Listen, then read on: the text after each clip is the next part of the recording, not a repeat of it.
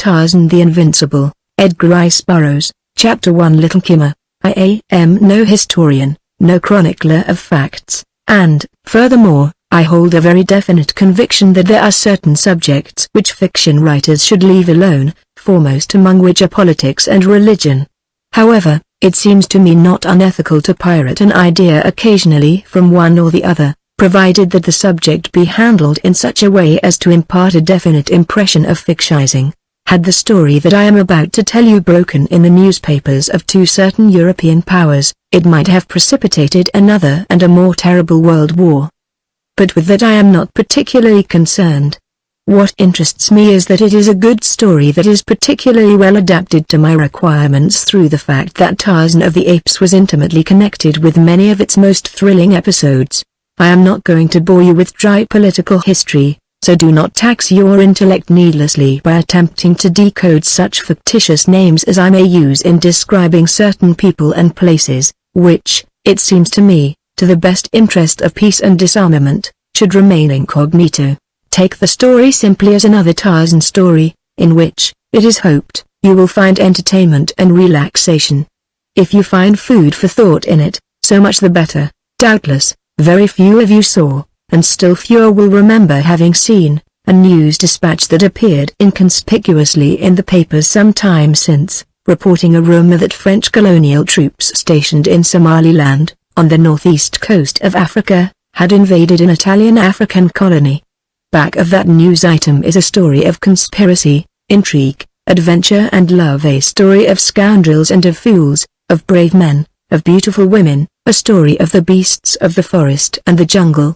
If there were few who saw the newspaper account of the invasion of Italian Somaliland upon the northeast coast of Africa, it is equally a fact that none of you saw a harrowing incident that occurred in the interior sometime previous to this affair. That it could possibly have any connection whatsoever with European international intrigue, or with the fate of nations, seems not even remotely possible, for it was only a very little monkey fleeing through the treetops and screaming in terror. It was Little Kimmer, and pursuing him was a large, rude monkey, a much larger monkey than Little Kimmer. Fortunately for the peace of Europe and the world, the speed of the pursuer was in no sense proportionate to his unpleasant disposition, and soon Kimmer escaped him. But for long after the larger monkey had given up the chase, the smaller one continued to flee through the treetops, screeching at the top of his shrill little voice, for terror and flight were the two major activities of Little Kimmer. Perhaps it was fatigue, but more likely it was a caterpillar or a bird's nest that eventually terminated Kimmer's flight and left him scolding and chattering upon a swaying bough, far above the floor of the jungle. The world into which Little Kimmer had been born seemed a very terrible world, indeed, and he spent most of his waking hours scolding about it, in which respect he was quite as human as he was simian. It seemed to Little Kimmer that the world was populated with large, fierce creatures that liked monkey meat. There were Numa, the lion, and Cheetah, the panther, and Hister, the snake, a triumvirate that rendered unsafe his entire world from the loftiest treetop to the ground. And then there were the great apes, and the lesser apes, and the baboons, and countless species of monkeys, all of which God has made larger than he had made Little Kimmer, and all of which seemed to harbor a grudge against him. Take, for example, the rude creature which had just been pursuing him. Little Kimmer had done nothing more than throw a stick at him while he was asleep in the crotch of a tree, and just for that he had pursued Little Kimmer with unquestionable homicidal intent. I used the word without purposing any reflection upon Kimmer. It had never occurred to Kimmer, as it never seems to occur to some people, that, like beauty, a sense of humor may sometimes be fatal. Brooding upon the injustices of life, Little Kimmer was very sad. But there was another and more poignant cause of sadness that depressed his little heart. Many, many moons ago his master had gone away and left him. True, he had left him in a nice, comfortable home with kind people who fed him, but Little Kimmer missed the great Tarmangani, whose naked shoulder was the one harbor of refuge from which he could with perfect impunity hurl insults at the world. For a long time now Little Kimmer had braved the dangers of the forest and the jungle in search of his beloved Tarzan. Because hearts are measured by content of love and loyalty, rather than by diameters in inches, the heart of Little Kimmer was very large, so large that the average human being could hide his own heart and himself, as well, behind it, and for a long time it had been just one great ache in his diminutive breast. But fortunately for the little man, his mind was so ordered that it might easily be distracted even from a great sorrow. A butterfly or a luscious scrub might suddenly claim his attention from the depths of brooding, which was well, since otherwise he might have grieved himself to death. And now, therefore, as his melancholy thoughts returned to contemplation of his loss, their trend was suddenly altered by the shifting of a jungle breeze that brought to his keen ears a sound that was not primarily of the jungle sounds that were a part of his hereditary instincts. It was a discord. And what is it that brings discord into the jungle as well as into every elsewhere that it enters? Man. It was the voices of men that Kimmer heard.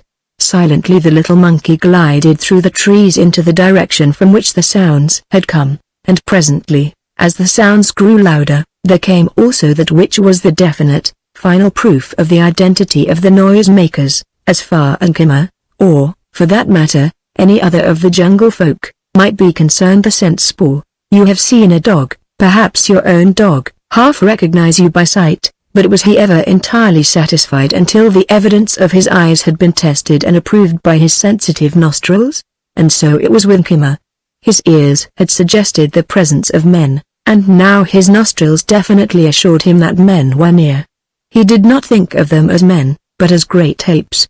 There were Gomangani, great black apes, Negroes, among them. This his nose told him. And there were Tarmangani, also. These, which to Kimmer would be great white apes, were white men. Eagerly his nostrils sought for the familiar scent spoor of his beloved Tarzan, but it was not that he knew even before he came within sight of the strangers. The camp upon which Kimmer presently looked down from a nearby tree was well established. It had evidently been there for a matter of days and might be expected to remain still longer. It was no overnight affair. There were the tents of the white men and the beds of Arabs neatly arranged with almost military precision, and behind these the shelters of the Negroes, lightly constructed of such materials as nature had provided upon the spot. Within the open front of an Arab bed sat several white Bornoosed Bedouins drinking their inevitable coffee, in the shade of a great tree before another tent. 4 white men were engrossed in a game of cards. Among the native shelters a group of stalwart Gula warriors were playing at Minkala. There were blacks of other tribes, 2 men of East Africa and of Central Africa, with a sprinkling of West Coast Negroes. It might have puzzled an experienced African traveler or hunter to catalogue this motley aggregation of races and colors.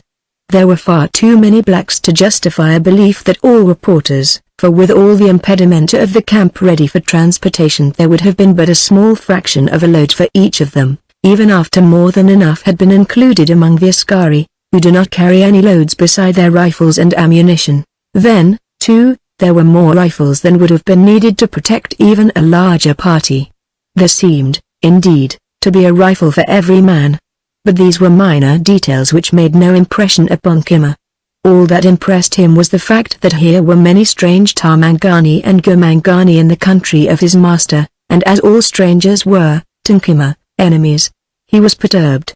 Now more than ever he wished that he might find Tarzan.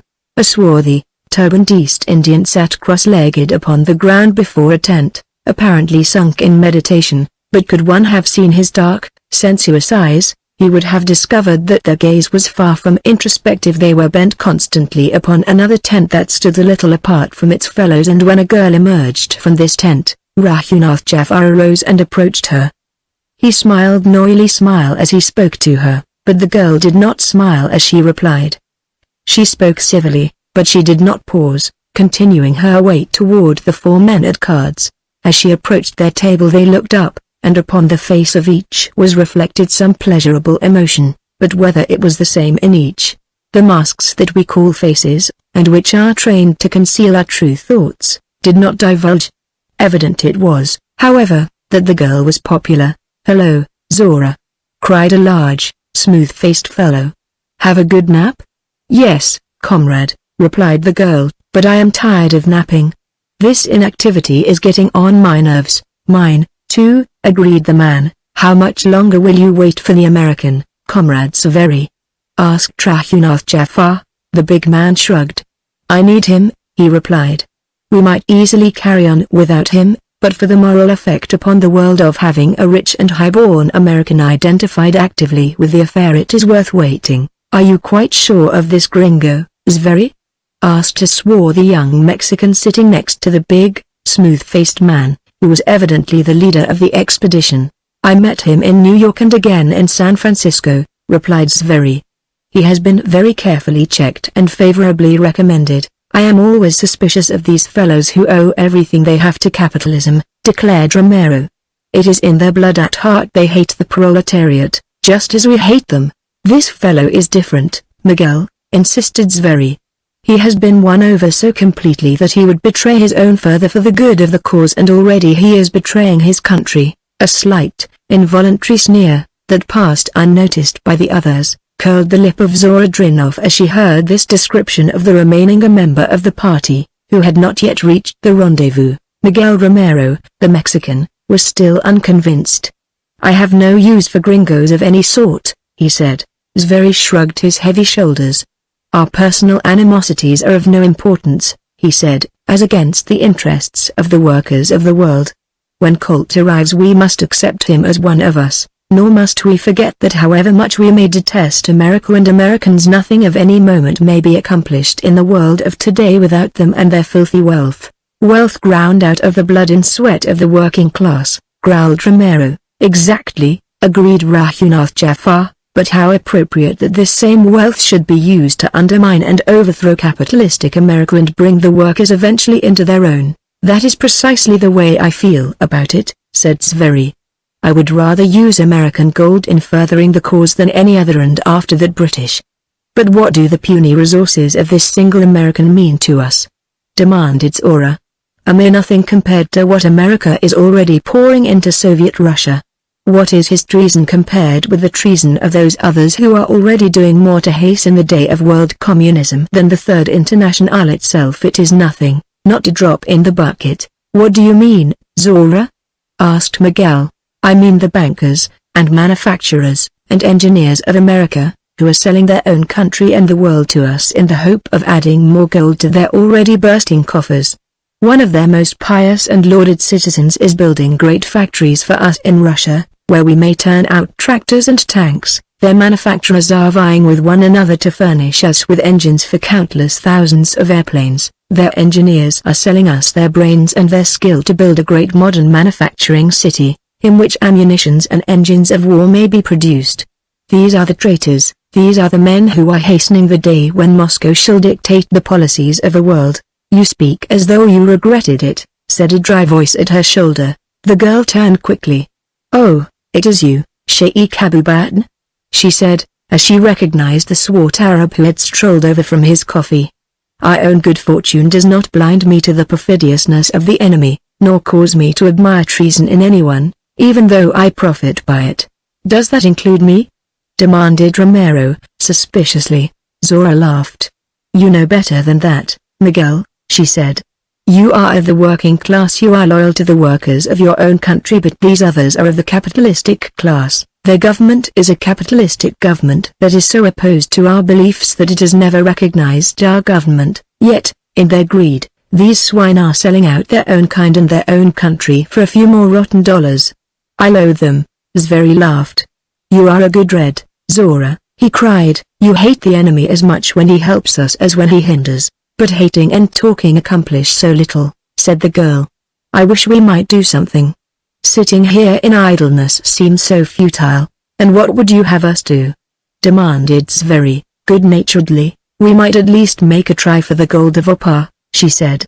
If Kaitambo is right, there should be enough there to finance a dozen expeditions such as you are planning, and we do not need this American what do they call them, cake eaters to assist us in that venture. I have been thinking along similar lines, said Rahunath Jafar. Zvery scowled. Perhaps some of the rest of you would like to run this expedition, he said, crustily. I know what I am doing and I don't have to discuss all my plans with anyone. When I have orders to give, I'll give them. Kaitembe has already received his, and preparations have been underway for several days for the expedition to Opa. The rest of us are as much interested and are risking as much as you, Zvery, snapped Romero. We were to work together not as master and slaves. You'll soon learn that I am master, snarled Zveri in an ugly tone. Yes, sneered Romeo. Thazar was master, too, and a brigand. You know what happened to them? Zveri leapt to his feet and whipped out a revolver, but as he leveled it at Romero the girl struck his arm up and stepped between them. Are you mad, Zveri? She cried. Do not interfere, Zora, this is my affair and it might as well be settled now as later. I am chief here and I am not going to have any traitors in my camp. Stand aside. No, said the girl with finality.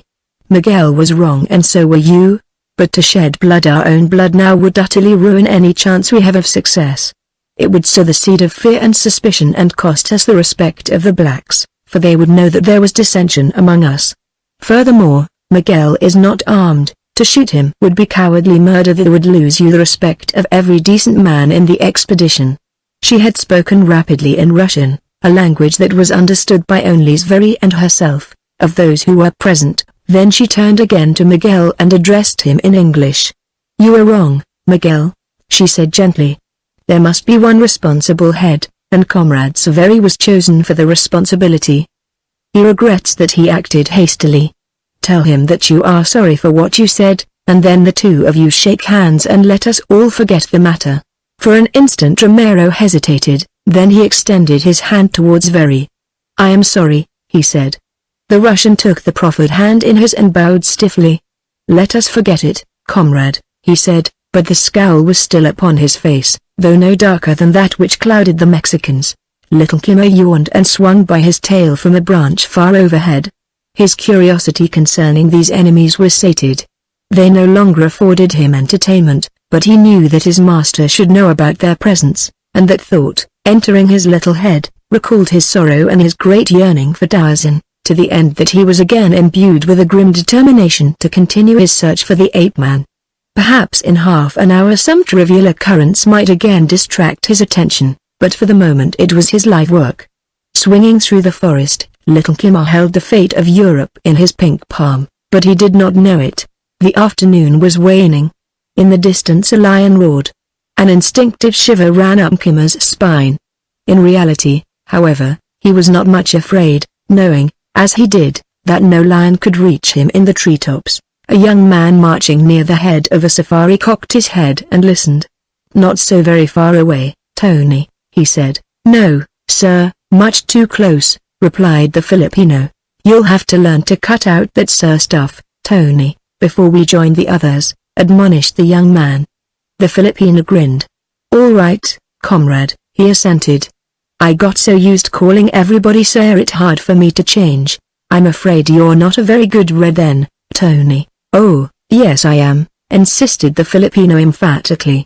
Why else am I here?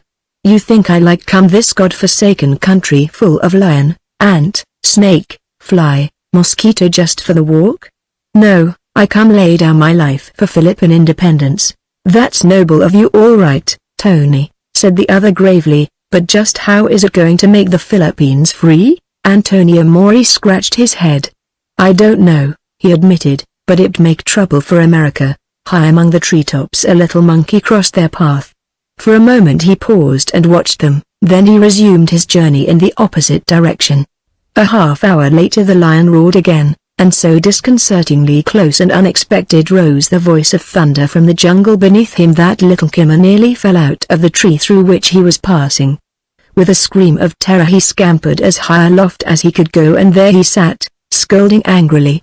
The lion, a magnificent full-maned male, stepped into the open beneath the tree in which the trembling Kimmer clung.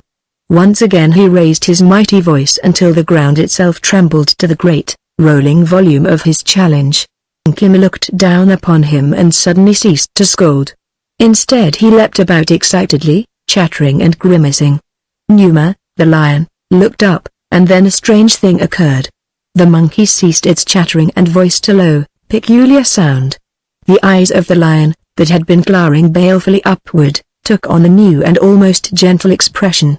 He arched his back and rubbed his side luxuriously against the bole of the tree, and from those savage jaws came a soft, purring sound.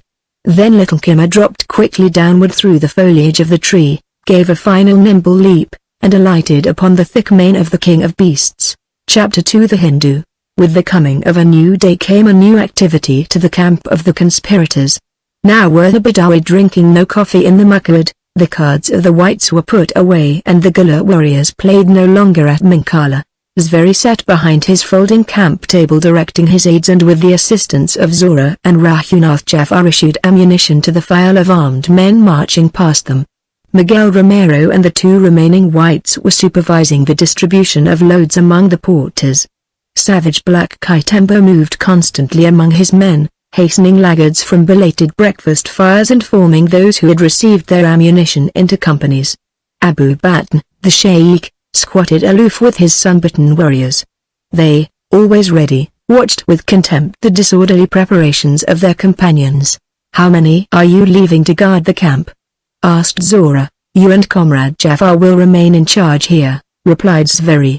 "Your boys and 10 Askaris also will remain as camp guard." "That will be plenty," replied the girl. "There is no danger." "No," agreed Zveri, "not now. But if that Tarzan were here it would be different. I took pains to assure myself as to that before I chose this region for our base camp, and I have learned that he has been absent for a great while, went on some full dirigible expedition that has never been heard from. It is almost certain that he is dead." When the last of the blacks had received his issue of ammunition, Kaitembo assembled his tribesmen at a little distance from the rest of the expedition and harangued them in a low voice. They were Basambos, and Kaitembo, their chief, spoke to them in the dialect of their people. Kaitembo hated all whites. The British had occupied the land that had been the home of his people since before the memory of man, and because Kaitembo, hereditary chief, has been irreconcilable to the domination of the invaders, they had deposed him, elevating a puppet to the chieftaincy. To Kaitembo, the chief savage, cruel and treacherous, all whites were anathema, but he saw in his connection with Zveri an opportunity to be avenged upon the British, and so he had gathered about him many of his tribesmen and enlisted in the expedition that Zveri promised him would rid the land forever of the British and restore Kaitembo to even greater power and glory than had formerly been the lot of Basambo chiefs.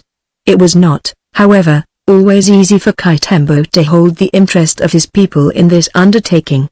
The British had greatly undermined his power and influence, so that warriors, who formerly might have been as subservient to his will as slaves, now dared openly to question his authority.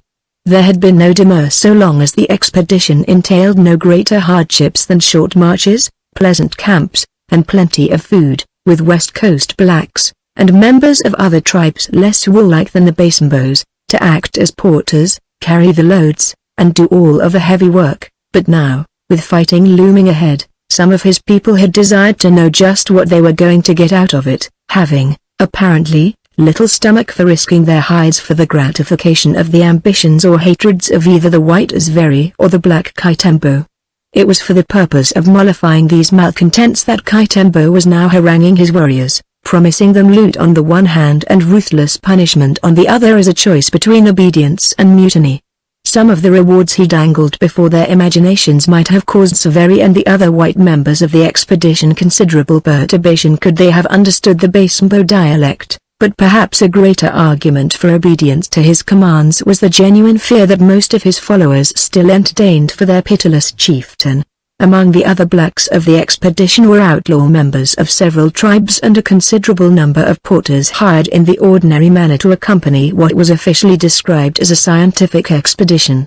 Abu Batn and his warriors were animated to temporary loyalty to Zveri by two motives: a lust for loot and hatred for all Nasrani as represented by the British influence in Egypt and out into the desert, which they considered their hereditary domain. The members of other races accompanying Zveri were assumed to be motivated by noble, humanitarian aspirations, but it was, nevertheless, true that their leader spoke to them more often of the acquisition of personal riches and power than of the advancement of the brotherhood of man or the rights of the proletariat. It was, then, such a loosely knit, but nonetheless formidable expedition, that set forth this lovely morning upon the sack of the treasure vaults of mysterious Opar. As Zora Drinov watched them depart, her beautiful, inscrutable eyes remained fixed steadfastly upon the person of Peter Zveri until he had disappeared from view along the river trail that led into the dark forest. Was it a maid watching in trepidation the departure of her lover upon a mission fraught with danger, or perhaps he will not return, said an oily voice at her shoulder. The girl turned her head to look into the half-closed eyes of Rahunath Jafar. "He will return, comrade," she said.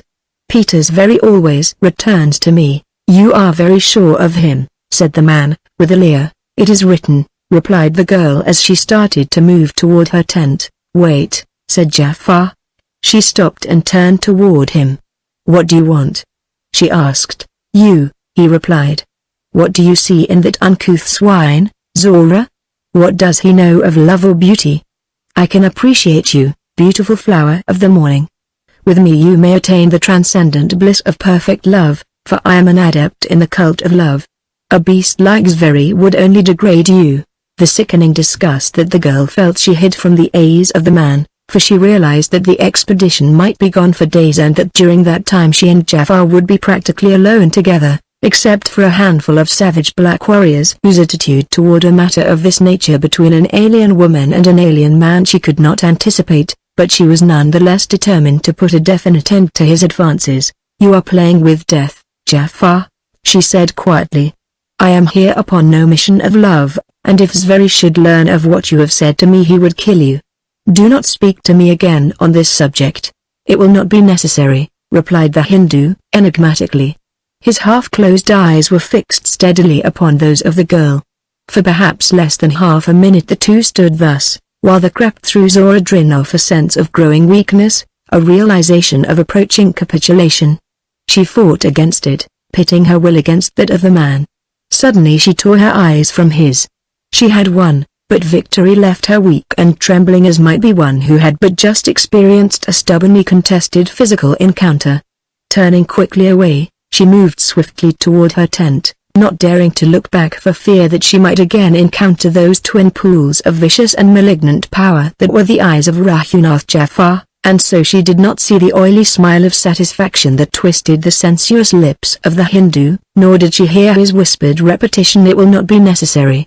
As the expedition wound along the trail that leads to the foot of the barrier cliffs that hem the lower frontier of the arid plateau beyond which stand the ancient ruins that are Opar, Wayne Colt, far to the west, pushed on toward the base camp of the conspirators. To the south, a little monkey rode upon the back of a great lion, shrilling insults now with perfect impunity at every jungle creature that crossed their path, while, with equal contempt for all lesser creatures, the mighty carnivore strode haughtily downwind, secure in the knowledge of his unquestioned might. A herd of antelope, grazing in his path, caught the acrid scent of the cat and moved nervously about. But when he came within sight of them they trotted only a short distance to one side, making a path for him, and, while he was still in sight, they resumed their feeding, for Numa, the lion, had fed well and the herbivores knew, as creatures of the wild know many things that are beyond the dull sensibilities of man, and felt no fear of Numa with a full belly. To others, yet far off, came the scent of the lion, and they, too, moved nervously, though their fear was less than had been the first fear of the antelopes. These others were the great apes of the tribe of Tayat, whose mighty bulls had little cause to fear even Numa himself, though their shiz and their ballast might well tremble. As the cat approached, the Mangani became more restless and more irritable. Tayat, the king ape, beat his breast and bared his great fighting fangs. Gat, his powerful shoulders hunched, moved to the edge of the herd nearest the approaching danger. Zutho thumped a warning menace with his calloused feet. The shiz called their ballast to them, and many took to the lower branches of the larger trees or sought positions close to an arboreal avenue of escape.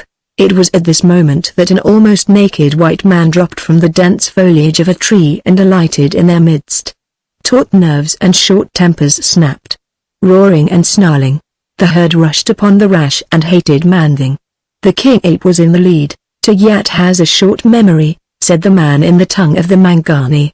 For an instant the ape paused, surprised perhaps to hear the language of his kind issuing from the lips of a man-thing. "I am Tayat," he growled. "I kill." "I am Tarzan," replied the man, "mighty hunter, mighty fighter. I come in peace, kill. Kill," roared Tayat, and the other great bulls advanced, bare-fanged, menacingly. "Zutho." "Gat," snapped the man, "it is I, Tarzan of the apes," but the bulls were nervous and frightened now, for the scent of Numa was strong in their nostrils, and the shock of Tarzan's sudden appearance had plunged them into a panic. Kill! Kill! They bellowed, though as yet they did not charge, but advanced slowly, working themselves into the necessary frenzy of rage that would terminate in a sudden, blood-mad rush that no living creature might withstand and which would leave naught but torn and bloody fragments of the object of their wrath. And then a shrill scream broke from the lips of a great, hairy mother with a tiny balu on her back. Numa! She shrieked, and, turning, fled into the safety of the foliage of a nearby tree. Instantly the shiz and balus remaining upon the ground took to the trees. The bulls turned their attention for a moment from the man to the new menace. What they saw upset what little equanimity remained to them. Advancing straight toward them, his round, yellow-green eyes blazing in ferocity, was a mighty, yellow lion, and upon his back perched a little monkey, screaming insults at them. The sight was too much for the apes of Tayat, and the king was the first to break before it. With a roar, the ferocity of which may have salved his self-esteem, he leapt for the nearest tree, and instantly the others broke and fled, leaving the white giant to face the angry lion alone. With blazing eyes the king of beasts advanced upon the man, his head lowered and flattened, his tail extended, the brush flicking. The man spoke a single word in a low tone that might have carried but a few yards. Instantly the head of the lion came up, the horrid glare died in his eyes, and at the same instant the little monkey, voicing a shrill scream of recognition and delight, leapt over Numa's head and in 3 prodigious bounds was upon the shoulder of the man, his little arms encircling the bronzed neck. "Little Kimmer," whispered Tarzan. The soft cheek of the monkey pressed against his own. The lion strode majestically forward.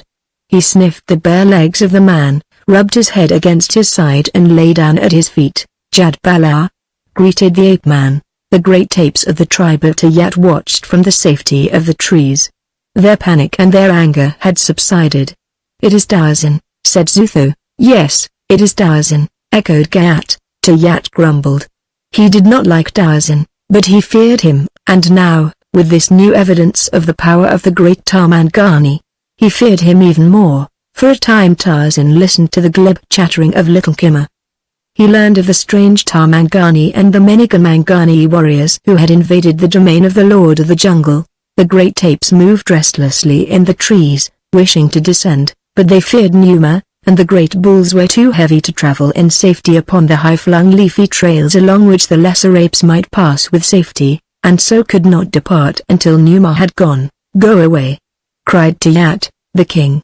"Go away, and leave the Mangani in peace." "We are going," replied the ape-man, "but you need not fear either Tarzan or the Golden Lion. We are your friends. I have told Jad Bala that he is never to harm you. You may descend, we shall stay in the trees until he has gone," said Tayat. "He might forget." "You are afraid," said Tarzan contemptuously. "Zutho or Gayat would not be afraid." "Zutho is afraid of nothing," boasted that great bull. Without a word Gayat climbed ponderously from the tree in which he had taken refuge and, if not with marked enthusiasm, at least with slight hesitation, advanced toward Tarzan and Jad Bala, the Golden Lion. His fellows eyed him intently, momentarily expecting to see him charged and mauled by the yellow-eyed destroyer that lay at Tarzan's feet watching every move of the shaggy bull. The Lord of the Jungle also watched great Numa, for none knew better than he, that a lion, however accustomed to obey his master, is still a lion. The years of their companionship, since Jad Bala had been a little, spotted, fluffy bull, have never given him reason to doubt the loyalty of the carnivore, though there had been times when he had found it both difficult and dangerous to thwart some of the beast's more ferocious hereditary instincts. Gayat approached, while Little Kimmer scolded and chattered from the safety of his master's shoulder, and the lion, blinking lazily, finally looked away. The danger, if there had been any, was over. It is the fixed, intent gaze of the lion that bodes ill. Tarzan advanced and laid a friendly hand upon the shoulder of the ape. "This is Gayat," he said addressing Jad Bala, "friend of Tarzan, do not harm him." He did not speak in any language of man. Perhaps the medium of communication that he used might not properly be called a language at all, but the lion and the great ape and the little Manu understood him. "Tell the Mangani that Tarzan is the friend of Little Kimmer," shrilled the monkey. "He must not harm Little Kimmer. It is as Kimmer has said," the ape-man assured Gayat. "The friends of Tarzan are the friends of Gat," replied the great ape. "It is well," said Tarzan, "and now I go. Tell to Yat and the others what we have said, and tell them also that there are strange men in this country which is Tarzan's. Let them watch them, but do not let the men see them, for these are bad men, perhaps, who carry the thunder sticks that hurl death with smoke and fire and a great noise. Tarzan goes now to see why these men are in his country." Zora Drinov had avoided Jafar since the departure of the expedition to Opar. Scarcely had she left her tent, feigning a headache as an excuse, nor had the Hindu made any attempt to invade her privacy. Thus passed the first day. Upon the morning of the second, Jafar summoned the head man of the Askaris that had been left to guard them and to procure meat. "Today," said Rahunath Jafar, "would be a good day to hunt. The signs are propitious. Go, therefore, into the forest, taking all your men, and do not return until the sun is low in the west. If you do this, there will be presents for you, besides all the meat you can eat from the carcasses of your kills. Do you understand?" "Yes, Bwana," replied the black. "Take with you the boy of the woman. He will not be needed here. My boy will remain to cook for us." "Perhaps he will not come," suggested the Negro. "You are many, he is only one, but do not let the woman know that you are taking him." "What are the presents?" demanded the head man. "A piece of cloth and cartridges," replied Jafar, "and the curved sword that you carry when we are on the march." "No," said Jafar, "this is not a good day to hunt," replied the black, turning away. "2 pieces of cloth and 50 cartridges," suggested Jafar, "and the curved sword," and thus, after much haggling, the bargain was made. The head man gathered his Askaris and bade them prepare for the hunt, saying that the brown Bwana had so ordered, but he said nothing about any presents. When they were ready, he dispatched one to summon the white woman's servant. "You are to accompany us on the hunt," he said to the boy. "Who said so?" demanded Wamala.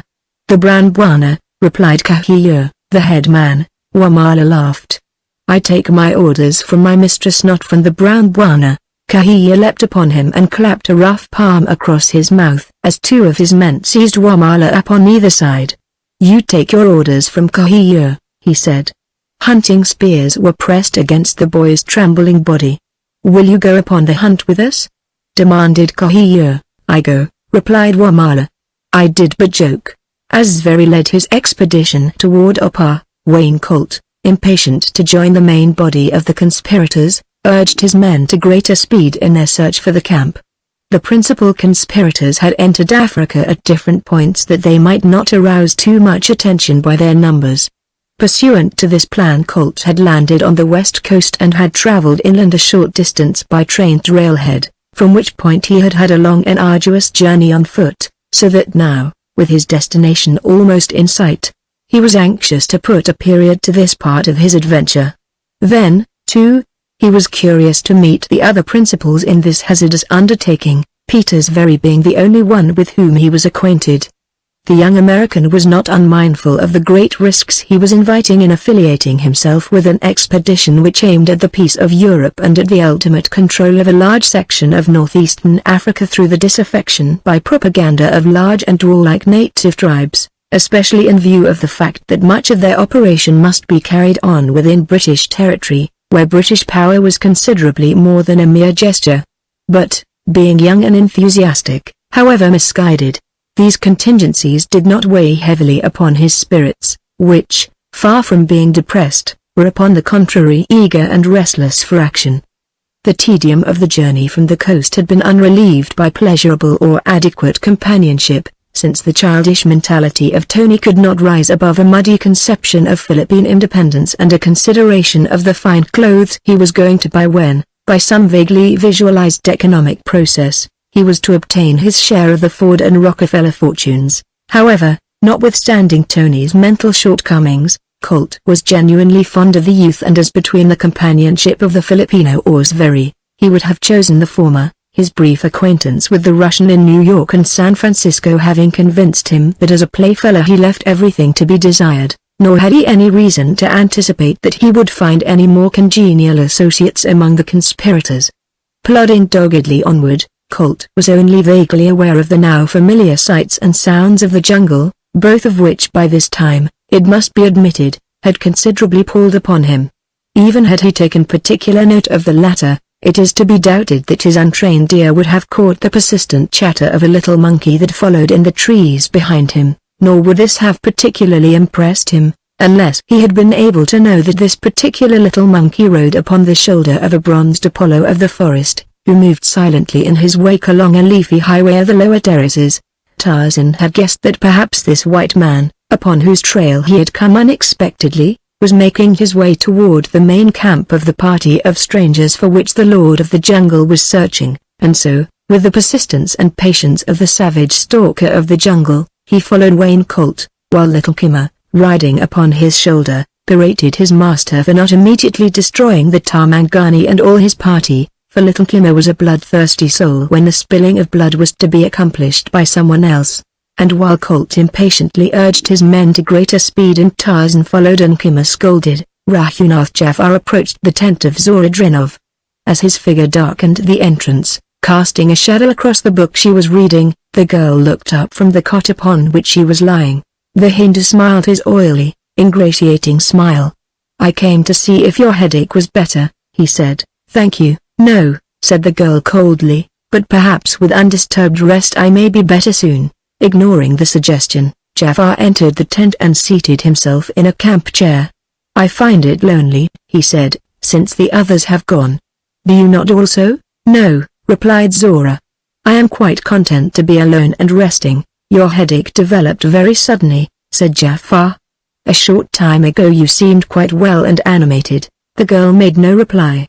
She was wondering what had become of her boy, Wamala, and why he had disregarded her explicit instructions to permit no one to disturb her. Perhaps Rahunath Jafar read her thoughts, for to East Indians are often attributed uncanny powers, however little warranted such a belief may be. However that may be, his next words suggested the possibility. "Wamala has gone hunting with the Askaris," he said. "I gave him no such permission," said Zora.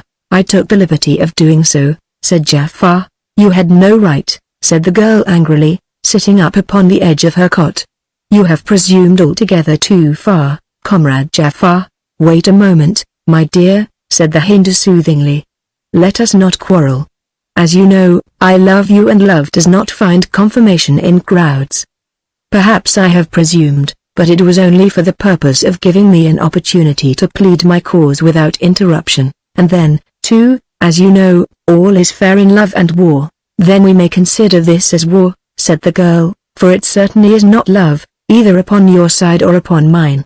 There is another word to describe what animates you, Comrade Jafar, and that which animates me now is loathing.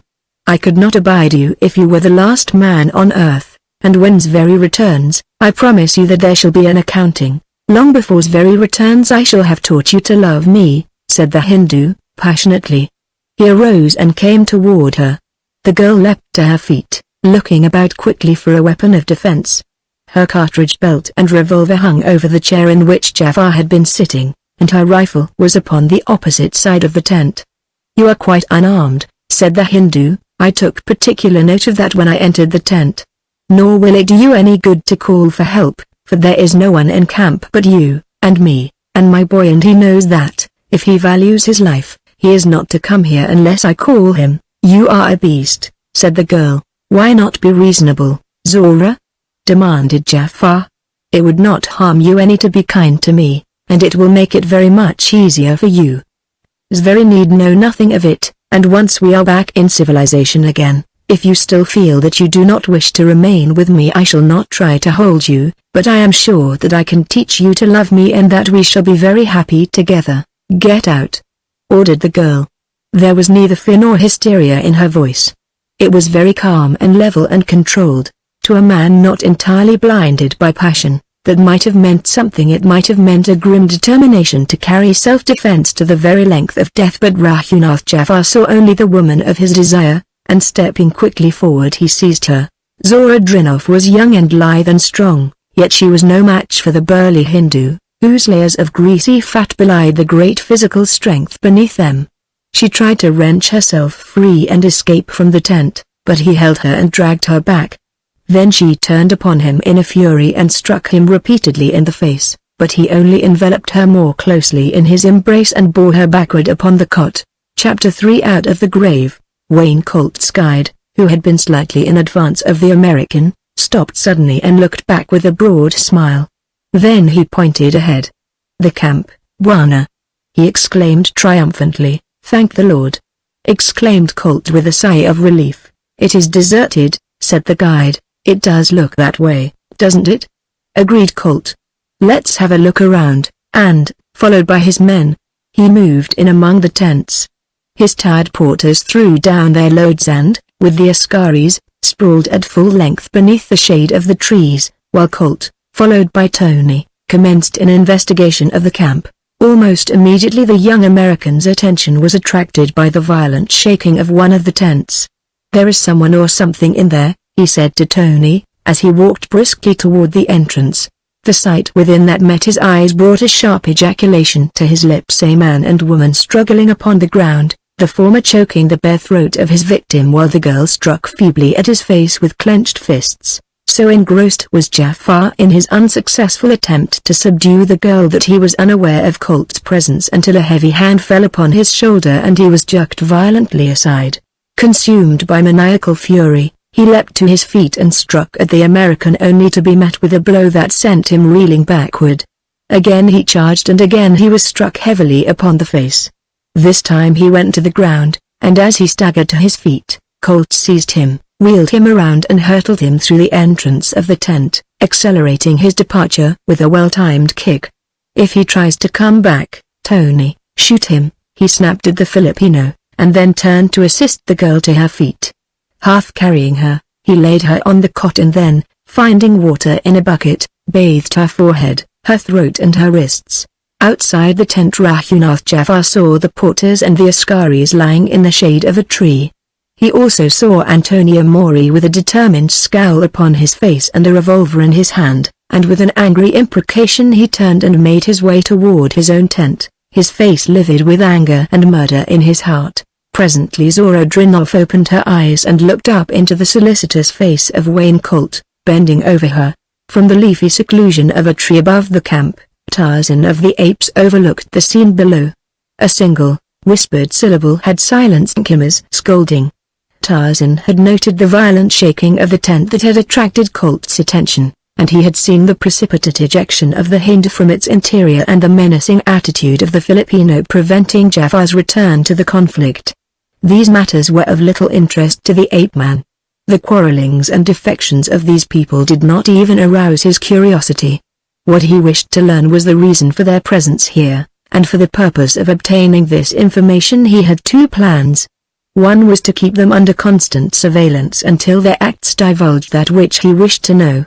The other was to determine definitely the head of the expedition and then to enter the camp and demand the information he desired. But this he would not do until he had obtained sufficient information to give him an advantage. What was going on within the tent he did not know, nor did he care. For several seconds after she opened her eyes Zora Drinoff gazed intently into those of the man bent upon her. "You must be the American," she said finally. "I am Wayne Colt," he replied, "and I take it from the fact that you guessed my identity that this is Comrade Severi's camp." She nodded. "You came just in time, Comrade Colt," she said. "Thank God for that," he said. "There is no God," she reminded him. Colt hushed. "We are creatures of heredity and habit," he explained. Zora Drinoff smiled.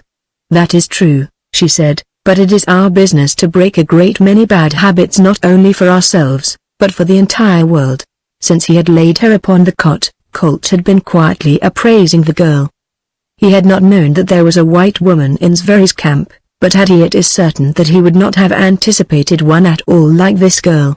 He would rather have visualized a female agitator capable of accompanying a band of men to the heart of Africa as a coarse and unkempt peasant woman of middle age, but this girl, from her head of glorious, wavy hair to her small well-shaped foot, suggested the antithesis of a peasant origin and, far from being unkempt, was as trig and smart as it were possible for a woman to be under such circumstances and, in addition, she was young and beautiful. "Comrade Severi is absent from camp?" he asked. "Yes, he is away on a short expedition." "And there is no one to introduce us to one another?" he asked. with a smile. "Oh, pardon me," she said. "I am Zora Drenov." "I had not anticipated such a pleasant surprise," said Colt. "I expected to find nothing but uninteresting men like myself." "And who is the fellow?" I interrupted. "That was Rahunnath Jafar, a Hindu." "He is one of us?" asked Colt. "Yes," replied the girl, "but not for long, not after Peter's very returns." "You mean?" "I mean that Peter will kill him." Colt shrugged. "It is what he deserves," he said. "Perhaps I should have done it." "No," said the girl, "leave that for Peter." "Were you left alone here in this camp without any protection?" demanded Colt. "No. Peter left my boy and 10 Askaris, but in some way Jafar got them all out of camp." "You will be safe now," he said. "I shall see to that until Comrade Severi returns. I am going now to make my camp, and I shall send 2 of my Askaris to stand guard before your tent." "That is good of you," she said, "but I think now that you are here it will not be necessary." "I shall do it anyway," he said. "I shall feel safer." "And when you have made camp, will you come and have supper with me?" she asked, and then, "Oh, I forgot, Jafar has sent my boy away, too. There is no one to cook for me." "Then, perhaps, you will dine with me," he said. "My boy is a fairly good cook." "I shall be delighted, Comrade Colt," she replied. As the American left the tent, Zora Drenov lay back upon the cot with half-closed eyes. How different the man had been from what she had expected. Recalling his features, and especially his eyes, she found it difficult to believe that such a man could be a traitor to his father or to his country, but then, she realized, many a man has turned against his own for a principle. With her own people it was different. They had never had a chance. They had always been ground beneath the heel of one tyrant or another. What they were doing they believed implicitly to be for their own and for their country's good. Among those of them who were motivated by honest conviction there could not fairly be brought any charge of treason, and yet, Russian though she was to the core, she could not help but look with contempt upon the citizens of other countries who turned against their governments to aid the ambitions of a foreign power.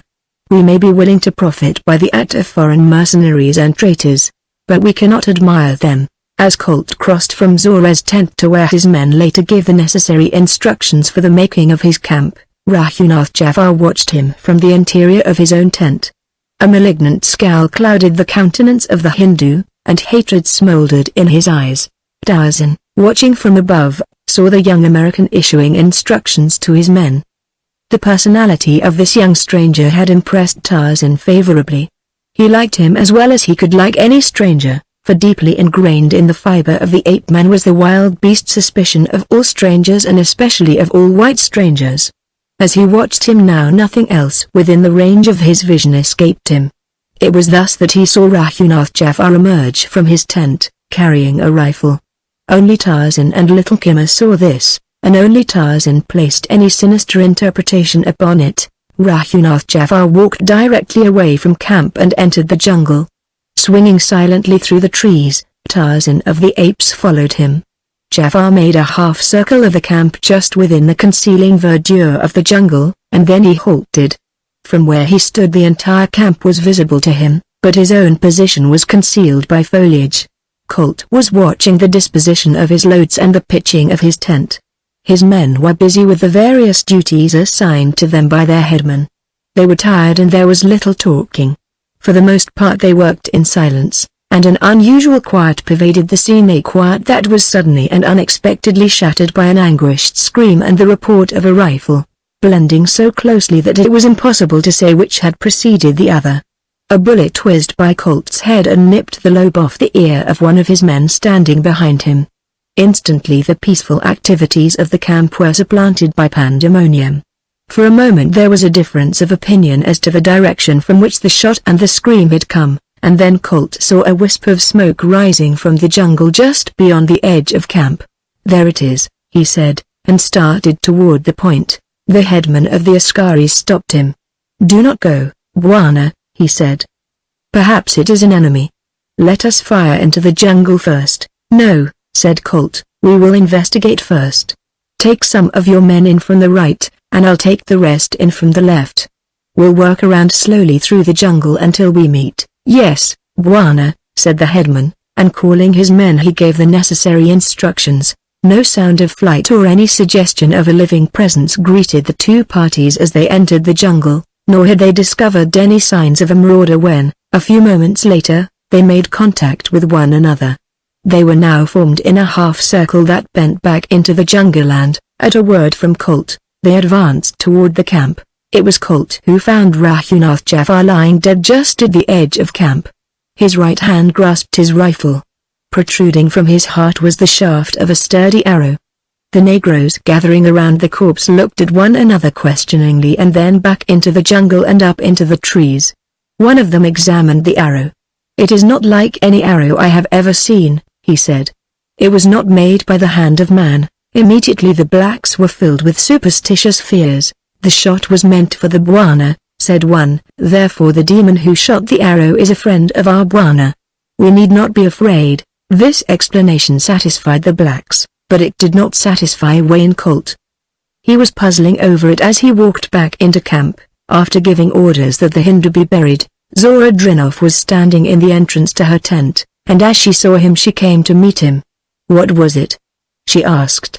"What happened? Comrade Saveri will not kill Raghunath Jafar," he said. "Why?" she asked. "Because Raghunath Jafar is already dead. Who could have shot the arrow?" she asked, after he had told her of the manner of the Hindu's death. "I haven't the remotest idea," he admitted. "It is an absolute mystery, but it means that the camp is being watched and that we must be very careful not to go into the jungle alone. The men believe that the arrow was fired to save me from an assassin's bullet, and while it is entirely possible that Jafar may have been intending to kill me, I believe that if I had gone into the jungle alone instead of him it would have been I that would be lying out the dead now. Have you been bothered at all by natives since you made camp here, or have you had any unpleasant experiences with them at all?" "We have not seen a native since we entered this camp. We have often commented upon the fact that the country seems to be entirely deserted and uninhabited, notwithstanding the fact that it is filled with game. This thing may help to account for the fact that it is uninhabited," suggested Colt, "or rather apparently uninhabited. We may have unintentionally invaded the country of some unusually ferocious tribe that takes this means of acquainting newcomers with the fact that they are persona non grata." "You say one of our men was wounded?" asked Zora. "Nothing serious. He just had his ear nicked a little." "Was he near you?" "He was standing right behind me," replied Colt. "I think there is no doubt that Jafar meant to kill you," said Zora. "Perhaps," said Colt, "but he did not succeed. He did not even kill my appetite, and if I can succeed in calming the excitement of my boy, we shall have supper presently." From a distance Tarzan and Kimmer watched the burial of Raghunath Jafar and a little later saw the return of Kahia and his Askaris with Zora's boy Wamala, who had been sent out of camp by Jafar. "Where," said Tarzan and Kimmer, "are all the many Tarmangani and Gomangani that you told me were in this camp?" "They have taken their thundersticks and gone away," replied the little Manu. "They are hunting for Nkima." Tarzan of the Apes smiled one of his rare smiles. "We shall have to hunt them down and find out what they are about." "Nkima," he said. "But it grows dark in the jungle soon," pleaded Nkima, "and then will Saber, and Sheeta, and Numa, and Hista be abroad, and they, too, search for little Nkima." Darkness had fallen before Colt's boy announced supper, and in the meantime Tarzan, changing his plans, had returned to the trees above the camp. He was convinced that there was something irregular in the aims of the expedition whose base he had discovered. He knew from the size of the camp that it had contained many men. Where they had gone and for what purpose were matters that he must ascertain. Feeling that this expedition, whatever its purpose, might naturally be a principal topic of conversation in the camp, he sought a point of vantage wherefrom he might overhear the conversations that passed between the two white members of the party beneath him, and so it was that as Zora Drinoff and Wayne Colt seated themselves at the supper table, Tarzan of the Apes crouched amid the foliage of a great tree just above them. "You have passed through a rather trying ordeal today," said Colt, "but you do not appear to be any the worse for it. I should think that your nerves would be shaken." "I have passed through too much already in my life, Comrade Colt, to have any nerves left at all," replied the girl. "I suppose so," said Colt. "You must have passed through the revolution in Russia." "I was only a little girl at the time," she explained, "but I remember it quite distinctly." Colt was gazing at her intently. "From your appearance, he ventured. "I imagined that you were not by birth of the proletariat. My father was a laborer. He died in exile under the Tsarist regime. That was how I learned to hate everything monarchistic and capitalistic. And when I was offered this opportunity to join Comrade Severi, I saw another field in which to encompass my revenge, while at the same time advancing the interests of my class throughout the world. When I last saw Severi in the United States," said Colt, "he evidently had not formulated the plans he is now carrying out, as he never mentioned any expedition of this sort. When I received orders to join him here, none of the details was imparted to me, and so I am rather in the dark as to what his purpose is. It is only for good soldiers to obey," the girl reminded him. "Yes, I know that," agreed Colt, "but at the same time even a poor soldier may act more intelligently sometimes if he knows the objective. The general plan, of course, is no secret to any of us here," said Zora, "and I shall betray no confidence in explaining it to you. It is a part of a larger plan to embroil the capitalistic powers in wars and revolutions to such an extent that they will be helpless to unite against us. Our emissaries have been laboring for a long time toward the culmination of the revolution in India that will distract the attention and the armed forces of Great Britain. We are not succeeding so well in Mexico as we had planned, but there is still hope, while our prospects in the Philippines are very bright. The conditions in China you well know. She is absolutely helpless, and we have hope that with our assistance she will eventually constitute a real menace to Japan. Italy is a very dangerous enemy, and it is largely for the purpose of embroiling her in war with France that we are here." "But just how can that be accomplished in Africa?" asked Colt. "Comrade Severi believes that it will be simple," said the girl. "The suspicion and jealousy that exist between France and Italy are well known. Their race for naval supremacy amounts almost to a scandal. At the first overt act of either against the other, war might easily result, and a war between Italy and France would embroil all of Europe. But just how can Severi, operating in the wilds of Africa, embroil Italy and France in war?" demanded the American. "There is now in Rome a delegation of French and Italian Reds engaged in this very business. The poor men know only a part of the plan and, unfortunately for them, it will be necessary to martyr them in the cause for the advancement of our world plan. They have been furnished with papers outlining a plan for the invasion of Italian Somaliland by French troops. At the proper time one of Comrade Severi's secret agents in Rome will reveal the plot to the fascist government, and almost simultaneously a considerable number of our own blacks, disguised in the uniforms of French native troops, led by the white men of our expedition, uniformed as French officers, will invade Italian Somaliland.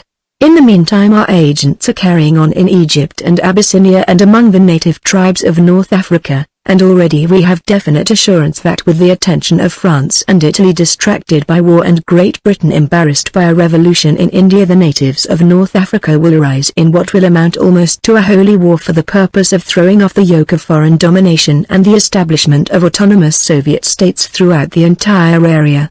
"A daring and stupendous undertaking," exclaimed Colt, "but one that will require enormous resources in money as well as men." "It is Comrade Severi's pet scheme," said the girl. "I do not know, of course, all the details of his organization and backing, but I do know that while he is already well financed for the initial operations, he is depending to a considerable extent upon this district for furnishing most of the necessary gold to carry on the tremendous operations that will be necessary to ensure final success." "Then I am afraid he is foredoomed to failure," said Colt, "for he surely cannot find enough wealth in this savage country to carry on any such stupendous program." "Comrade Severi believes to the contrary," said Zora. "In fact, the expedition that he is now engaged upon is for the purpose of obtaining the treasure he seeks." Above them, in the darkness, the silent figure of the ape-man lay stretched at ease upon a great branch, his keen ears absorbing all that passed between them, while curled in sleep upon his bronzed back lay little Kimmer, entirely oblivious of the fact that he might have listened to words well calculated to shake the foundations of organized government throughout the world. "And where," demanded Colt, "if it is no secret, does Comrade Severi expect to find such a great store of gold?" "In the famous treasure vaults of Opar," replied the girl. "You certainly must have heard of them." "Yes," answered Colt, "but I never considered them other than purely legendary." The folklore of the entire world is filled with these mythical treasure vaults. But Opar is no myth, replied Zora. If the startling information divulged to him affected Tarzan, it induced no outward manifestation. Listening in silence imperturbably, trained to the utmost refinement of self-control, he might have been part and parcel of the great branch upon which he lay, or of the shadowy foliage which hid him from view. For a time Colt sat in silence, contemplating the stupendous possibilities of the plan that he had just heard unfolded. It seemed to him little short of the dream of a madman, and he did not believe that it had the slightest chance for success. What he did realize was the jeopardy in which it placed the members of the expedition, for he believed that there would be no escape for any of them once Great Britain, France, and Italy were apprised of their activities, and, without conscious volition, his fears seemed centered upon the safety of the girl. He knew the type of people with whom he was working, and so he knew that it would be dangerous to voice a doubt as to the practicability of the plan, for scarcely without exception the agitators whom he had met had fallen naturally into two separate categories: the impractical visionary, who believed everything that he wanted to believe, and the shrewd knave, actuated by motives of avarice, who hoped to profit either in power or riches by any change that he might be instrumental in bringing about in the established order of things. It seemed horrible that a young and beautiful girl should have been enticed into such a desperate situation. She seemed far too intelligent to be merely a brainless tool, and even his brief association with her made it most difficult for him to believe that she was a knave. "The undertaking is certainly fraught with grave dangers," he said, "and as it is primarily a job for men, I cannot understand why you were permitted to face the dangers and hardships that must of necessity be entailed by the carrying out of such a perilous campaign. The life of a woman is of no more value than that of a man," she declared, "and I was needed. There is always a great deal of important and confidential clerical work to be done which Comrade Severi can entrust only to one in whom he has implicit confidence.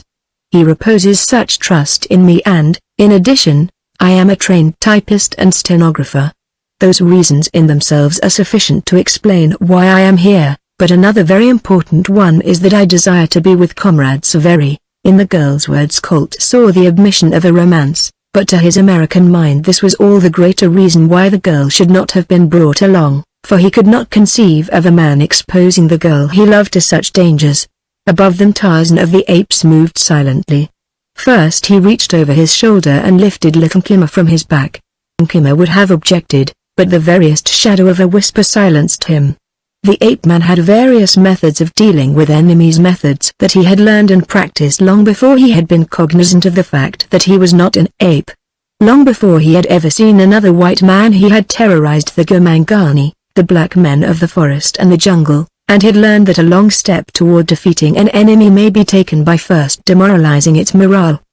He knew now that these people were not only the invaders of his own domain and, therefore, his own personal enemies, but that they threatened the peace of Great Britain, which was dear to him, and of the rest of the civilized world, with which, at least, Tarzan had no quarrels. It is true that he held civilization in general in considerable contempt, but in even greater contempt he held those who interfered with the rights of others or with the established order of jungle or city. As Tarzan left the tree in which he had been hiding, the two below him were no more aware of his departure than they had been of his presence. Colt found himself attempting to fathom the mystery of love. He knew Severi, and it appeared inconceivable to him that a girl of Zora Drinoff's type could be attracted by a man of Severi's stamp. Of course, it was none of his affair, but it bothered him nevertheless because it seemed to constitute a reflection upon the girl and to lower her in his estimation. He was disappointed in her, and Colt did not like to be disappointed in people to whom he had been attracted. "You knew Comrade Severi in America, did you not?" asked Zora. "Yes," replied Colt. "What do you think of him?" she demanded. "I found him a very forceful character," replied Colt. "I believe him to be a man who would carry on to a conclusion anything that he attempted. No better man could have been chosen for this mission." If the girl had hoped to surprise Colt into an expression of personal regard or dislike for Severi, she had failed, but if such was the fact she was too wise to pursue the subject further. She realized that she was dealing with a man from whom she would get a little information that he did not wish her to have, but on the other hand a man who might easily wrest information from others, for he was that type which seemed to invite confidences, suggesting as he did, in his attitude, his speech and his manner a sterling uprightness of character that could not conceivably abuse a trust. She rather liked this upstanding young American, and the more she saw of him the more difficult she found it to believe that he had turned traitor to his family, his friends and his country. However, she knew that many honorable men had sacrificed everything to a conviction, and, perhaps, he was one of these. She hoped that this was the explanation. Their conversation drifted to various subjects, to their lives and experiences in their native lands, to the happenings that had befallen them since they had entered Africa, and, finally, to the experiences of the day. And while they talked, Tarzan of the Apes returned to the tree above them, but this time he did not come alone. "I wonder if we shall ever know," she said, "who killed Jafar. It is a mystery that is not lessened by the fact that none of the Askaris could recognize the type of arrow with which he was slain, though that, of course, might be accounted for by the fact that none of them are of this district. It has considerably shaken the nerves of the men," said Zora, "and I sincerely hope that nothing similar occurs again. I have found that it does not take much to upset these natives, and while most of them are brave in the face of known dangers, they are apparent to be entirely demoralized by anything bordering on the supernatural. I think they felt better when they got the Hindu planted underground," said Colt, though some of them were not at all sure that he might not return anyway. "There is not much chance of that," rejoined the girl, laughing. She had scarcely ceased speaking when the branches above them rustled, and a heavy body plunged downward to the tabletop between them, crushing the flimsy piece of furniture to earth. The two sprang to their feet, Colt whipping out his revolver and the girl stifling a cry as she stepped back. Colt felt the hairs rise upon his head and goose flesh form upon his arms and back, for between them lay the dead body of Rahunath Jafar upon its back, the dead eyes rolled backward staring up into the night. Chapter 4 Into the Lion's Den. Nkima was angry. He had been awakened from the depth of a sound sleep, which was bad enough, but now his master had set out upon such foolish errands through the darkness of the night that, mingled with Nkima's scoldings were the whimperings of fear, for in every shadow he saw Sheeta, the panther, lurking, and in each gnarled limb of the forest the likeness of Hista, the snake. While Tarzan had remained in the vicinity of the camp, Nkima had not been particularly perturbed, and when he had returned to the tree with his burden the little Manu was sure that he was going to remain there for the rest of the night, but instead he had departed immediately and now was swinging through the black forest with an evident fixity of purpose that boded ill for either rest or safety for little Nkima during the remainder of the night. Whereas Very and his party had started slowly along winding jungle trails, Tarzan moved almost in an airline through the jungle toward his destination, which was the same as that of Zveri. The result was that before Zveri reached the almost perpendicular crag which formed the last and greatest natural barrier to the forbidden valley of Opar, Tarzan and Nkima had disappeared beyond the summit and were crossing the desolate valley, upon the far side of which loomed the great walls and lofty spires and turrets of ancient Opar. In the bright light of the African sun, domes and minarets shone red and gold above the city, and once again the ape-man experienced the same feeling that had impressed him upon the occasion, now years gone, when his eyes had first alighted upon the splendid panorama of mystery that had unfolded before them. No evidence of ruin was apparent at this great distance. Once again, in imagination, he beheld a city of magnificent beauty, its streets and temples thronged with people, and once again his mind toyed with the mystery of the city's origin, when back somewhere in the dim vista of antiquity a race of rich and powerful people had conceived and built this enduring monument to a vanished civilization. It was possible to conceive that Opar might have existed when a glorious civilization flourished upon the great continent of Atlantis, which, sinking beneath the waves of the ocean, left this lost colony to death and decay. That its few inhabitants were direct descendants of its once powerful builders seemed not unlikely in view of the rites and ceremonies of the ancient religion which they practiced, as well as by the fact that by scarcely any other hypothesis could the presence of a white-skinned people be accounted for in this remote inaccessible African vastness. The peculiar laws of heredity, which seemed operative in Opar as in no other portion of the world, suggested an origin differing materially from that of other men. For it is a peculiar fact that the men of Opar bear little or no resemblance to the females of their kind. The former are short, heavy-set, hairy, almost ape-like in their conformation and appearance, while the women are slender, smooth-skinned and often beautiful.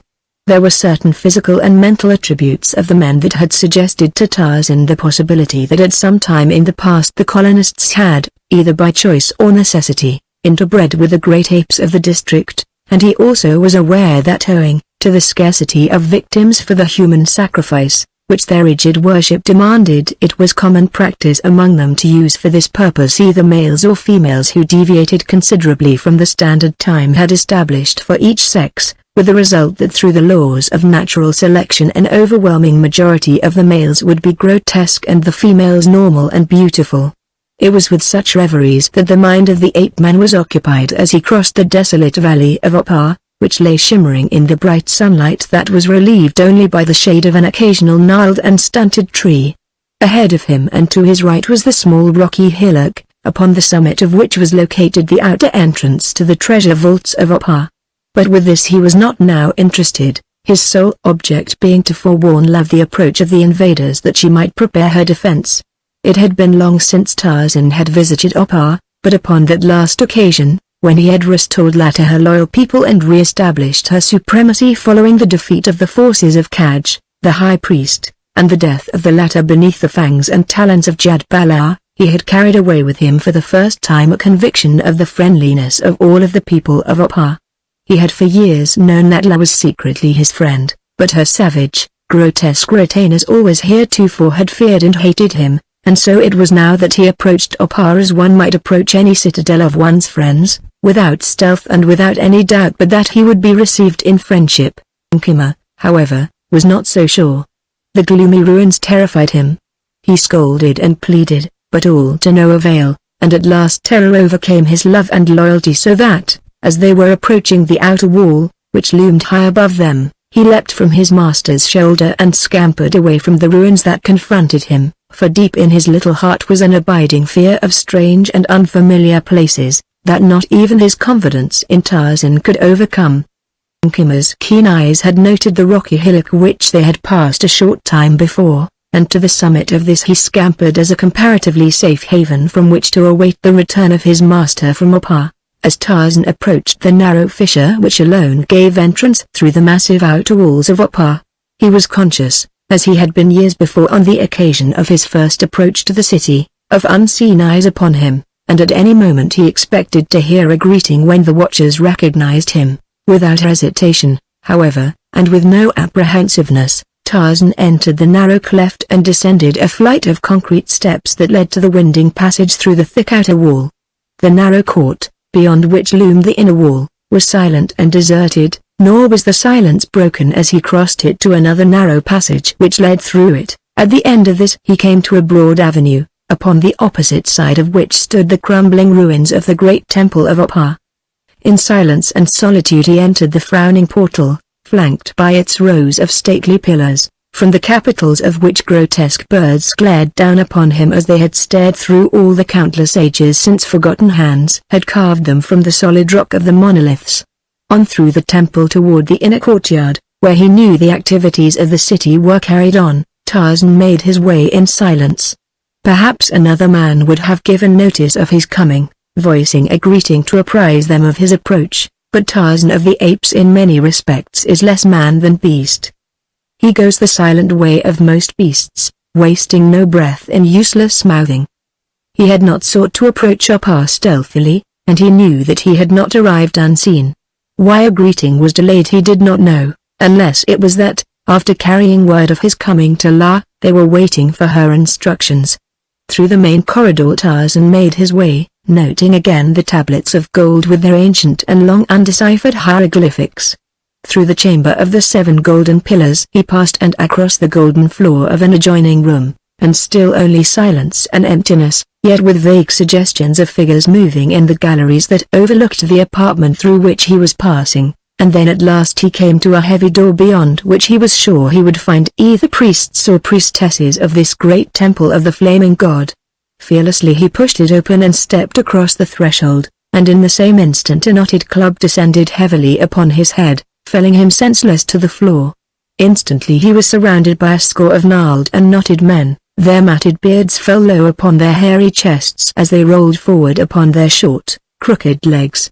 They chattered in low, growling gutturals as they bound their victim's wrists and ankles with stout thongs, and then they lifted him and carried him along other corridors and through the grumbling glories of magnificent apartments to a great tiled room, at one end of which a young woman sat upon a massive throne, resting upon a dais a few feet above the level of the floor. Standing beside the girl upon the throne was another of the gnarled and knotted men. Upon his arms and legs were bands of gold and about his throat many necklaces. Upon the floor beneath these two was a gathering of men and women, the priests and priestesses of the flaming god of Opar. Tarzan's captors carried their victim to the foot of the throne and tossed his body upon the tile floor. Almost simultaneously the ape-man regained consciousness and, opening his eyes, looked about him. "Is it he?" demanded the girl upon the throne. One of Tarzan's captors saw that he had regained consciousness and with the help of others dragged him roughly to his feet. "It is he, oh!" exclaimed the man at her side. An expression of venomous hatred convulsed the face of the woman. "God has been good to his high priestess," she said. "I have prayed for this day to come as I prayed for the other, and as the other came so has this." Tarzan looked quickly from the woman to the man at her side. "What is the meaning of this, Dooth?" he demanded. "Where is La? Where is your high priestess?" The girl rose angrily from her throne. "No, man of the outer world, that I am high priestess.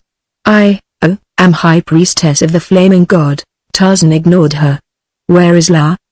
he demanded again of Dooth. Flew into a frenzy of rage. "She is dead!" she screamed, advancing to the edge of the dais as though to leap upon Tarzan. The jeweled handle of her sacrificial knife gleaming in the sunlight, which poured through a great aperture where a portion of the ancient roof of the throne room had fallen in. "She is dead," she repeated. "Dead as you will be when next we honor the flaming god with the lifeblood of man. La was weak. She loved you, and thus she betrayed her god, who had chosen you for sacrifice. But is strong with the hate she has nursed in her breast since Tarzan and La stole the throne of Opar from her. Take him away," she screamed to his captors, "and let me not see him again until I behold him bound to the altar in the court of sacrifice." They cut the bonds now that secured Tarzan's ankles so that he might walk, but even though his wrists were tied behind him it was evident that they still held him in great fear, for they put ropes about his neck and his arms and led him as man might lead a lion. Down into the familiar darkness of the pits of Opar they led him, lighting the way with torches. And when finally they had brought him to the dungeon in which he was to be confined it was some time before they could muster sufficient courage to cut the bonds that held his wrists, and even then they did not do so until they had again bound his ankles securely so that they might escape from the chamber and bolt the door before he could release his feet and pursue them. Thus greatly had the prowess of Tarzan impressed itself upon the brains of the crooked priests of Opar. Tarzan had been in the dungeons of Opar before.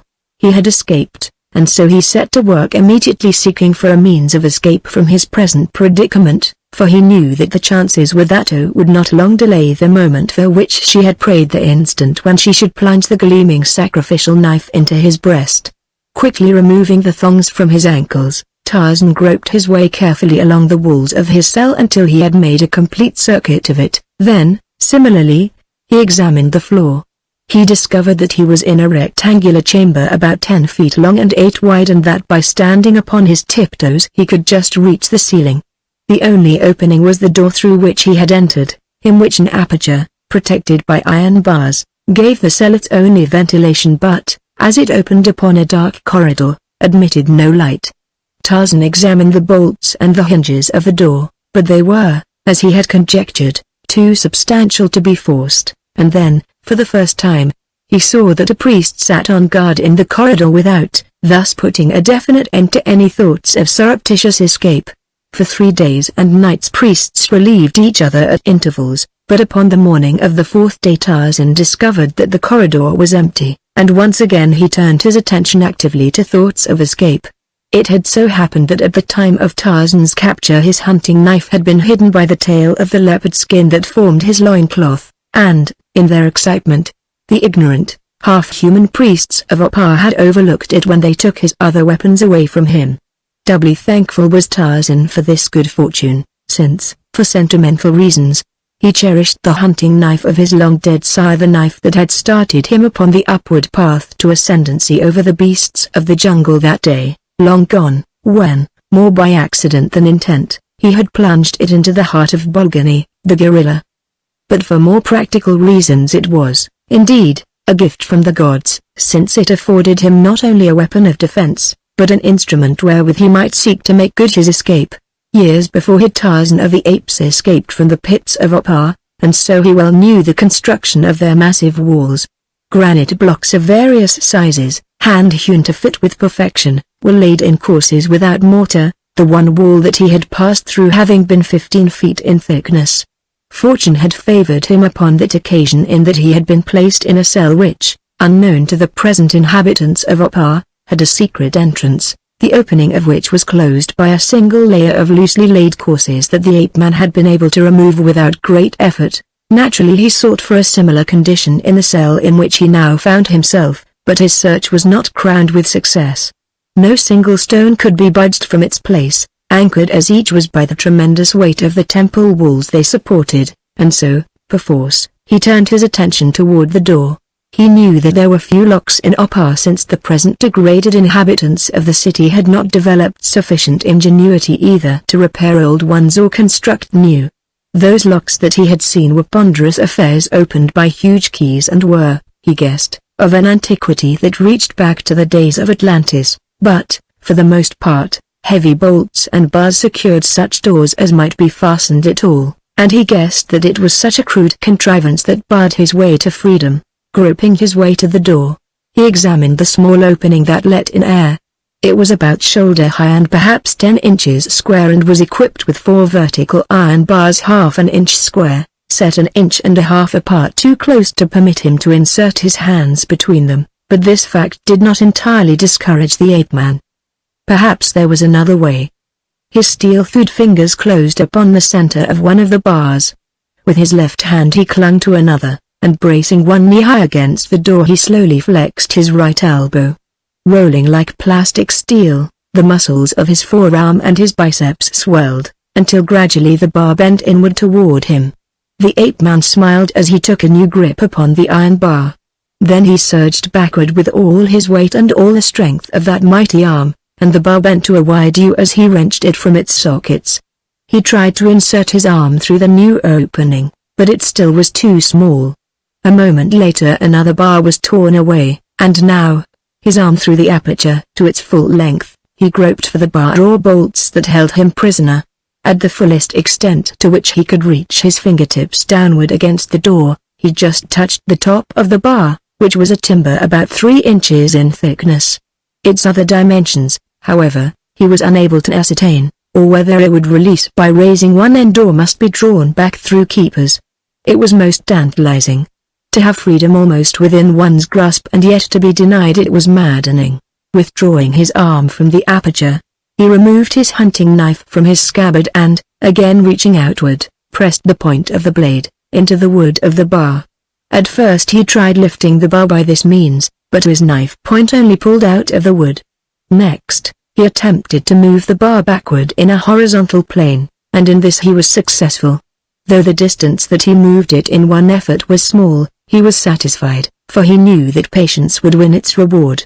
Never more than 1/4 inch, sometimes only 1/16 inch at a time, Tarzan slowly worked the bar backward. He worked methodically and carefully, never hurrying, never affected by nervous anxiety, although he never knew at what moment a savage warrior priest of Opar might make his rounds, and at last his efforts were rewarded, and the door swung upon its hinges. Stepping quickly out, Tarzan shut the bar behind him and, knowing no other avenue of escape, turned back up the corridor along which his captors had conducted him to his prison cell. Faintly in the distance he discerned a lessening darkness, and toward this he moved upon silent feet. As the light increased slightly, he saw that the corridor was about 10 feet wide and that at irregular intervals it was pierced by doors, all of which were closed and secured by bolts or bars. 100 yards from the cell in which he had been incarcerated he crossed a transverse corridor, and here he paused an instant to investigate with palpitating nostrils and keen eyes and ears.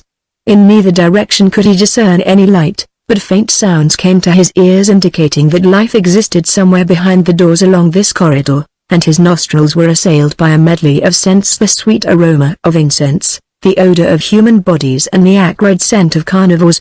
But there was nothing there to attract his further investigation, so he continued on his way along the corridor toward the rapidly increasing light ahead. He had advanced but a short distance when his keen ears detected the sound of approaching footsteps. Here was no place to risk discovery. Slowly he fell back toward the transverse corridor, seeking to take concealment there until the danger had passed, but it was already closer than he had imagined, and an instant later half a dozen priests of Opar turned into the corridor from one just ahead of him. They saw him instantly and halted, peering through the gloom. "It is the ape-man," said one. "He has escaped," and with their knotted cudgels and their wicked knives they advanced upon him. That they came slowly evidenced the respect in which they held his prowess, but still they came, and Tarzan fell back, for even he, armed only with a knife, was no match for 6 of these savage half-men with their heavy cudgels.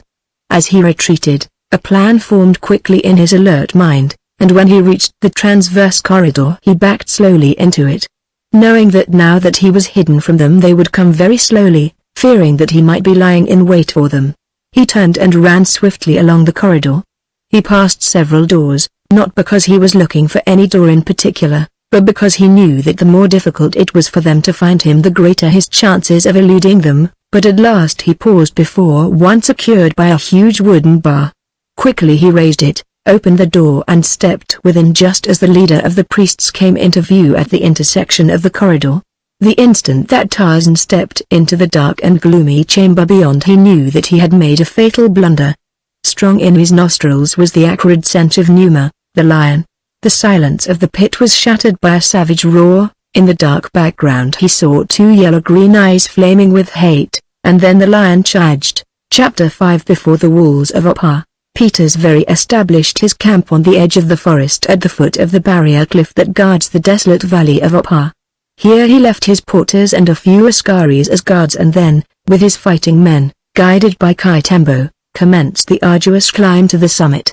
None of them had ever come this way before, not even Kaitembo, though he had known the exact location of Opar from one who had seen it, and so when the first view of the distant city broke upon them they were filled with awe, and vague questionings arose in the primitive minds of the black men. It was a silent party that filed across the dusty plain toward Opar, nor were the blacks the only members of the expedition to be assailed with doubt, for in their black tents on distant deserts the Arabs had imbibed with the milk of their mothers the fear of Jan and Grol and had heard, too, of the fabled city of Nimr, which it was not well for men to approach. With such thoughts and forebodings were the minds of the men filled as they approached the towering ruins of the ancient Atlantean city. From the top of the great boulder that guards the outer entrance to the treasure vaults of Opar a little monkey watched the progress of the expedition across the valley. He was a very much distraught little monkey, for in his heart he knew that his master should be warned of the coming of these many Gamangani and Tarmangani with their thundersticks, but fear of the forbidding ruins gave him pause, and so he danced about upon the top of the rock, chattering and scolding.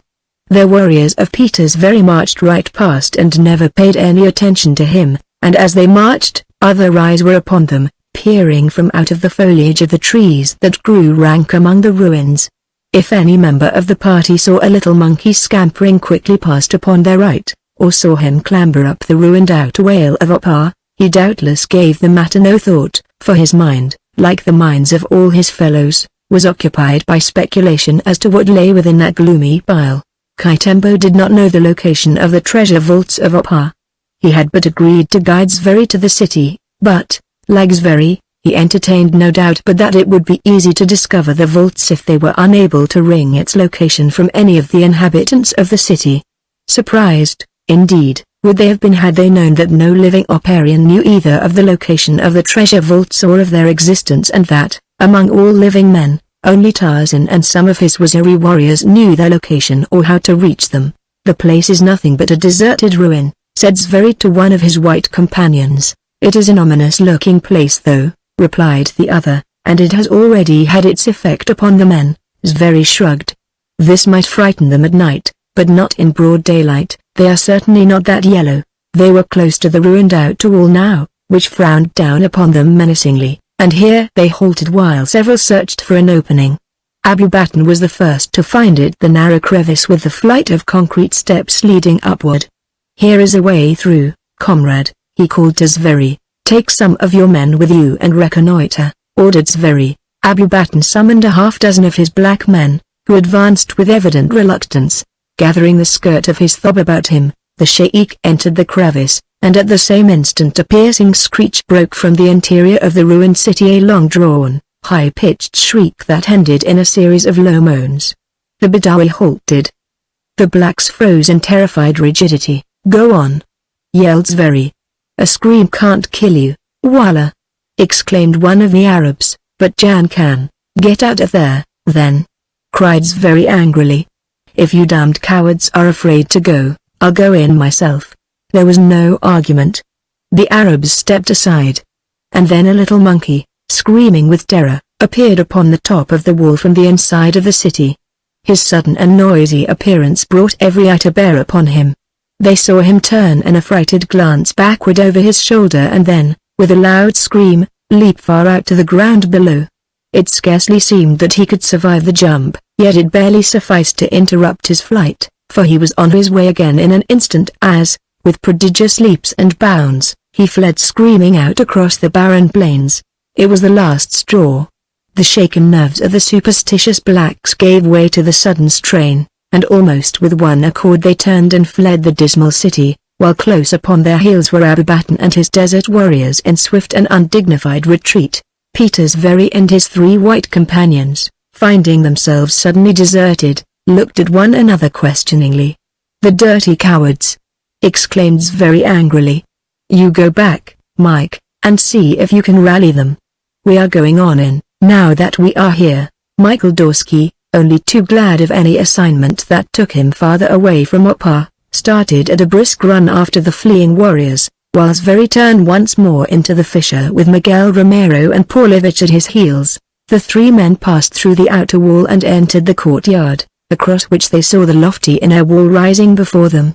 Romero was the first to find the opening that led to the city proper and, calling to his fellows, he stepped boldly into the narrow passage. Then once again the hideous scream shattered the brooding silence of the ancient temple. The 3 men halted. Zveri wiped the perspiration from his brow. "I think we have gone as far as we can alone," he said. "Perhaps we had all better go back and rally the men. There is no sense in doing anything foolhardy." Miguel Romero threw him a contemptuous sneer, but Ivich assured Zveri that the suggestion met with his entire approval. The 2 men crossed the court quickly without waiting to see whether the Mexican followed them or not and were soon once again outside the city. "Where is Miguel?" asked Ivich. Zveri looked around. "Romero!" he shouted in a loud voice, but there was no reply. "It must have got him," said Ivich with a shudder. "Small loss," grumbled Zveri.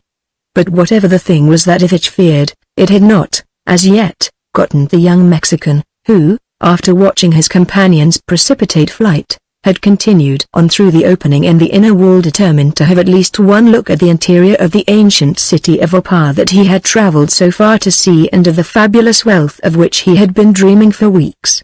Before his eyes spread a magnificent panorama of stately ruins, before which the young and impressionable Latin American stood spellbound, and then once again the eerie wail rose from the interior of a great building before him. But if he was frightened, Romero gave no evidence of it. Perhaps he grasped his rifle a little more tightly, perhaps he loosened his revolver in his holster, but he did not retreat. He was awed by the stately grandeur of the scene before him, where age and ruin seemed only to enhance its pristine magnificence. A movement within the temple caught his attention. He saw a figure emerge from somewhere, the figure of a gnarled and knotted man that rolled on short crooked legs. And then another and another came until there were fully 100 of the savage creatures approaching slowly toward him. He saw their knotted bludgeons and their knives, and he realized that here was a menace more effective than an unearthly scream. With a shrug he backed into the passageway. "I cannot fight an army single-handed," he muttered. Slowly he crossed the outer court, passed through the first great wall and stood again upon the plain outside the city. In the distance he saw the dust of the fleeing expedition, and, with a grin, he started in pursuit, swinging along at an easy walk as he puffed upon a cigarette. From the top of the rocky hill at his left a little monkey saw him pass. A little monkey, which still trembled from fright, but whose terrified screams had become only low, pitiful moans. It had been a hard day for little Kimmer. So rapid had been the retreat of the expedition that Zveri, with Dorsky and Ivich, did not overtake the main party until the greater part of it was already descending the barrier cliffs, nor could any threats or promises stay the retreat, which ended only when camp was reached.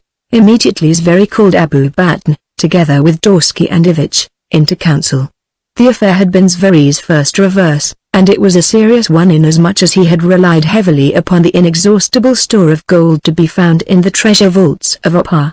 First, he berated Abu Batn, Kaitembo, their ancestors and all their followers for cowardice, but all that he accomplished was to arouse the anger and resentment of these two. "We came with you to fight the white men, not demons and ghosts," said Kaitembo. "I am not afraid. I would go into the city, but my men will not accompany me and I cannot fight the enemy alone." "Nor I," said Abu Batn, a sullen scowl still further darkening his swart countenance. "I know," sneered Zveri, "you are both brave men, but you are much better runners than you are fighters. Look at us. We were not afraid. We went in and we were not harmed." "Where is Comrade Romero?" demanded Abu Batn. "Well, perhaps. He is lost," admitted Zveri. "What do you expect? To win a battle without losing a man?" "There was no battle," said Kaitembo, "and the man who went farthest into the accursed city did not return." Dorsky looked up suddenly. "There he is now!" he exclaimed, and as all eyes turned up the trail toward Opar, they saw Miguel Romero strolling jauntily into camp. "Greeting, my brave comrades," he cried to them. "I am glad to find you alive. I feared that you might all succumb to heart failure." Sullen silence greeted his raillery, and no one spoke until he had approached and seated himself near them. "What detained you?" demanded Zveri presently. "I wanted to see what was beyond the inner wall," replied the Mexican. "And you saw?" asked Abu Batn. "I saw magnificent buildings in splendid ruin," replied Romero, "a dead and moldering city of the dead past." "And what else?" asked Kaitembo. "I saw a company of strange warriors, short heavy men on crooked legs, with long powerful arms and hairy bodies. They came out of a great building that might have been a temple. There were too many of them for me. I could not fight them alone, so I came away." "Did they have weapons?" asked Zveri. "Clubs and knives," replied Romero. "You see," exclaimed Zveri, "just a band of savages armed with clubs. We could take the city without the loss of a man." "What did they look like?" demanded Kaitembo. "Describe them to me," and when Romero had done so, with careful attention to details, Kaitembo shook his head. "It is as I thought," he said. "They are not men, they are demons. Men or demons, we are going back there and take their city," said Zveri angrily. "We must have the gold of Opar." "You may go, white man," returned Kaitembo, "but you will go alone.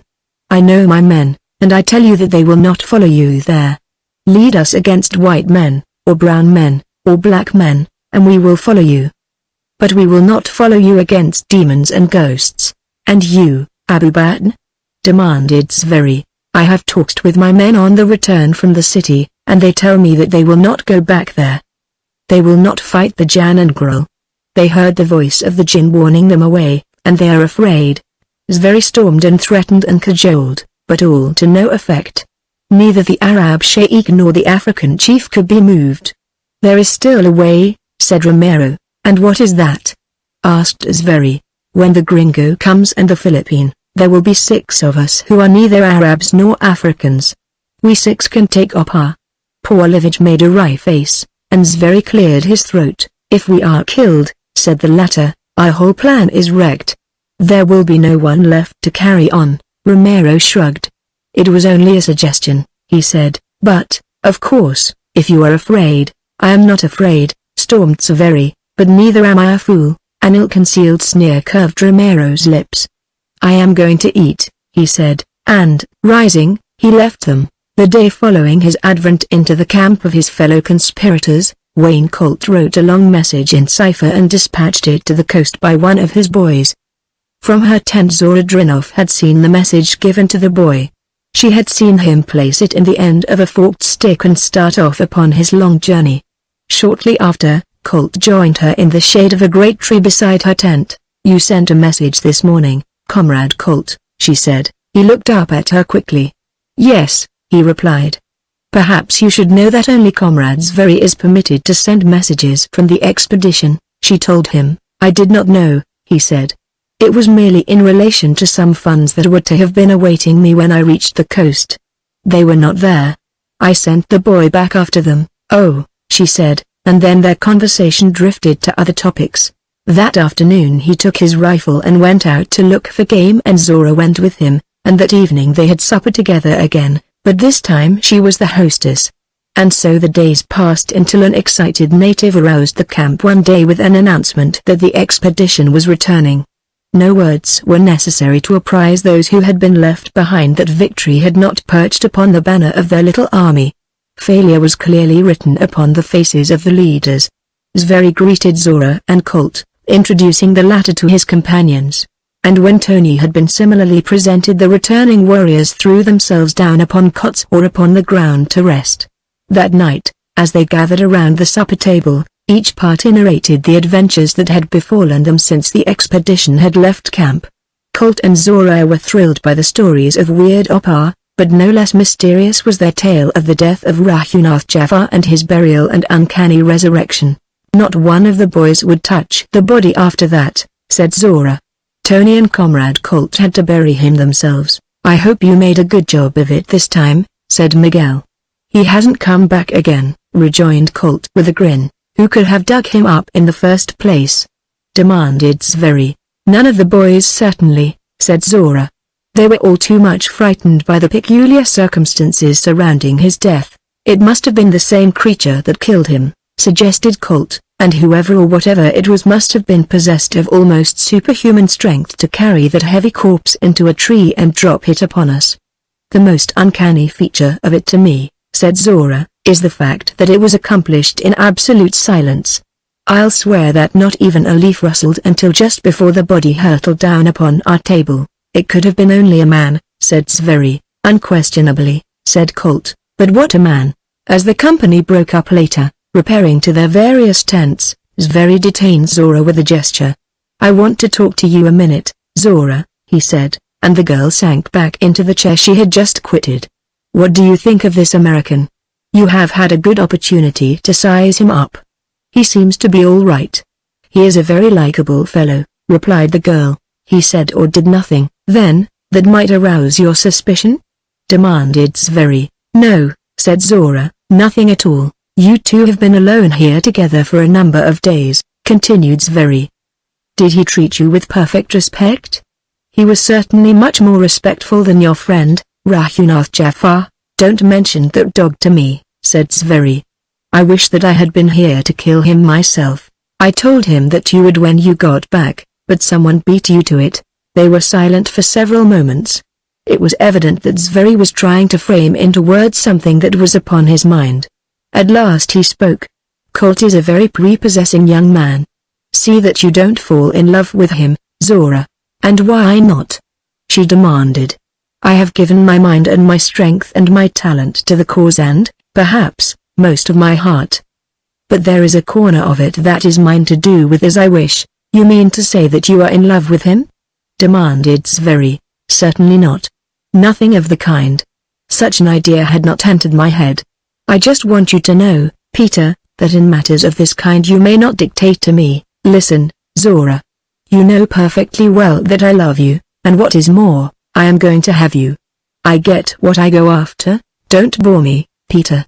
I have no time for anything so foolish as love now.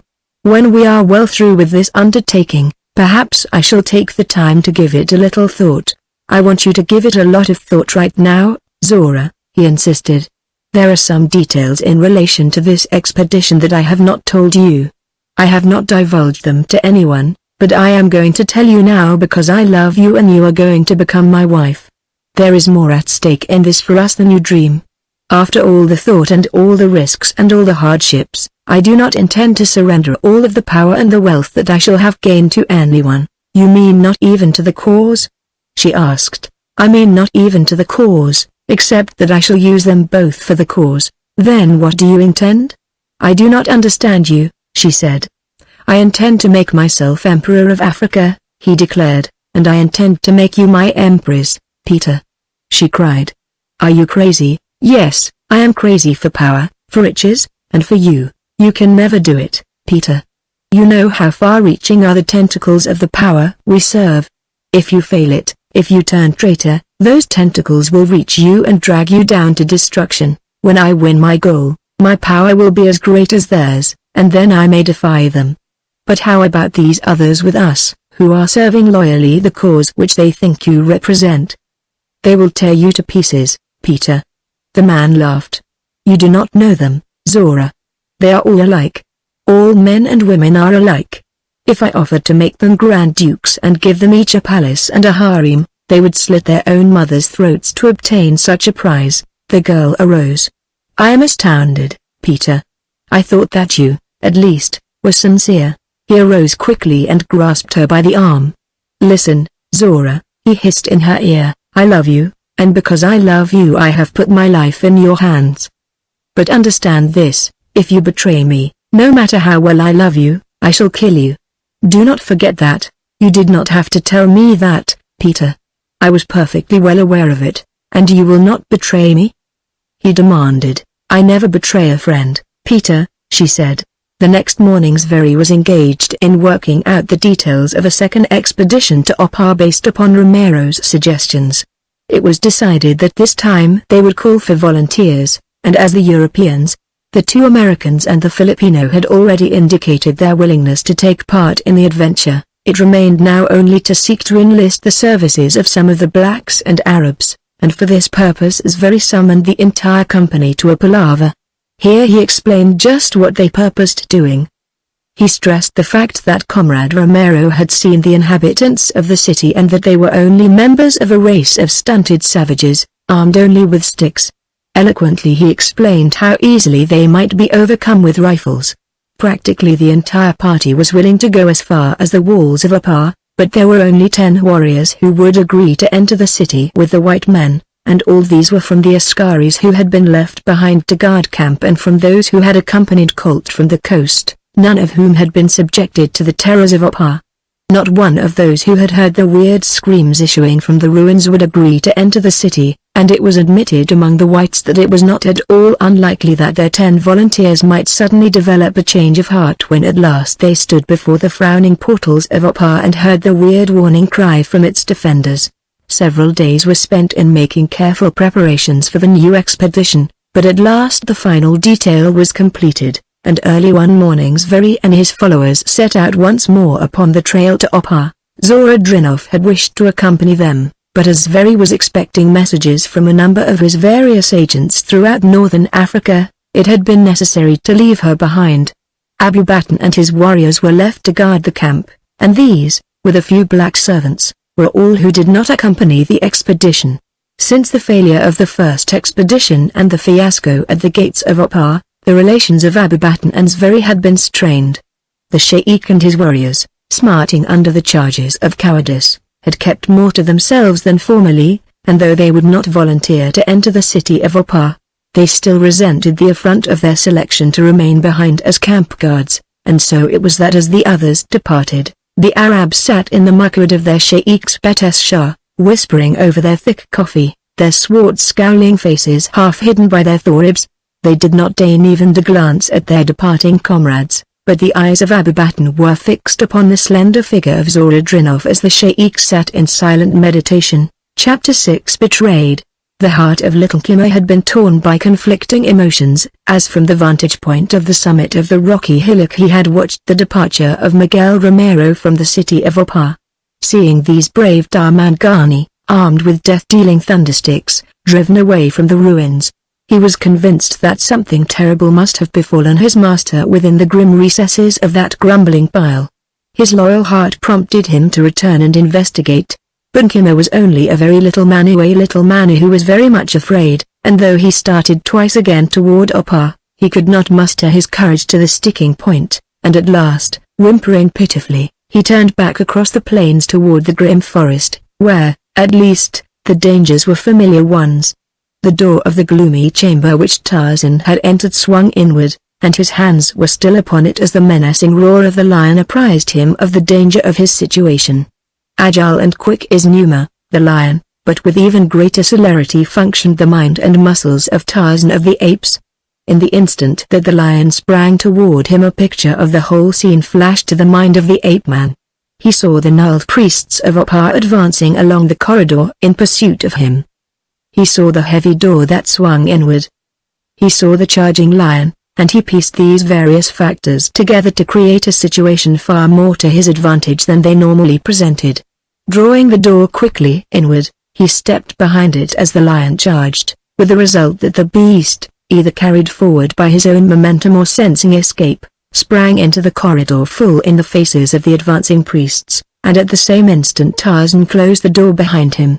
Just what happened in the corridor without he could not see, but from the growls and screams that receded quickly into the distance he was able to draw a picture that brought a quiet smile to his lips, and an instant later a piercing shriek of agony and terror announced the fate of at least one of the fleeing Oparians.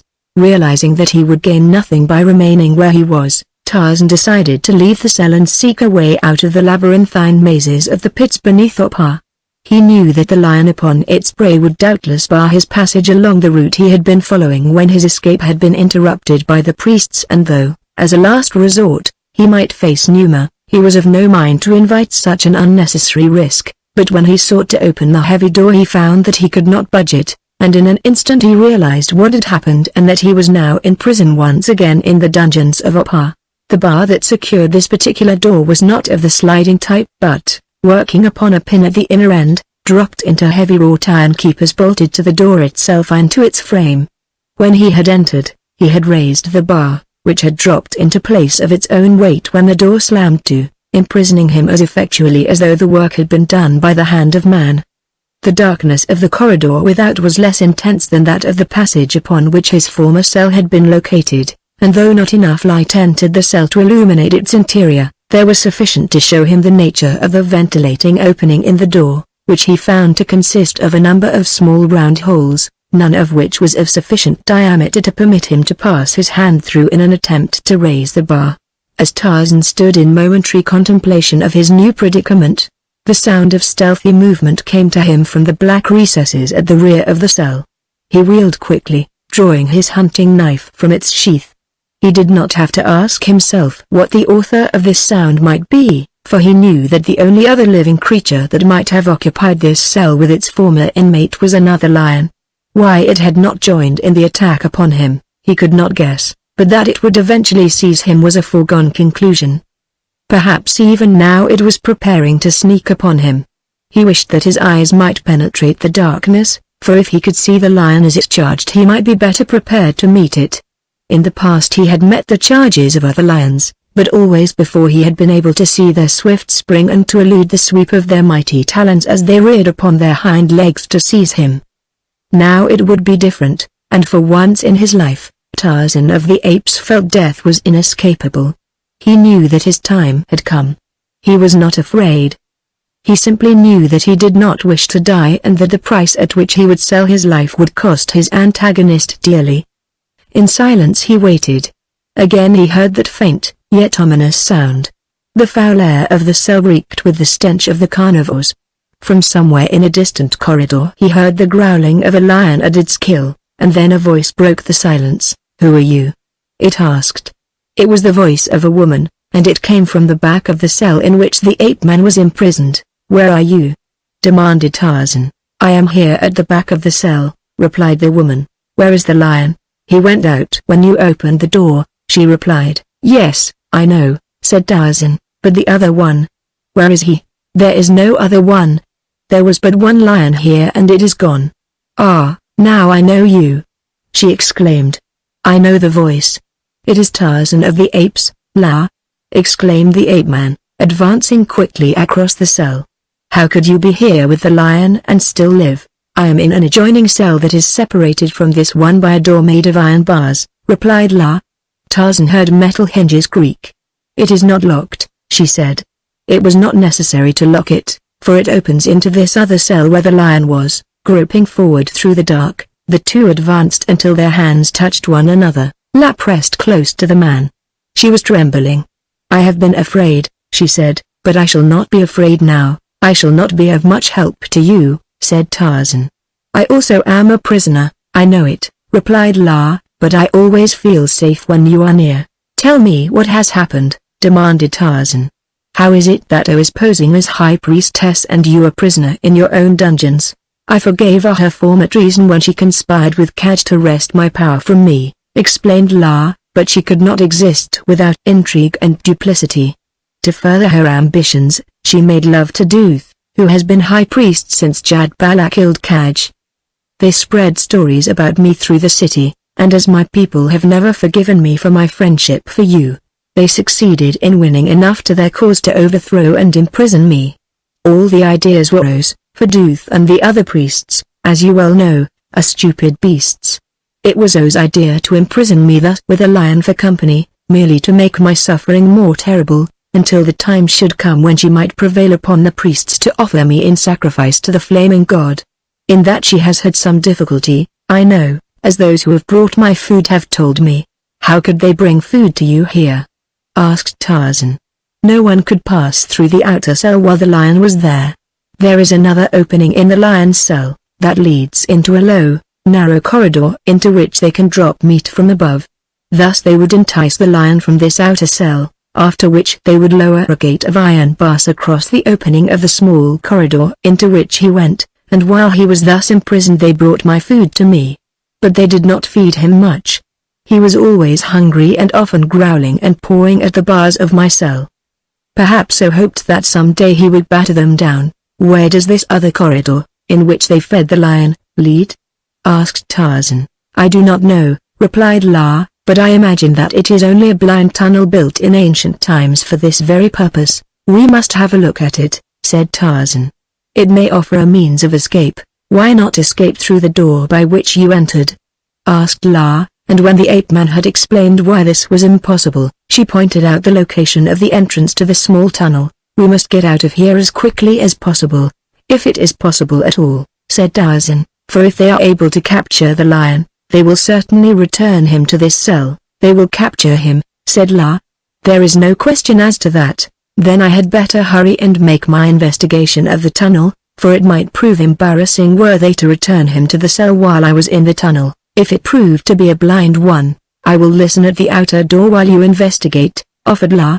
"Make haste." Groping his way toward the section of the wall that La had indicated, Tarzan found a heavy grating of iron closing an aperture leading into a low and narrow corridor. Lifting the barrier, Tarzan entered and with his hands extended before him moved forward in a crouching position, since the low ceiling would not permit him to stand erect. He had progressed but a short distance when he discovered that the corridor made an abrupt right-angle turn to the left, and beyond the turn he saw at a short distance a faint luminosity. Moving quickly forward, he came to the end of the corridor, at the bottom of a vertical shaft, the interior of which was illuminated by subdued daylight. The shaft was constructed of the usual rough-hewn granite of the foundation walls of the city, but here set with no great nicety or precision, giving the interior of the shaft a rough and uneven surface. As Tarzan was examining it, he heard La's voice coming along the tunnel from the cell in which he had left her. Her tone was one of excitement, and her message one that presaged a situation wrought with extreme danger to them both. "Make haste, Tarzan. They are returning with the lion." The ape-man hurried quickly back to the mouth of the tunnel. "Quick!" he cried to La, as he raised the gate that had fallen behind him after he had passed through. "In there?" she demanded in an affrighted voice. "It is our only chance of escape," replied the ape-man. Without another word La crowded into the corridor beside him. Tarzan lowered the grating and, with La following closely behind him, returned to the opening leading into the shaft. Without a word, he lifted La in his arms and raised her as high as he could, nor did she need to be told what to do. With little difficulty she found both hand and footholds upon the rough surface of the interior of the shaft, and with Tarzan just below her, assisting and steadying her, she made her way slowly aloft. The shaft led directly upward into the room in the tower, which overlooked the entire city of Opar, and here, concealed by the crumbling walls, they paused to formulate their plans. They both knew that their greatest danger lay in discovery by one of the numerous monkeys infesting the ruins of Opar, with which the inhabitants of the city are able to converse. Tarzan was anxious to be away from Opar that he might thwart the plans of the white men who had invaded his domain. But first he wished to bring about the downfall of La's enemies and reinstate her upon the throne of Opar, or if that should prove impossible, to ensure safety of her flight. As he viewed her now in the light of day, he was struck again by the matchlessness of her deathless beauty that neither time, nor care, nor danger seemed capable of dimming, and he wondered what he should do with her, where he could take her, where this savage priestess of the flaming god could find a place in all the world, outside the walls of Opar, with the environments of which she would harmonize. And as he pondered, he was forced to admit to himself that no such place existed. La was of Opar, a savage queen born to rule a race of savage half-men. As well introduce a tigress to the salons of civilization as La of Opar. 2,000 or 3,000 years earlier she might have been a Cleopatra or a Sheba, but today she could be only La of Opar. For some time they had sat in silence, the beautiful eyes of the high priestess resting upon the profile of the forest god. "Tarzan," she said. The man looked up. "What is it, La?" he asked. "I still love you, Tarzan," she said in a low voice. A troubled expression came into the eyes of the ape-man. "Let us not speak of that. I like to speak of it," she murmured. "It gives me sorrow, but it is a sweet sorrow, the only sweetness that has ever come into my life." Tarzan extended a bronzed hand and laid it upon her slender, tapering fingers. "You have always possessed my heart, La," he said, "up to the point of love. If my affection goes no further than this, it is through no fault of mine nor yours." La laughed. "It is certainly through no fault of mine, Tarzan," she said, "but I know that such things are not ordered by ourselves. Love is a gift of the gods. Sometimes it is awarded as a recompense, sometimes as a punishment. For me it has been a punishment, perhaps, but I could not have it otherwise. I had nurtured it in my breast since first I met you, and without that love, however hopeless it may be, I should not care to live." Tarzan made no reply, and the two relapsed into silence, waiting for night to fall that they might descend into the city unobserved. Tarzan's alert mind was occupied with plans for reinstating La on her throne, and presently they fell to discussing these. "Just before the flaming god goes to his rest at night," said La, "the priests and the priestesses all gather in the throne room. That they will be tonight before the throne upon which O will be seated. Then may we descend to the city." "And then what?" asked Tarzan. "If we can kill O in the throne room," said La, "and Duth at the same time, they would have no leaders, and without leaders they are lost." "I cannot kill a woman," said Tarzan. "I can," returned La, "and you can attend to Duth." "You certainly would not object to killing him?" "If he attacked, I would kill him," said Tarzan, "but not otherwise. Tarzan of the Apes kills only in self-defense and for food, or when there is no other way to thwart an enemy." In the floor of the ancient room in which they were waiting were two openings. One was the mouth of the shaft through which they had ascended from the dungeons, the other opened into a similar but larger shaft, to the bottom of which ran a long wooden ladder set in the masonry of its sides. It was this shaft which offered them a means of escape from the tower, and as Tarzan sat with his eyes resting idly upon the opening, an unpleasant thought suddenly obtruded itself upon his consciousness. He turned toward La. "We had forgotten," he said, "that whoever casts the meat down the shaft to the lion must ascend by this other shaft. We may not be as safe from detection here as we had hoped." "They do not feed the lion very often," said La. "Not every day." "When did they feed him last?" asked Tarzan. "I do not recall," said La. "Time drags so heavily in the darkness of the cell that I lost count of days." "SST," cautioned Tarzan. "Someone is ascending now." Silently the ape-man arose and crossed the floor to the opening, where he crouched upon the side opposite the ladder. La moved stealthily to his side, so that the ascending man, whose back would be toward them, as he emerged from the shaft, would not see them. Slowly the man ascended. They could hear his shuffling progress coming nearer and nearer to the top. He did not climb as the ape-like priests of Opar are wont to climb. Tarzan thought perhaps he was carrying a load either of such weight or cumbersomeness as to retard his progress, but when finally his head came into view the ape-man saw that he was an old man, which accounted for his lack of agility, and then powerful fingers closed about the throat of the unsuspecting Oparian, and he was lifted bodily out of the shaft. "Silence," said the ape-man. "Do as you are told and you will not be harmed." La had snatched a knife from the girdle of their victim, and now Tarzan forced him to the floor of the room and slightly released his hold upon the fellow's throat, turning him around so that he faced them. An expression of incredulity and surprise crossed the face of the old priest as his eyes fell upon La. "Darius!" exclaimed La. "All honor to the flaming god who has ordered your escape!" exclaimed the priest. La turned to Tarzan. "You need not fear Darius," she said, "he will not betray us. Of all the priests of Opar, there never lived one more loyal to his queen." "That is right," said the old man, shaking his head. "Are there many more loyal to the high priestess, La?" demanded Tarzan. "Yes, very many," replied Dans, "but they are afraid. O is a she-devil and Duth is a fool. Between the two of them there is no longer either safety or happiness in Opar. How many are there whom you absolutely know may be depended upon?" demanded La. "Oh, very many," replied Darius. "Gather them in the throne room tonight then, Darius, and as the flaming god goes to his couch, be ready to strike at the enemies of La, your priestess." "You will be there?" asked Darius. "I shall be there," replied La. "This, your dagger, shall be the signal. When you see La Vopar plunge it into the breast of O, the false priestess, fall upon those who are the enemies of La. It shall be done, just as you say," Darius assured her. "And now I must throw this meat to the lion and be gone." Slowly the old priest descended the ladder, gibbering and muttering to himself, after he had cast a few bones and scraps of meat into the other shaft to the lion.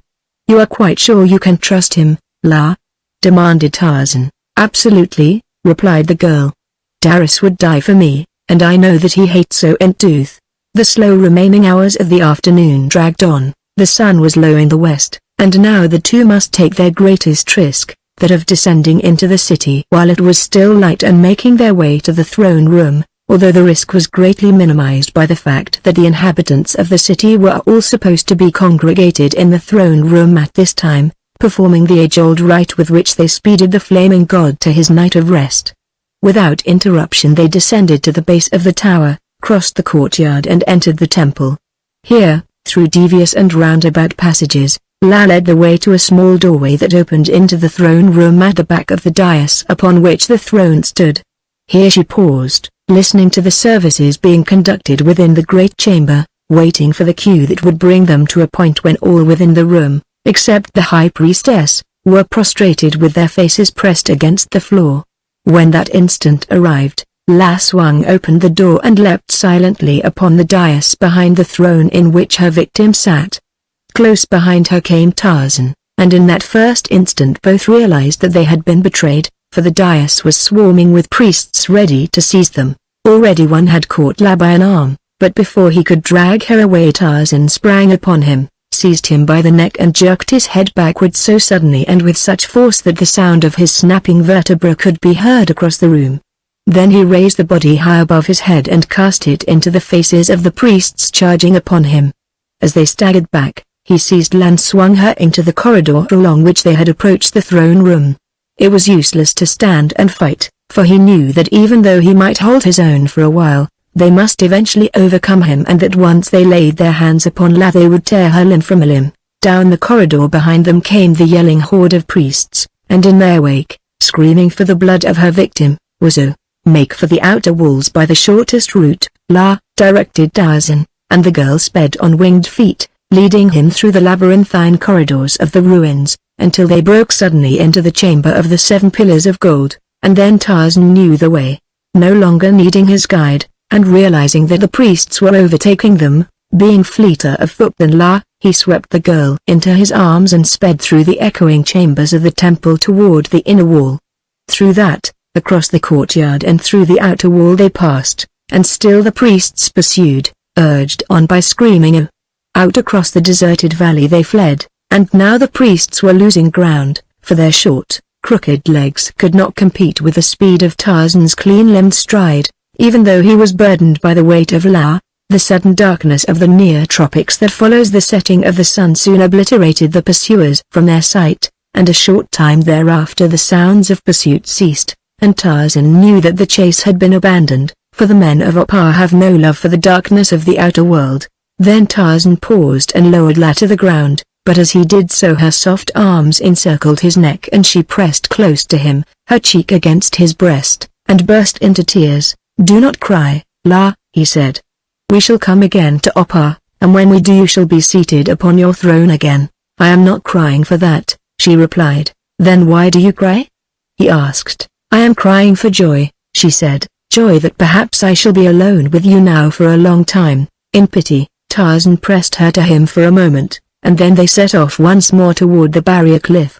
That night they slept in a great tree in the forest at the foot of the cliff, after Tarzan had constructed a rude couch for La between two branches, while he settled himself in a crotch of the tree a few feet below her. It was dawn when Tarzan awoke. The sky was overcast, and he sensed an approaching storm. No food had passed his lips for many hours, and he knew that La had not eaten since the morning of the previous day. Food, therefore, was a prime essential and he must find it and return to La before the storm broke. Since it was meat that he craved, he knew that he must be able to make fire and cook it before La could eat it, though he himself still preferred it raw. He looked into La's cot and saw that she was still asleep. Knowing that she must be exhausted from all that she had passed through the previous day, he let her sleep on, and swinging to a nearby tree, he set out upon his search for food. As he moved upwind through the middle terrace, every faculty of his delicately attuned senses was alert. Like the lion, Tarzan particularly relished the flesh of Paco, the zebra, but either Bara, the antelope, or Horta, the boar, would have proven an acceptable substitute, but the forest seemed to be deserted by every member of the herds he sought. Only the scent spore of the great cats assailed his nostrils, mingled with the lesser and more human odor of Manu, the monkey. Time means little to a hunting beast. It meant little to Tarzan, who, having set out in search of meat, would return only when he had found meat. When La wakened, it was some time before she could place her surroundings, but when she did, a slow smile of happiness and contentment parted her lovely lips, revealing an even row of perfect teeth. She sighed, and then she whispered the name of the man she loves. "Tarzan," she called. There was no reply. Again she spoke his name, but this time louder, and again the only answer was silence. Slightly troubled, she arose upon an elbow and leaned over the side of her sleeping couch. The tree beneath her was empty. She thought, correctly, that perhaps he had gone to hunt, but still she was troubled by his absence, and the longer she waited the more troubled she became. She knew that he did not love her and that she must be a burden to him. She knew, too, that he was as much a wild beast as the lions of the forest and that the same desire for freedom, which animated them, must animate him. Perhaps he had been unable to withstand the temptation longer and while she slept, he had left her. There was not a great deal in the training or ethics of La Vaupas that could have found exception to such conduct, for the life of her people was a life of ruthless selfishness and cruelty. They entertained few of the finer sensibilities of civilized man, or the great nobility of character that marked so many of the wild beasts. Her love for Tarzan had been the only soft spot in La's savage life, and realizing that she would think nothing of deserting a creature she did not love, she was fair enough to cast no reproaches upon Tarzan for having done the thing that she might have done, nor to her mind did it accordingly with her conception of his nobility of character. As she descended to the ground, she sought to determine some plan of action for the future, and in this moment of her loneliness and depression she saw no alternative but to return to Opar, and so it was toward the city of her birth that she turned her steps, but she had not gone far before she realized the danger and futility of this plan, which could but lead to certain death. Wallow and Duth ruled in Opar. She felt bitterly toward Arus, who she believed had betrayed her, and accepting his treason as an index of what she might expect from others whom she had believed to be friendly to her, she realized the utter hopelessness of regaining the throne of Opar without outside help. La had no happy life to which she might look forward, but the will to live was yet strong within her, the result more, perhaps, of the courageousness of her spirit than of any fear of death, which, to her, was but another word for defeat. She paused in the trail that she had reached a short distance from the tree in which she had spent the night, and there, with almost nothing to guide her, she sought to determine in what direction she should break a new trail into the future, for wherever she went, other than back to Opar, it would be a new trail, leading among peoples and experiences as foreign to her as though she had suddenly stepped from another planet, or from the long-lost continent of her progenitors. It occurred to her that perhaps there might be other people in this strange world as generous and chivalrous as Tarzan. At least in this direction there lay hope. In Opar there was none, and so she turned back away from Opar, and above her black clouds rolled and billowed as the Storm King marshaled his forces, and behind her a tawny beast with gleaming eyes slunk through the underbrush beside the trail that she followed. Chapter 7 In Futile Search. Tarzan of the Apes, ranging far in search of food, caught at length the welcome scent of Horta, the boar. The man paused and, with a deep and silent inhalation, filled his lungs with air until his great bronzed chest expanded to the full. Already he was tasting the fruits of victory. The red blood coursed through his veins, as every fiber of his being reacted to the exhilaration of the moment, their keen delight of the hunting beast that has scented its quarry. And then swiftly and silently he sped in the direction of his prey. Presently he came upon it, a young tusker, powerful and agile, his wicked tusks gleaming as he tore bark from a young tree. The ape-man was poised just above him, concealed by the foliage of a great tree. A vivid flash of lightning broke from the billowing black clouds above. Thunder crashed and boomed. The storm broke, and at the same instant the man launched himself downward upon the back of the unsuspecting boar, in one hand the hunting knife of his long-dead sire. The weight of the man's body crushed the boar to the earth, and before it could struggle to its feet again, the keen blade had severed its jugular.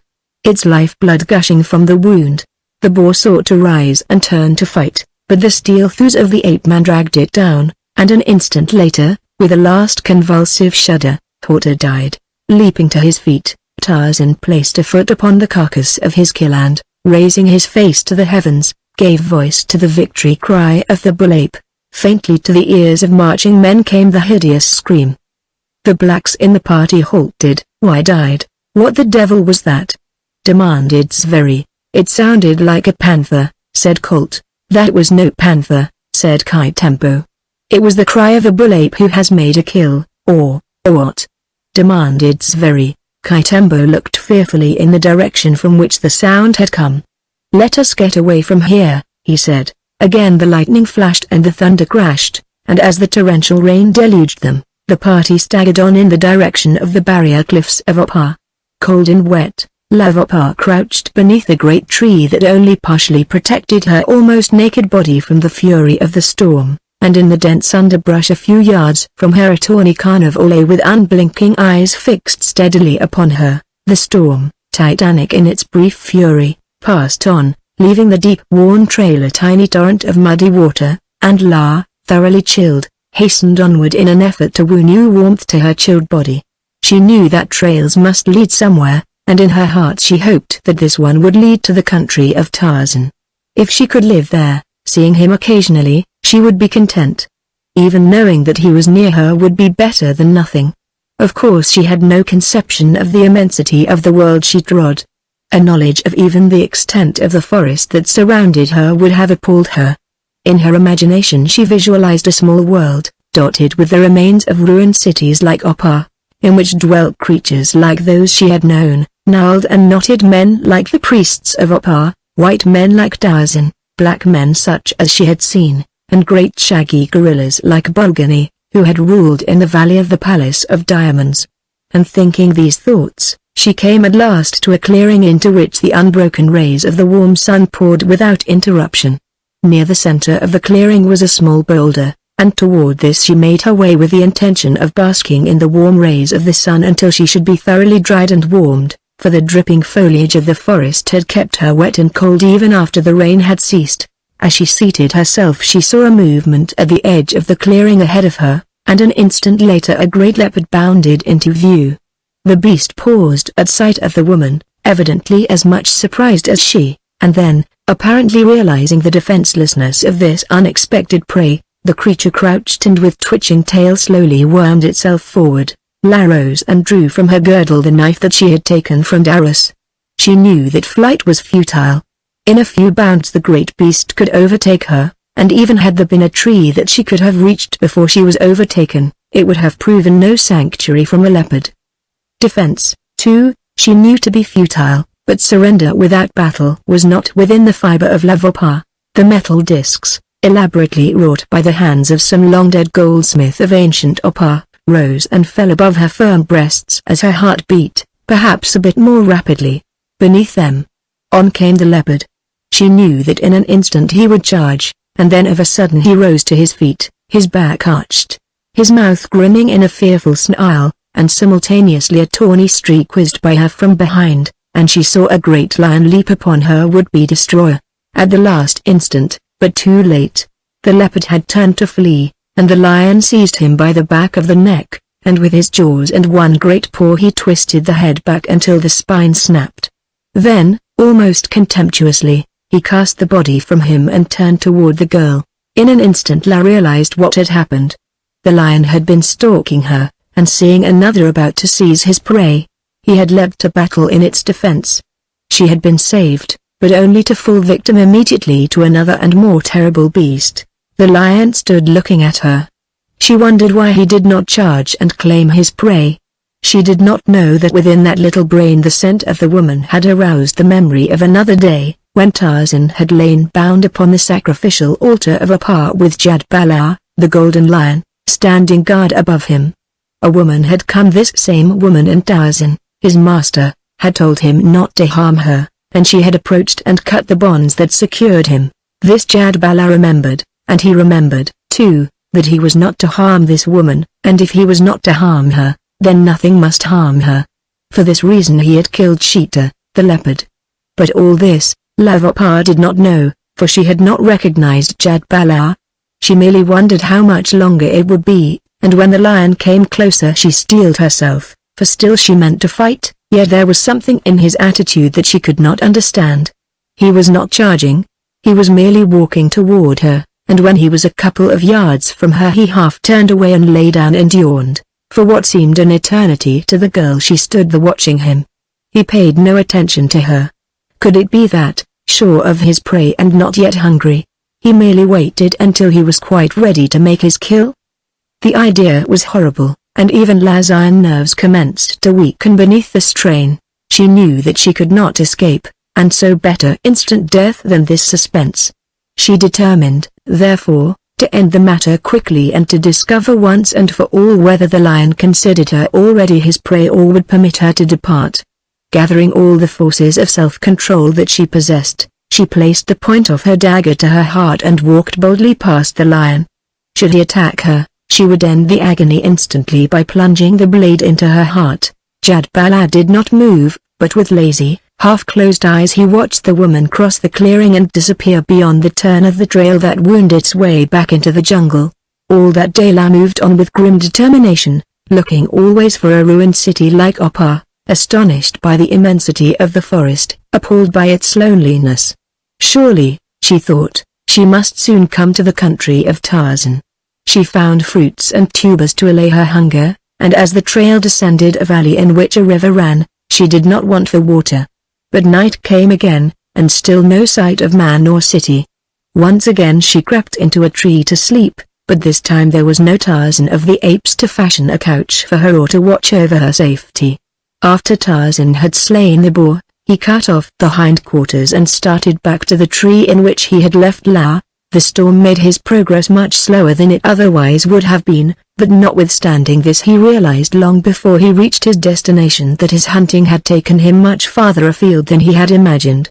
When at last he reached the tree and found that La was not there, he was slightly disconcerted, but thinking that perhaps she had descended to stretch her limbs after the storm, he called her name aloud several times. Receiving no answer, he became genuinely apprehensive for her safety and, dropping to the ground, sought some sign of her spoor. It so happened that beneath the tree her footprints were still visible, not having been entirely obliterated by the rain. He saw that they led back in the direction of Opar, so that, although he lost them when they reached the trail, in which water still was running, he was none the less confident that he knew her intended destination, and so he set off in the direction of the barrier cliff.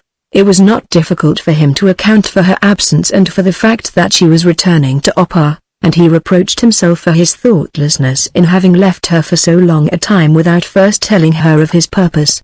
He guessed, rightly, that she had imagined herself deserted and had turned back to the only home she knew, to the only place in the world where Love might hope to find friends, but that she would find them even the Tarzan doubted, and he was determined that she must not go back until she could do so with a force of warriors sufficiently great to ensure the overthrow of her enemies. It had been Tarzan's plan first to thwart the scheme of the party whose camp he had discovered in his dominion and then to return with La to the country of his Waziri, where he would gather a sufficient body of those redoubtable warriors to ensure safety and success of La's return to Opar. Never communicative, he had neglected to explain his purposes to La, and this he now regretted, since he was quite certain that had he done so she would not have felt it necessary to have attempted to return alone to Opar. But he was not much concerned with the outcome since he was confident that he could overtake her long before she reached the city, and, inured as he was to the dangers of the forest and the jungle, he minimized their importance, as we do those which confront us daily in the ordinary course of our seemingly humdrum existence, where death threatens us quite as constantly as it does the denizens of the jungle.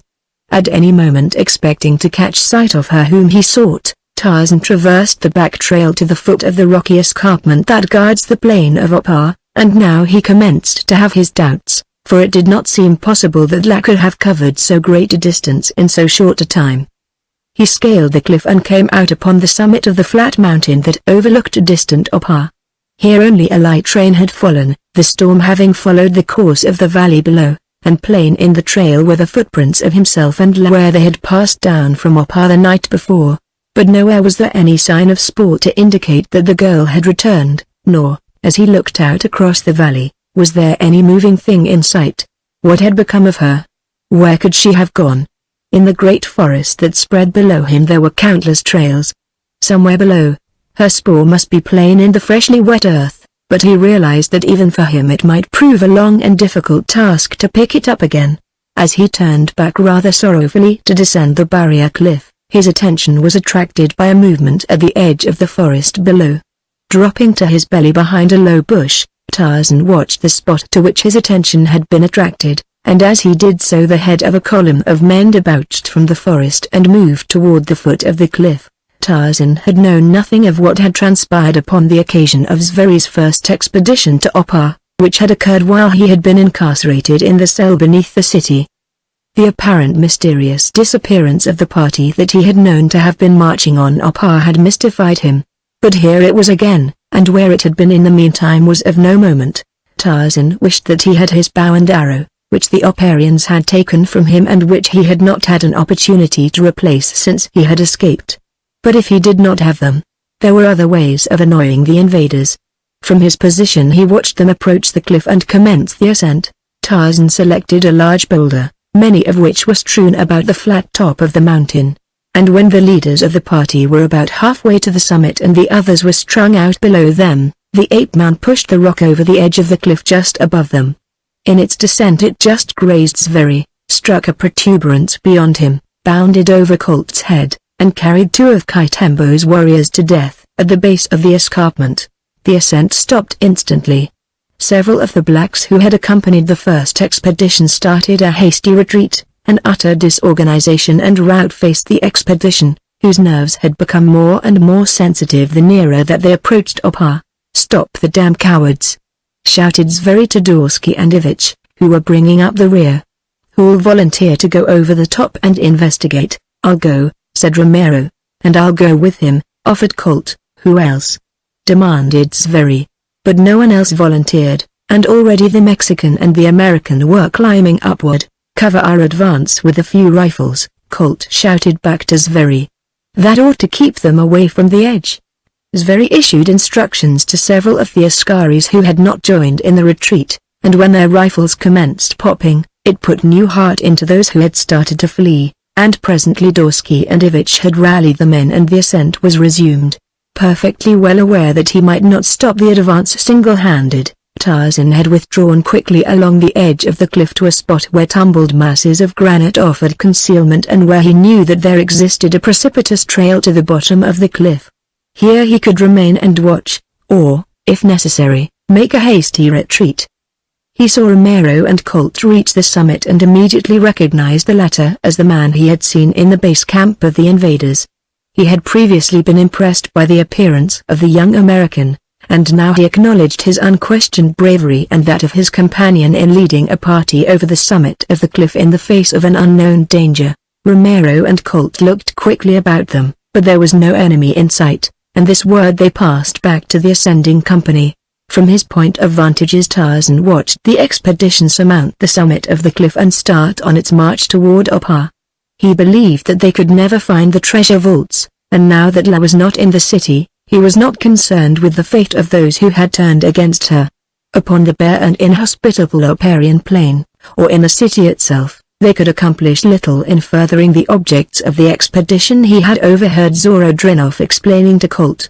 He knew that eventually they must return to their base camp, and in the meantime he would prosecute his search for La, and so Asveri led his expedition once again toward Opar. Tarzan of the Apes slipped over the edge of the barrier cliff and descended swiftly to the forest below. Just inside the forest and upon the bank of the river was an admirable campsite, and having noticed that the expedition was accompanied by no porters, Tarzan naturally assumed that they had established a temporary camp within striking distance of the city, and it occurred to him that in this camp he might find La prisoner. As he had expected, he found the camp located upon the spot where, upon other occasions, he had camped with his Waziri warriors. An old thorn boma that had encircled it for years had been repaired by the newcomers, and within it a number of rude shelters had been erected, while in the center stood the tents of the white men. Porters were dozing in the shade of the trees. A single askari made a pretense of standing guard, while his fellows lolled at their ease, their rifles at their sides, but nowhere could he see La Vopar.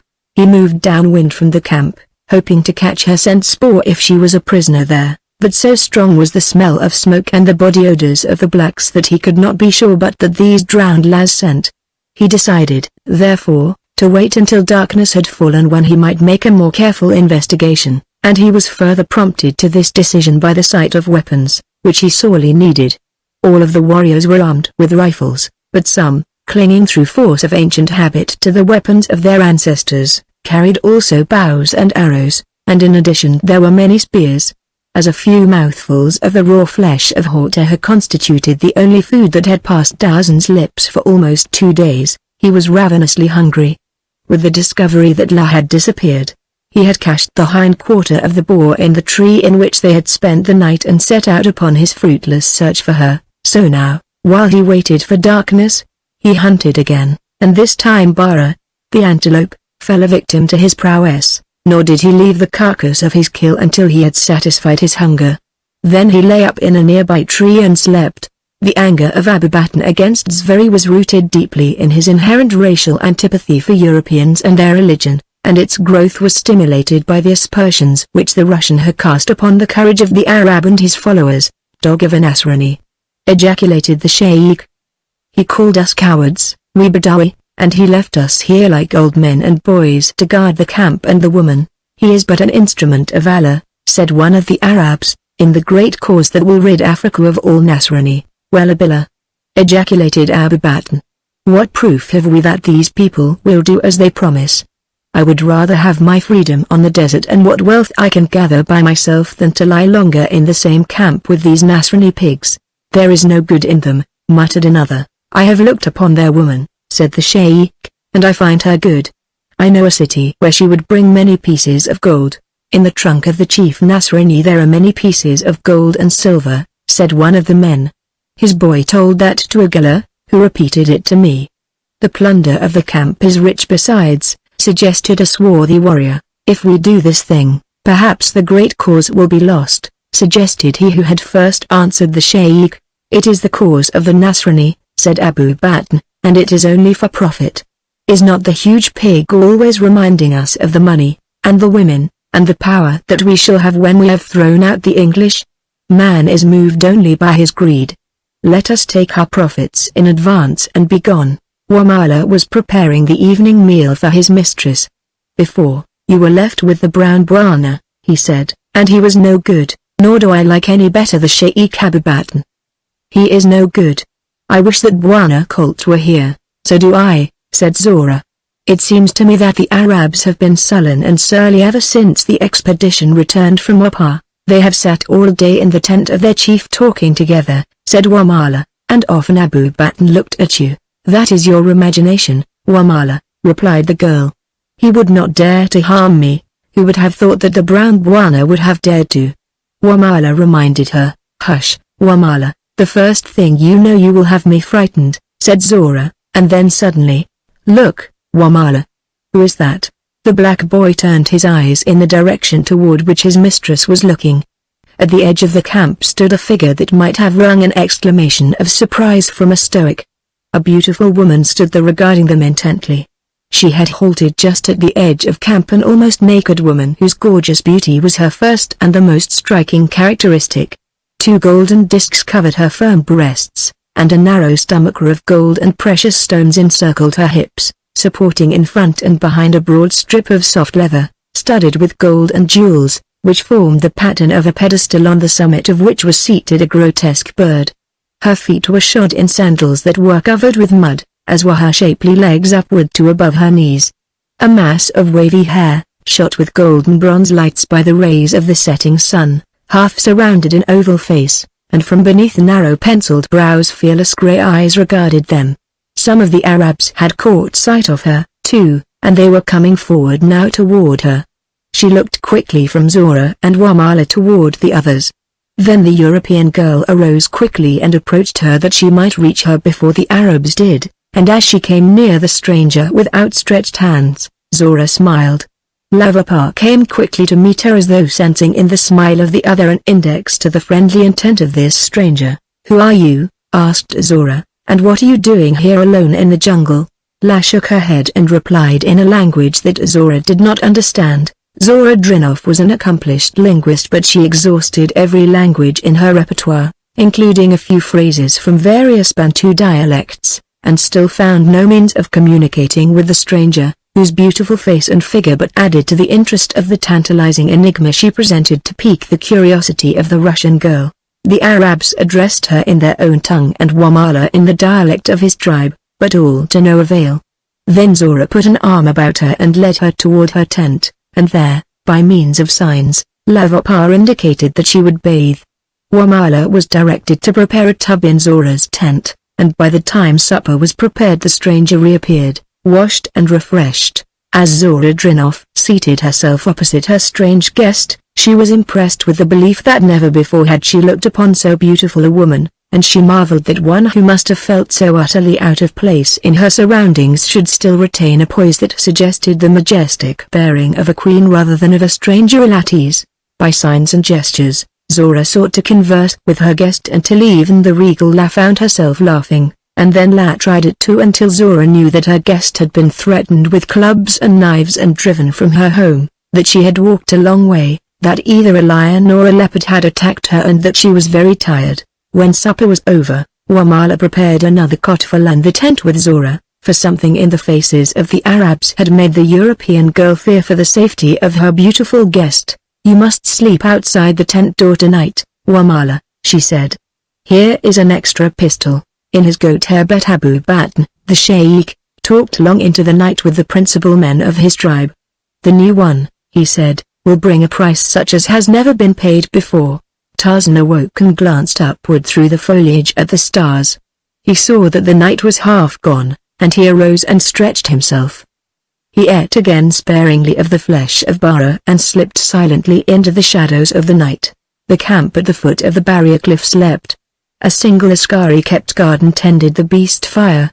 From a tree at the edge of the camp 2 eyes watched him, and when he was looking away a figure dropped silently into the shadows. Behind the huts of the porters it crept, pausing occasionally to test the air with dilated nostrils. It came at last, among the shadows, to the tents of the Europeans, and one by one it ripped a hole in each rear wall and entered. It was Tarzan searching for La, but he did not find her and, disappointed, he turned to another matter. Making a half-circuit of the camp, moving sometimes only inch by inch as he wormed himself along on his belly, lest the askari upon guard might see him, he made his way to the shelters of the other askaris, and there he selected a bow and arrows, and a stout spear, but even yet he was not done. For a long time he crouched waiting until the askari by the fire should turn in a certain direction. Presently the sentry arose and threw some dry wood upon the fire, after which he walked toward the shelter of his fellows to awaken the man who was to relieve him. It was this moment for which Tarzan had been waiting. The path of the askari brought him close to where Tarzan lay in hiding. The man approached and passed, and in the same instant Tarzan leapt to his feet and sprang upon the unsuspecting black. A strong arm encircled the fellow from behind and swung him to a broad, bronzed shoulder. As Tarzan had anticipated, a scream of terror burst from the man's lips, awakening his fellows, and then he was borne swiftly through the shadows of the camp away from the beast fire as, with his prey struggling futilely in his grasp, the ape-man leapt the thorn boma and disappeared into the black jungle beyond. So sudden and violent was the attack, so complete the man's surprise, that he had loosened his grasp upon his rifle in an effort to clutch his antagonist as he was thrown lightly to the shoulder of his captor. His screams, echoing through the forest, brought his terrified companions from their shelters in time to see an indistinct form leap the boma and vanish into the darkness. They stood temporarily paralyzed by fright, listening to the diminishing cries of their comrade. Presently these ceased as suddenly as they had commenced. Then the headman found his voice. "Simba," he said. "It was not Simba," declared another. "It ran high upon two legs, like a man. I saw it." Presently from the dark jungle came a hideous, long-drawn cry. "That is the voice of neither man nor lion," said the headman. "It is a demon," whispered another, and then they huddled about the fire, throwing dry wood upon it until its blaze had crackled high into the air. In the darkness of the jungle Tarzan paused and laid aside his spear and bow, possession of which had permitted him to use but one hand in his abduction of the sentry. Now the fingers of his free hand closed upon the throat of his victim, putting a sudden period to his screams. Only for an instant did Tarzan choke the man, and when he relaxed his grasp upon the fellow's throat, the black made no further outcry, fearing to invite again the ungentle grip of those steel fingers. Quickly Tarzan jerked the fellow to his feet, relieved him of his knife and, grasping him by his thick wool, pushed him ahead of him into the jungle, after stooping to retrieve his spear and bow. It was then that he voiced the victory cry of the bull ape, for the value of the effect that it would have not only upon his victim, but upon his fellows in the camp behind them. Tarzan had no intention of harming the fellow. His quarrel was not with the innocent black tools of the white men, and, while he would not have hesitated to take the life of the black had it been necessary, he knew them well enough to know that he might effect his purpose with them as well without bloodshed as with it. The whites could not accomplish anything without their black allies, and if Tarzan could successfully undermine the morale of the latter, the schemes of their masters would be as effectually thwarted as though he had destroyed them, since he was confident that they would not remain in a district where they were constantly reminded of the presence of a malign, supernatural enemy. Furthermore, this policy accorded better with Tarzan's grim sense of humor and, therefore, amused him, which the taking of life never did. For an hour he marched his victim ahead of him in an utter silence, which he knew would have its effect upon the nerves of the black man. Finally he halted him, stripped his remaining clothing from him, and taking the fellow's loincloth bound his wrists and ankles together loosely. Then, appropriating his cartridge belt and other belongings, Tarzan left him, knowing that the black would soon free himself from his bonds, yet, believing that he had made his escape, would remain for life convinced that he had narrowly eluded a terrible fate. Satisfied with his night's work, Tarzan returned to the tree in which he had cached the carcass of Bara, ate once more and lay up in sleep until morning, when he again took up his search for La, seeking trace of her up the valley beyond the barrier cliff of Opar, in the general direction that her spoor had indicated she had gone, though, as a matter of fact, she had gone in precisely the opposite direction, down the valley. Chapter 8 The Treachery of Abubatan. Night was falling when a frightened little monkey took refuge in a treetop. For days he had been wandering through the jungle, seeking in his little mind a solution for his problem during those occasional intervals that he could concentrate his mental forces upon it. But in an instant he might forget it to go swinging and scampering through the trees, or again a sudden terror would drive it from his consciousness, as one or another of the hereditary menaces to his existence appeared within the range of his perceptive faculties. While his grief lasted, it was real and poignant, and tears welled in the eyes of little Kimmer as he thought of his absent master. Lurking always within him upon the borderland of conviction was the thought that he must obtain succor for Tarzan. In some way he must fetch aid to his master. The great black Gamangani warriors, who were also the servants of Tarzan, were many darknesses away, but yet it was in the general direction of the country of the Waziri that he drifted. Time was in no sense the essence of the solution of this or any other problem in the mind of Kimmer. He had seen Tarzan enter Opar alive.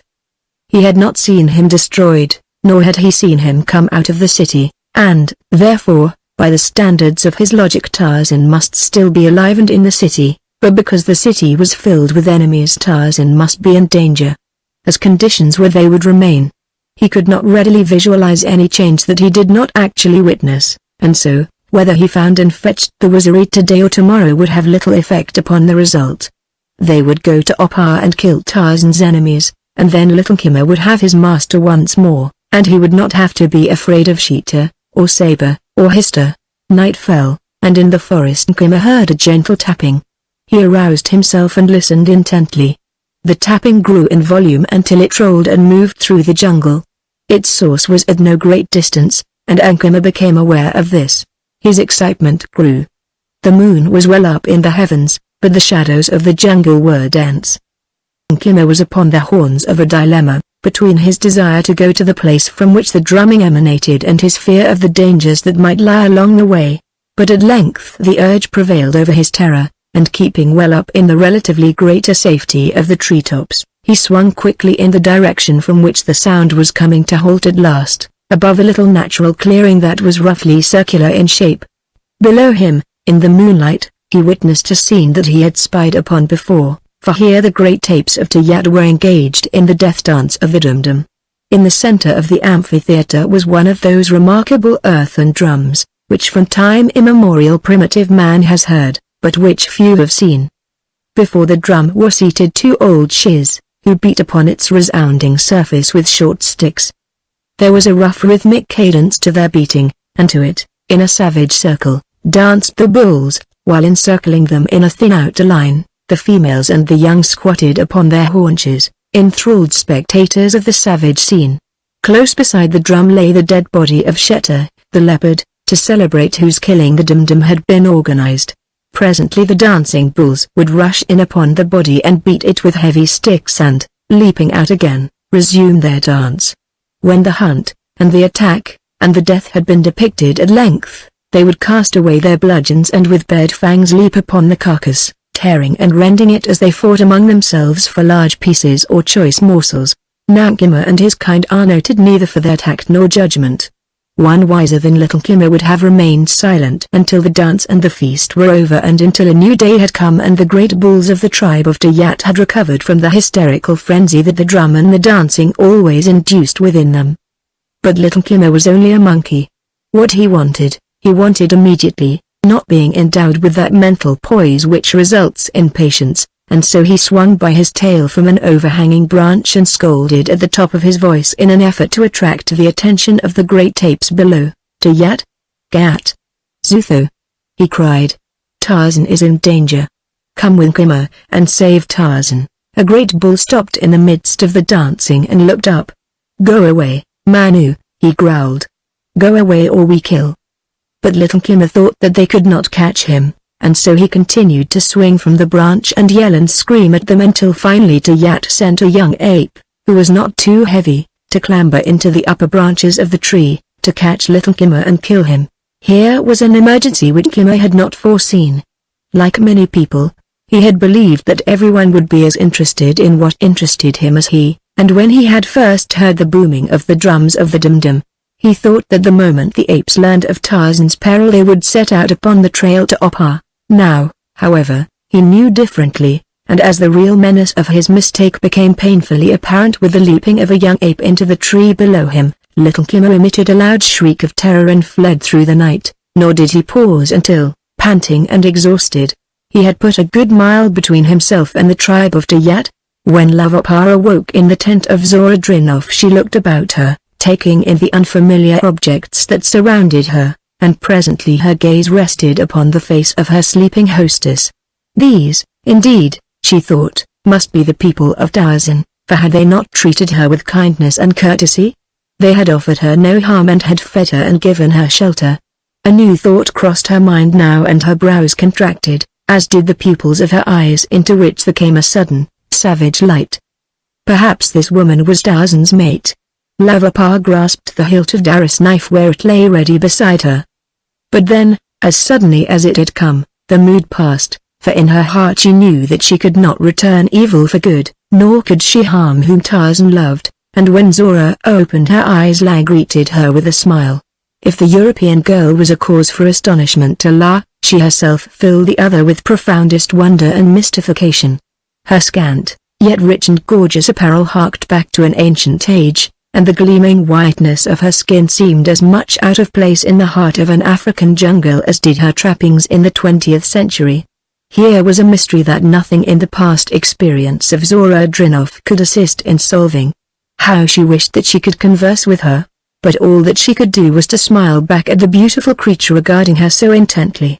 La, accustomed as she had been to being waited upon all her life by the lesser priestesses of Opar, was surprised by the facility with which Zora Drinov attended to her own needs as she rose to bathe and dress, the only service she received being in the form of a pail of hot water that Wamala fetched and poured into her folding tub. Yet though La had never before been expected to lift a hand in the making of her toilet, she was far from helpless, and perhaps she found pleasure in the new experience of doing for herself. Unlike the customs of the men of Opar, those of its women required scrupulous bodily cleanliness, so that in the past much of La's time had been devoted to her toilet, to the care of her nails, and her teeth, and her hair, and to the massaging of her body with aromatic unguents, customs, handed down from a cultured civilization of antiquity, to take on in ruined Opar the significance of religious rites. By the time the two girls were ready for breakfast, Wamala was prepared to serve it, and as they sat outside the tent beneath the shade of a tree, eating the coarse fare of the camp, Zora noted unwonted activity about the bets of the Arabs, but she gave the matter little thought, as they had upon other occasions moved their tents from one part of the camp to another. Breakfast over, Zora took down her rifle, wiped out the bore and oiled the breech mechanism, for today she was going out after fresh meat, the Arabs having refused to hunt. La watched her with evident interest and later saw her depart with Wamala and two of the black porters, but she did not attempt to accompany her since, although she had looked for it, she had received no sign to do so. Ibn Damuk was the son of a sheikh of the same tribe as Abu Batn, and upon this expedition he was the latter's right-hand man. With the fold of his thob drawn across the lower part of his face, leaving only his eyes exposed, he had been watching the two girls from a distance.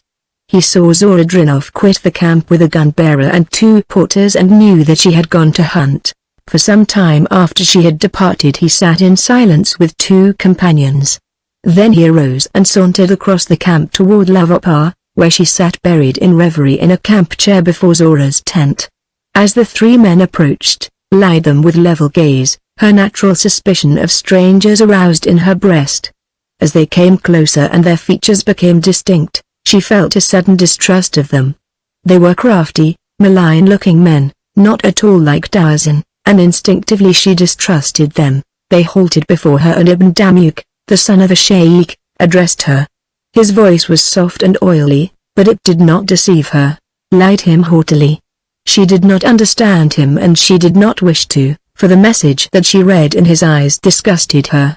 She shook her head to signify that she did not understand and turned away to indicate that the interview was terminated, but Ibn Damuk stepped closer and laid a hand familiarly upon her naked shoulder. Her eyes flaming with anger, La leapt to her feet, one hand moving swiftly to the hilt of her dagger. Ibn Damuk stepped back, but one of his men leapt forward to seize her. Misguided fool. Like a tigress she was upon him, and before his friends could intervene, the sharp blade of the knife of Darius, the priest of the flaming god, had sunk thrice into his breast, and with a gasping scream he had slumped to the ground dead, with flaming eyes and bloody knife. The high priestess of Opar stood above her kill, while Abu Batn and the other Arabs, attracted by the death cry of the stricken man, ran hurriedly toward the little group. "Stand back!" cried La. "Lay no profaning hand upon the person of the high priestess of the flaming god." They did not understand her words, but they understood her flashing eyes and her dripping blade. Jabbering volubly, they gathered around her, but at a safe distance. "What means this, Ibn Damuk?" demanded Abu Batn. Dogman did but touch her, and she flew at him like Eladra, Lord of the Broad Head. "A lioness she may be," said Abu Batn, "but she must not be harmed." "Wallah!" exclaimed Ibn Damuk, "but she must be tamed." "Her taming we may leave to him who will pay many pieces of gold for her," replied the sheikh. "It is necessary only for us to cage her. Surround her, my children, and take the knife from her. Make her wrists secure behind her back, and by the time the other returns we shall have struck camp and be ready to depart." A dozen brawny men leapt upon La simultaneously. "Do not harm her! Do not harm her!" screamed Abu Batn, as, fighting like a lioness indeed, La sought to defend herself. Slashing right and left with her dagger, she drew blood more than once before they overpowered her, nor did they accomplish it before another Arab fell with a pierced heart. But at length they succeeded in wrenching the blade from her and securing her wrists. Leaving 2 warriors to guard her, Abu Batn turned his attention to gathering up the few black servants that remained in camp. These he forced to prepare loads of such of the camp equipment and provisions as he required.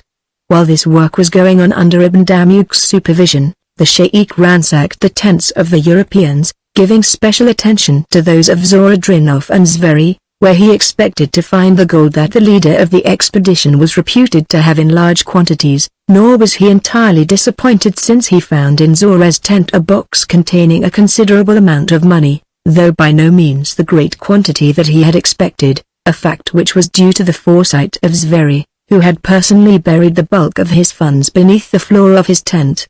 Zora met with unexpected success in her hunting, for within a little more than an hour of her departure from camp she had come upon antelope, and 2 quick shots had dropped as many members of the herd. She waited while the porters skinned and dressed them and then returned leisurely toward camp. Her mind was occupied to some extent with the disquieting attitude of the Arabs, but she was not at all prepared for the reception that she met when she approached camp about noon. She was walking in advance, immediately followed by Warmala, who was carrying both of her rifles, while behind them were the porters, staggering under their heavy loads. Just as she was about to enter the clearing, Arabs leapt from the underbrush on either side of the trail. 2 of them seized Warmala and wrenched the rifles from his grasp, while others laid heavy hands upon Zora. She tried to free herself from them and draw her revolver, but the attack had taken her so by surprise that before she could accomplish anything in defense, she was overpowered and her hands bound at her back. "What is the meaning of this?" she demanded. "Where is Abu Batn, the sheikh?" The men laughed at her. "You shall see him presently," said one. "He has another guest whom he is entertaining, so he could not come to meet you," at which they all laughed again. As she stepped into the clearing where she could obtain an unobstructed view of the camp, she was astounded by what she saw. Every tent had been struck. The Arabs were leaning on their rifles ready to march, each of them burdened with a small pack, while the few black men, who had been left in camp, were lined up before heavy loads. All the rest of the paraphernalia of the camp, which Abu Batn had not men enough to transport, was heaped in a pile in the center of the clearing, and even as she looked she saw men setting torches to it. As she was led across the clearing toward the waiting Arabs, she saw her erstwhile guest between 2 warriors, her wrists confined by thongs even as her own. Near her, scowling malevolently, was Abu Batn. "Why have you done this thing, Abu Batn?" demanded Zora. "Allah was wroth that we should betray our land to the Nasrani," said the sheikh. "We have seen the light, and we are going back to our own people. What do you intend to do with this woman and with me?" asked Zora. "We shall take you with us for a little way," replied Abu Batn. "I know a kind man who is very rich, who will give you both a good home." "You mean that you are going to sell us to some black sultan?" demanded the girl. The sheikh shrugged. "I would not put it that way," he said. "Rather let us say that I am making a present to a great and good friend and saving you and this other woman from certain death in the jungle should we depart without you." "Abu Batn, you are a hypocrite and a traitor," cried Zora, her voice vibrant with contempt. "The Nasrani like to call names," said the sheikh with a sneer. "Perhaps if the pig, Zveri, had not called us names, this would not have happened. So this is your revenge?" asked Zora, because he reproached you for your cowardice at Opar? Enough!" snapped Abu Bakr. "Come, my children, let us be gone." As the flames licked at the edges of the great pile of provisions and equipment that the Arabs were forced to leave behind, the deserters started upon their march toward the west. The girls marched near the head of the column, the feet of the Arabs and the carriers behind them totally obliterating their spoor from the motley record of the trail. They might have found some comfort in their straits had they been able to converse with one another. But La could understand no one, and Zora found no pleasure in speaking to the Arabs, while Wamala and the other blacks were so far toward the rear of the column that she could not have communicated with them had she cared to. To pass the time away, Zora conceived the idea of teaching her companion in misery some European language, and because in the original party there had been more who were familiar with English than any other tongue, she selected that language for her experiment. She began by pointing to herself and saying woman and then to land, repeating the same word, after which she pointed to several of the Arabs in succession and said man in each instance. It was evident that Land understood her purpose immediately, for she entered into the spirit of it with eagerness and alacrity, repeating the two words again and again, each time indicating either a man or a woman. Next the European girl again pointed to herself and said Zora. For a moment La was perplexed, and then she smiled and nodded. Zora, she said, pointing to her companion, and then, swiftly, she touched her own breast with a slender forefinger and said, La, and this was the beginning. Each hour La learned new words, all nouns at first, that described each familiar object that appeared oftenest to their view. She learned with remarkable celerity, evidencing an alert and intelligent mind and a retentive memory, for once she learned a word she never forgot it. Her pronunciation was not always perfect, for she had a decidedly foreign accent that was like nothing Zora Drinov ever had heard before, and so altogether captivating that the teacher never tired of hearing her pupil recite. As the march progressed, Zora realized that there was little likelihood that they would be mistreated by their captors, it being evident to her that the sheikh was impressed with the belief that the better the condition in which they could be presented to their prospective purchaser the more handsome the return that Abu Bakr might hope to receive. Their route lay to the northwest through a section of the Gula country of Abyssinia, and from scraps of conversation Zora overhead she learned that Abu Bakr and his followers were apprehensive of danger during this portion of the journey. And well they may have been, since for ages the Arabs have conducted raids in Gila territory for the purpose of capturing slaves, and among the Negroes with them was a Gila slave that Abu Bakr had brought with him from his desert home. After the first day the prisoners had been allowed the freedom of their hands, but always Arab guards surrounded them, though there seemed little likelihood that an unarmed girl would take the risk of escaping into the jungle, where she would be surrounded by the dangers of wild beasts or almost certain starvation. However, could Abu Bakr have read their thoughts, he might have been astonished to learn that in the mind of each was a determination to escape to any fate rather than to march docilely on to an end that the European girl was fully conscious of and which Lavapa unquestionably surmised in part. La's education was progressing nicely by the time the party approached the border of the Gula country, but in the meantime both girls had become aware of a new menace threatening Lavapa. Ibn Damuk marched often beside her, and in his eyes, when he looked at her, was a message that needed no words to convey. But when Abu Bakr was near, Ibn Damuk ignored the fair prisoner, and this caused Zora the most apprehension, for it convinced her that the wily Ibn was but biding his time until he might find conditions favorable to the carrying out of some scheme that he already had decided upon, nor did Zora harbor any doubts as to the general purpose of his plan. At the edge of the Gila country they were halted by a river in flood. They could not go north into Abyssinia proper, and they dared not go south, where they might naturally have expected pursuit to follow. So perforce they were compelled to wait where they were, and while they waited Ibn Damuk struck. Chapter 9 In the death cell of Opar. Once again Peter's Very stood before the walls of Opar, and once again the courage of his black soldiers was dissipated by the weird cries of the inmates of the City of Mystery. The 10 warriors, who had not been to Opar before and who had volunteered to enter the city, halted trembling as the first of the blood-curdling screams rose, shrill and piercing, from the forbidding ruins. Miguel Romero once more led the invaders, and directly behind him was Wayne Colt. According to the plan the blacks were to have followed closely behind these two, with the rest of the whites bringing up the rear, where they might rally and encourage the Negroes, or if necessary, force them on at the points of their pistols. But the blacks would not even enter the opening of the outer wall, so demoralized were they by the uncanny warning screams which their superstitious minds attributed to malignant demons, against which there could be no defense and whose animosity meant almost certain death for those who disregarded their wishes. "In with you, you dirty cowards!" cried Sverre, menacing the blacks with his revolver in an effort to force them into the opening. One of the warriors raised his rifle threateningly. "Put away your weapon, white man," he said. "We will fight men, but we will not fight the spirits of the dead." "Lay off, Peter," said Dorsky. "You will have the whole bunch on us in a minute and we shall all be killed." Sverre lowered his pistol and commenced to plead with the warriors, promising them rewards that amounted to riches to them if they would accompany the whites into the city, but the volunteers were obdurate. Nothing could induce them to venture into Opar. Seeing failure once again imminent and with a mind already obsessed by the belief that the treasures of Opar would make him fabulously wealthy and ensure success of his secret scheme of empire, Sverre determined to follow Romero and Colt with the remainder of his aides, which consisted only of Dorsky, Ivich and the Filipino boy.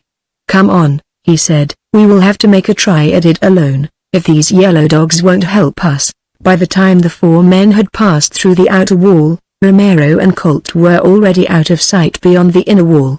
Once again the warning scream broke menacingly upon the brooding silence of the ruined city. "God!" ejaculated Ivich. "What do you suppose it could be?" "Shut up," exclaimed Sverre irritably.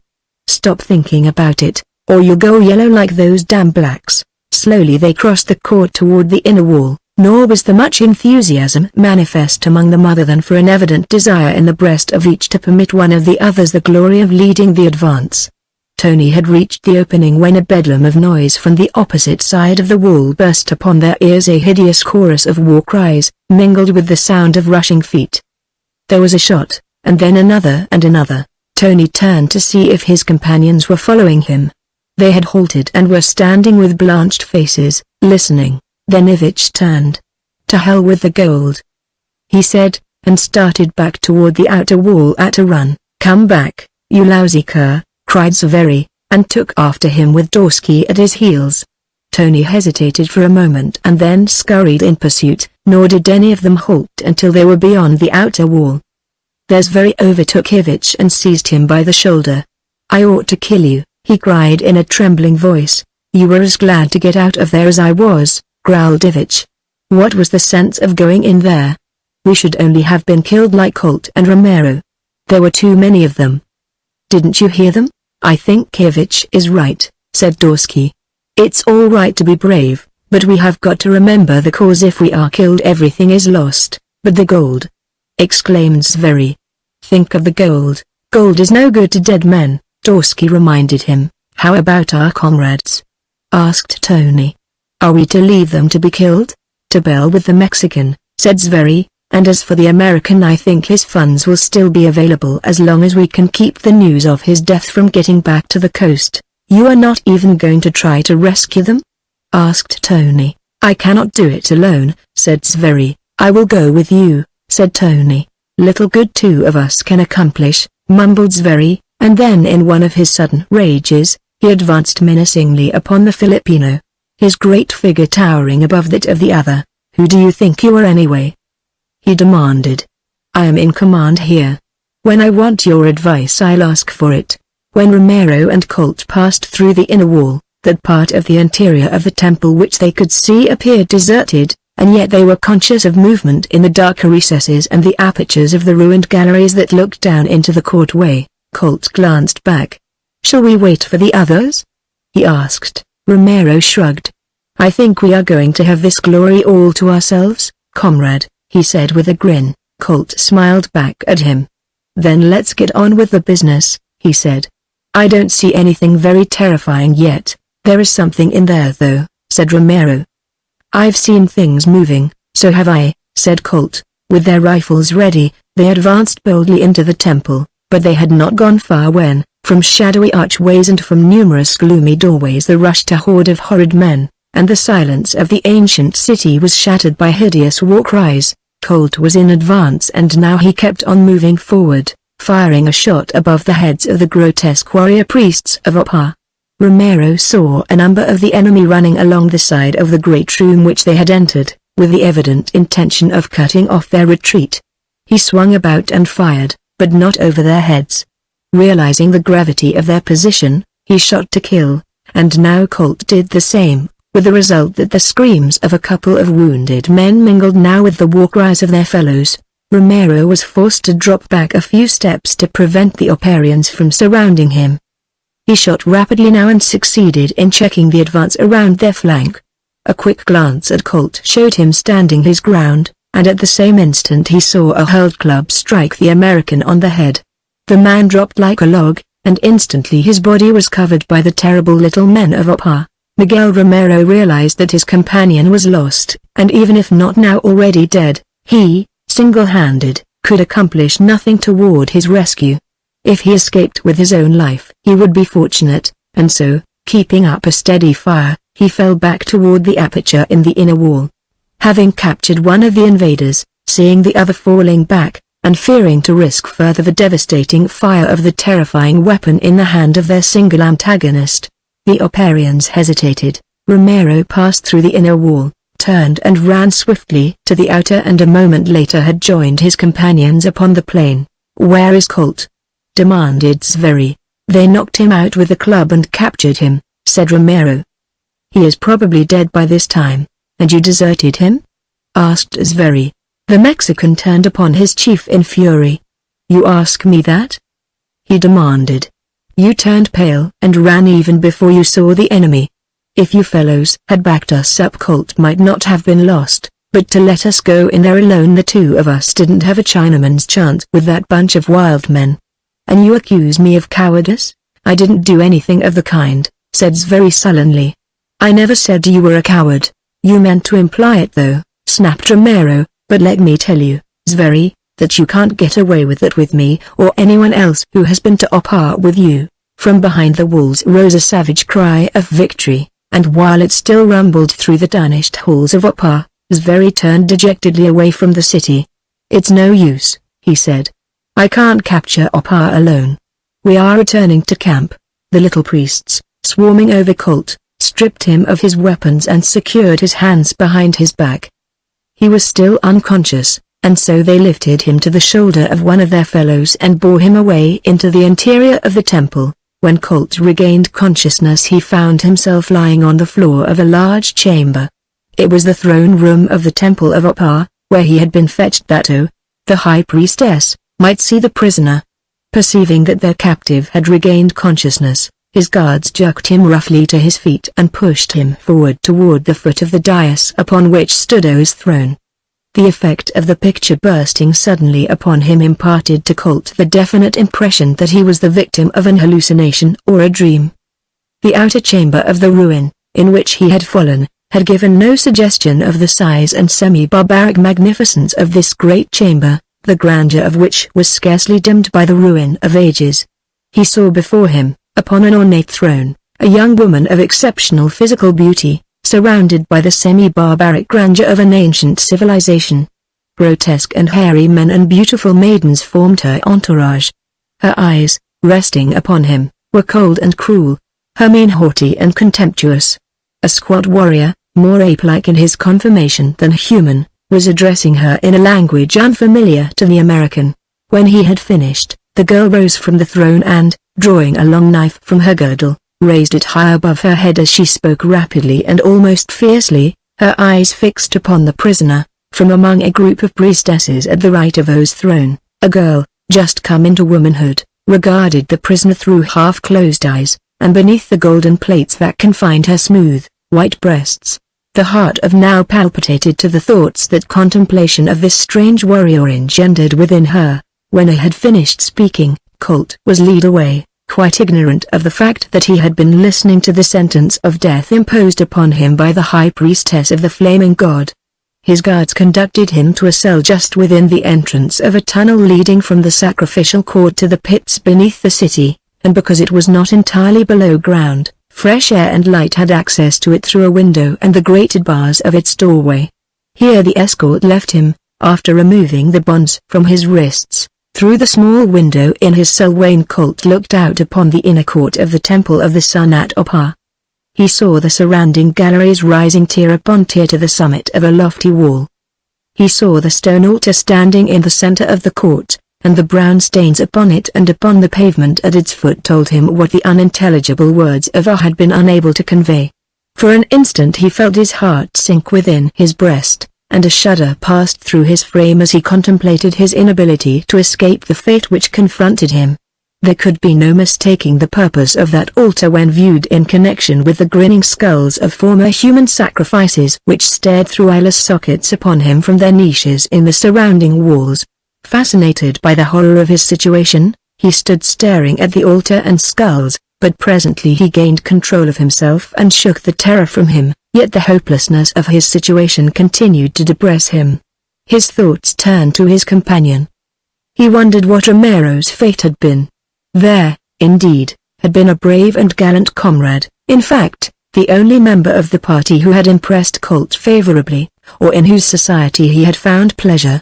The others had seemed either ignorant fanatics or avaricious opportunists, while the manner and speech of the Mexican had stamped him as a light-hearted soldier of fortune, who might gaily offer his life in any cause which momentarily seized his fancy with an eye more singly for excitement and adventure than for any serious purpose. He did not know, of course, that Zveri and the others had deserted him, but he was confident that Romero had not before his cause had become utterly hopeless, or until the Mexican himself had been killed or captured. In lonely contemplation of his predicament, Colt spent the rest of the long afternoon. Darkness fell, and still there came no sign from his captors. He wondered if they intended leaving him there without food or water, or if, perchance, the ceremony that was to see him offered in sacrifice upon that grim, brown-stained altar was scheduled to commence so soon that they felt it unnecessary to minister to his physical needs.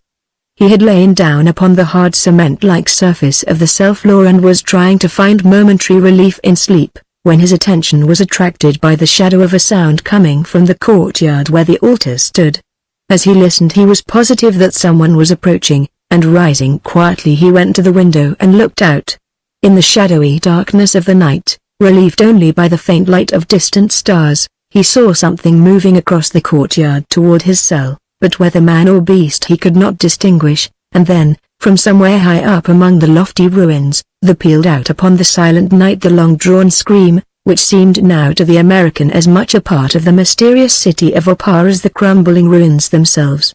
It was a sullen and discouraged party that made its way back to the camp at the edge of the forest below the barrier cliffs of Opar, and when they arrived it was to find only further disorganization and discouragement. No time was lost in narrating to the members of the returning expedition the story of the sentry who had been carried off into the jungle at night by a demon, from whom the man had managed to escape before being devoured. Still fresh in their minds was the uncanny affair of the death of Rahunath War, nor were the nerves of those who had been before the walls of Opar inclined to be at all steadied by that experience, so that it was a nervous company that bivouacked that night beneath the dark trees at the edge of the gloomy forest and, with sighs of relief, witnessed the coming of dawn. Later, after they had taken up the march toward the base camp, the spirit of the blacks gradually returned to normal and presently the tension under which they had been laboring for days was relieved by song and laughter, but the whites were gloomy and sullen. Zveri and Romero did not speak to one another, while Ivich, like all weak characters, nursed a grievance against everyone because of his own display of cowardice during the fiasco at Opar. From the interior of a hollow tree in which he had been hiding, little Kimmer saw the column pass, and after it was safely by he emerged from his retreat and, dancing up and down upon a limb of the tree, shouted dire threats after them and called them many names. Tarzan of the apes lay stretched upon his belly upon the back of Tantor. The elephant, his elbows upon the broad head, his chin resting in his cupped hands. Futile had been his search for the spoor of Lavopar. Had the earth opened and swallowed her she could not more effectually have disappeared. Today Tarzan had come upon Tantor and, as had been his custom from childhood, he had tarried for that silent communion with the sagacious old patriarch of the forest, which seemed always to impart to the man something of the beast's great strength of character and poise. There was an atmosphere of restful stability about Tantor that filled the ape-man with a peace and tranquility that he found restful, and Tantor, upon his part, welcomed the companionship of the Lord of the Jungle, whom, alone, of all two-legged creatures, he viewed with friendship and affection. The beasts of the jungle acknowledge no master, least of all the cruel tyrant that drives civilized man throughout his headlong race from the cradle to the grave. Time, the master of countless millions of slaves. Time, the measurable aspect of duration, was measureless to Tarzan and Tantor. Of all the vast resources that nature had placed at their disposal, she had been most profligate with time, since she had awarded to each all that he could use during his lifetime, no matter how extravagant of it he might be. So great was the supply of it that it could not be wasted, since there was always more, even up to the moment of death, after which it ceased, with all things, to be essential to the individual. Tantor and Tarzan, therefore, were wasting no time as they communed together in silent meditation, but though time and space go on forever, whether in curves or straight lines, all other things must end, and so the quiet and the peace that the two friends were enjoying were suddenly shattered by the excited screams of a diminutive monkey in the foliage of a great tree above them. It was Kima. He had found his Tarzan, and his relief and joy aroused the jungle to the limit of his small, shrill voice. Lazily Tarzan rolled over and looked up at the jabbering simian above him, and then Kima, satisfied now beyond peradventure of a doubt that this was, indeed, his master, launched himself downward to alight upon the bronzed body of the ape-man. Slender, hairy little arms went around Tarzan's neck as Kima hugged close to this haven of refuge which imparted to him those brief moments in his life when he might enjoy the raptures of a temporary superiority complex. Upon Tarzan's shoulder he felt almost fearless and could, with impunity, insult the entire world. "Where have you been, Kima?" asked Tarzan. "Looking for Tarzan," replied the monkey. "What have you seen since I left you at the walls of Oppa?" demanded the ape-man. "I have seen many things. I have seen the great Mangani dancing in the moonlight around the dead body of Sheeta. I have seen the enemies of Tarzan marching through the forest. I have seen Hista, gorging himself on the carcass of Bara. Have you seen a Tarmangani she?" demanded Tarzan. "No," replied Kima. There were no shis among the Gamangani and Tarmangani enemies of Tarzan. Only bulls, and they marched back toward the place when Kima first saw them. "When was this?" asked Tarzan. Kudu had climbed into the heavens but a short distance out of the darkness when Kima saw the enemies of Tarzan marching back to the place where he first saw them. "Perhaps we had better see what they are up to," said the ape-man. He slapped Tantor affectionately with his open palm in farewell, leapt to his feet and swung nimbly into the overhanging branches of a tree, while far away's very end his party plodded through the jungle toward their base camp. Tarzan of the Apes follows no earthbound trails where the density of the forest offers him the freedom of leafy highways, and thus he moves from point to point with a speed that has often been disconcerting to his enemies. Now he moved in an almost direct line so that he overtook the expedition as it made camp for the night. As he watched them from behind a leafy screen of high-flung foliage, he noticed, though with no surprise, that they were not burdened with any treasure from Oppa. As the success and happiness of jungle dwellers, nay, even life itself, is largely dependent upon their powers of observation, Tarzan had developed his to a high degree of perfection. At his first encounter with this party he had made himself familiar with the faces, physiques and carriages of all of its principals and of many of its humble warriors and porters, with the result that he was immediately aware that Colt was no longer with the expedition. Experience permitted Tarzan to draw a rather accurate picture of what had happened at Oppa and of the probable fate of the missing man. Years ago he had seen his own courageous waziri turn and flee upon the occasion of their first experience of the weird warning screams from the ruined city, and he could easily guess that Colt, attempting to lead the invaders into the city, had been deserted and found either death or capture within the gloomy interior. This, however, did not greatly concern Tarzan. While he had been rather drawn toward Colt by that tenuous and invisible power known as personality, he still considered him as one of his enemies, and if he were either dead or captured Tarzan's cause was advanced by that much. From Tarzan's shoulder Kima looked down upon the camp, but he kept silent as Tarzan had instructed him to do. Kima saw many things that he would have liked to have possessed, and particularly he coveted a red calico shirt worn by one of the askaris. This, he thought, was very grand, indeed, being set off as it was by the unrelieved nakedness of the majority of the blacks. Nkima wished that his master would descend and slay them all, but particularly the man with the red shirt, for, at heart, Nkima was bloodthirsty, which made it fortunate for the peace of the jungle that he had not been born a gorilla. But Tarzan's mind was not set upon carnage. He had other means for thwarting the activities of these strangers. During the day he had made a kill, and now he withdrew to a safe distance from the camp and satisfied his hunger, while Nkima searched for birds' eggs, fruit, and insects. And so night fell, and when it had enveloped the jungle in impenetrable darkness, relieved only by the beast fires of the camp, Tarzan returned to a tree where he could overlook the activities of the bivouacked expedition. He watched them in silence for a long time, and then suddenly he raised his voice in a long scream that perfectly mimicked the hideous warning cry of Opa's defenders. The effect upon the camp was instantaneous. Conversation, singing, and laughter ceased. For a moment the men sat as in a paralysis of terror. Then, seizing their weapons, they came closer to the fire. With the shadow of a smile upon his lips, Tarzan melted away into the jungle. Chapter 10 The Love of a Priestess. Ibn Damuk had bided his time, and now, in the camp by the swollen river at the edge of the Gila country, he at last found the opportunity he had so long awaited. The surveillance over the two prisoners had somewhat relaxed, due largely to the belief entertained by Abu Bakr that the women would not dare to invite the perils of the jungle by attempting to escape from captors who were, at the same time, their protectors from even greater dangers. He had, however, reckoned without a just estimation of the courage and resourcefulness of his two captives, who, had he but known it, were constantly awaiting the first opportunity for escape. It was this fact, as well, that played into the hands of Ibn Damuk. With great cunning he enlisted the services of one of the blacks who had been forced to accompany them from the base camp and who was virtually a prisoner. By promising him his liberty, Ibn Damuk had easily gained the man's acquiescence in the plan that he had evolved.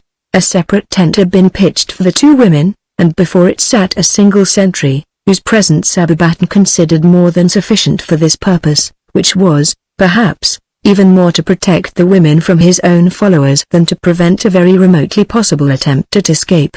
This night, which Ibn Damuk had chosen for his villainy, was one for which he had been waiting, since it found upon duty before the tent of the captives one of his own men, a member of his own tribe, who was bound by laws of hereditary loyalty to serve and obey him. In the forest, just beyond the camp, waited Ibn Damuk, with two more of his own tribesmen, 4 slaves that they had brought from the desert, and the black porter who was to win his liberty by this night's work. The interior of the tent that had been pitched for Zora and La was illuminated by a paper lantern, in which a candle burned dimly, and in this subdued light the two sat talking in La's newly acquired English, which was at best most fragmentary and broken. However, it was far better than no means of communication, and gave the two girls the only pleasure that they enjoyed. Perhaps it was not a remarkable coincidence that this night they were speaking of escape and planning to cut a hole in the back of their tent through which they might sneak away into the jungle after the camp had settled down for the night and their sentry should be dozing at his post. And while they conversed, the sentry before their tent rose and strolled away, and a moment later they heard a scratching upon the back of the tent. Their conversation ceased, and they sat with eyes riveted upon the point where the fabric of the tent moved to the pressure of the scratching without. Presently a voice spoke in a low whisper. "Memahib Drinov, who is it? What do you want?" asked Zora in a low voice. "I have found a way to escape. I can help you if you wish." "Who are you?" demanded Zora. "I'm Bukula," and Zora at once recognized the name as that of one of the blacks that Abu Bakr had forced to accompany him from the base camp. "Put out your lantern," whispered Bukula. "The sentry has gone away. I will come in and tell you my plans." Zora arose and blew out the candle, and a moment later the two captives saw Bukula crawling into the interior of the tent. "Listen, Memahib," he said, "the boys that Abu Bakr stole from Bwana's Ferry are running away tonight. We are going back to the safari. We will take you two with us, if you want to come." "Yes," said Zora, "we will come." "Good," said Bukula. "Now listen well to what I tell you. The sentry will not come back. but we cannot all go out at once. First I will take this other memahib with me out into the jungle where the boys are waiting, then I will return for you. You can make talk to her. Tell her to follow me and to make no noise." Zora turned to La. "Follow Bucula," she said. "We are going tonight. I will come after you." "I understand," replied La. "It is all right, Bucula," said Zora. "She understands." Bucula stepped to the entrance to the tent and looked quickly about the camp. "Come," he said, and, followed by La, disappeared quickly from Zora's view. The European girl fully realized the risk that they ran in going into the jungle alone with these half-savage blacks, yet she trusted them far more implicitly than she did the Arabs and, too, she felt that she and La together might circumvent any treachery upon the part of any of the Negroes, the majority of whom she knew would be loyal and faithful. Waiting in the silence and loneliness of the darkened tent, it seemed to Zora that it took Bucula an unnecessarily long time to return for her. But when minute after minute dragged slowly past until she felt that she had waited for hours and there was no sign either of the black or the sentry, her fears were aroused in earnest.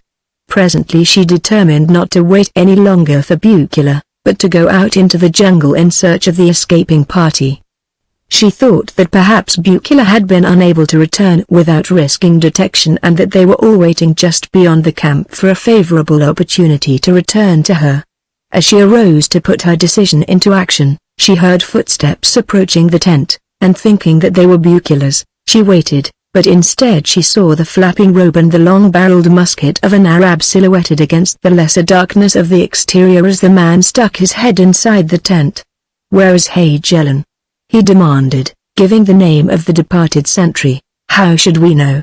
retorted Zora in a sleepy voice. "Why do you awaken us thus in the middle of the night? Are we the keepers of your fellows?" The fellow grumbled something in reply and then, turning, called aloud across the camp, announcing to all who might hear that Hagelen was missing and inquiring if any had seen him. Other warriors strolled over then, and there was a great deal of speculation as to what had become of Hagelen. The name of the missing man was called aloud many times, but there was no response, and finally the sheikh came and questioned everyone. "The women are in the tent yet?" he demanded of the new sentry. "Yes," replied the man. "I have talked with them." "It is strange," said Abu Batn, and then, "Ibn Damuk!" he cried. "Where art thou, Ibn? Hagelen was one of thy men." There was no answer. "Where is Ibn Damuk?" "He is not here," said a man standing near the sheikh. "Nor a Fodilendem," said another. "Search the camp and see who is missing," commanded Abu Batn. And when the search had been made they found that Ibn Damuk, Hagelen, Fodil, and Dem were missing with 5 of the blacks. "Ibn Damuk has deserted us," said Abu Batn. "Well, let it go. There will be fewer with whom to share the reward we shall reap when we are paid for the 2 women," and thus reconciling himself to the loss of 4 good fighting men, Abu Batn repaired to his tent and resumed his interrupted slumber. Weighted down by apprehension as to the fate of Land disappointment occasioned by her own failure to escape, Zora spent an almost sleepless night, yet fortunate for her peace of mind was it that she did not know the truth. Bucula moved silently into the jungle, followed by La, and when they had gone a short distance from the camp, the girl saw the dark forms of men standing in a little group ahead of them. The Arabs, in their telltale thobs, were hidden in the underbrush, but their slaves had removed their own white robes and, with Bucula, were standing naked but for G-strings, thus carrying conviction to the mind of the girl that only black prisoners of Abu Batn awaited her.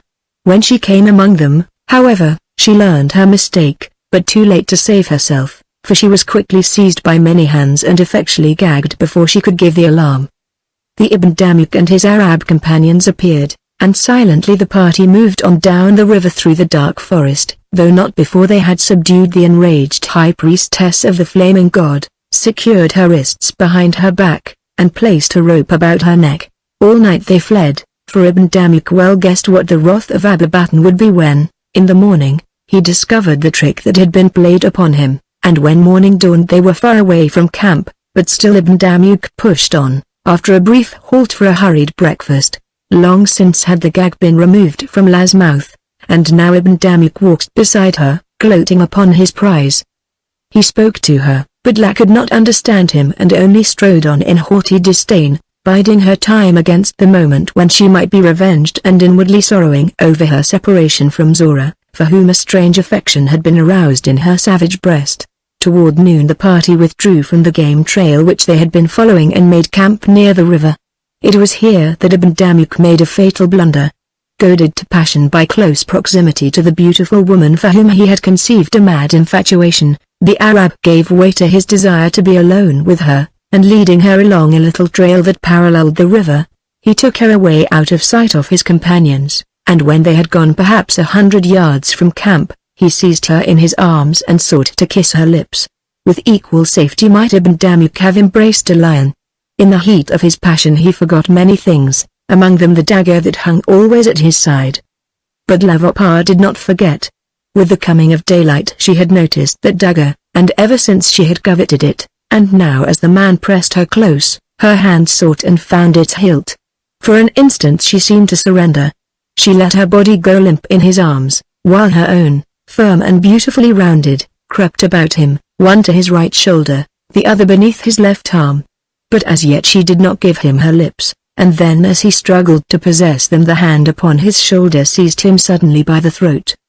The long, tapered fingers that seemed so soft and white were suddenly claws of steel that closed upon his windpipe, and simultaneously the hand that had crept so softly beneath his left arm drove his own long dagger into his heart from beneath his shoulder blade.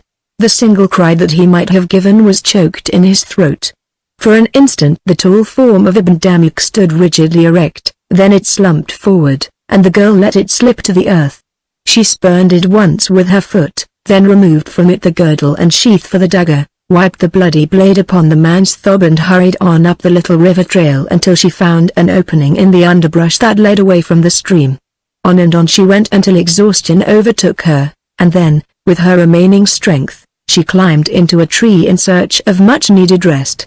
Wayne Colt watched the shadowy figure approach the mouth of the corridor where his cell lay. He wondered if this was a messenger of death, coming to lead him to sacrifice.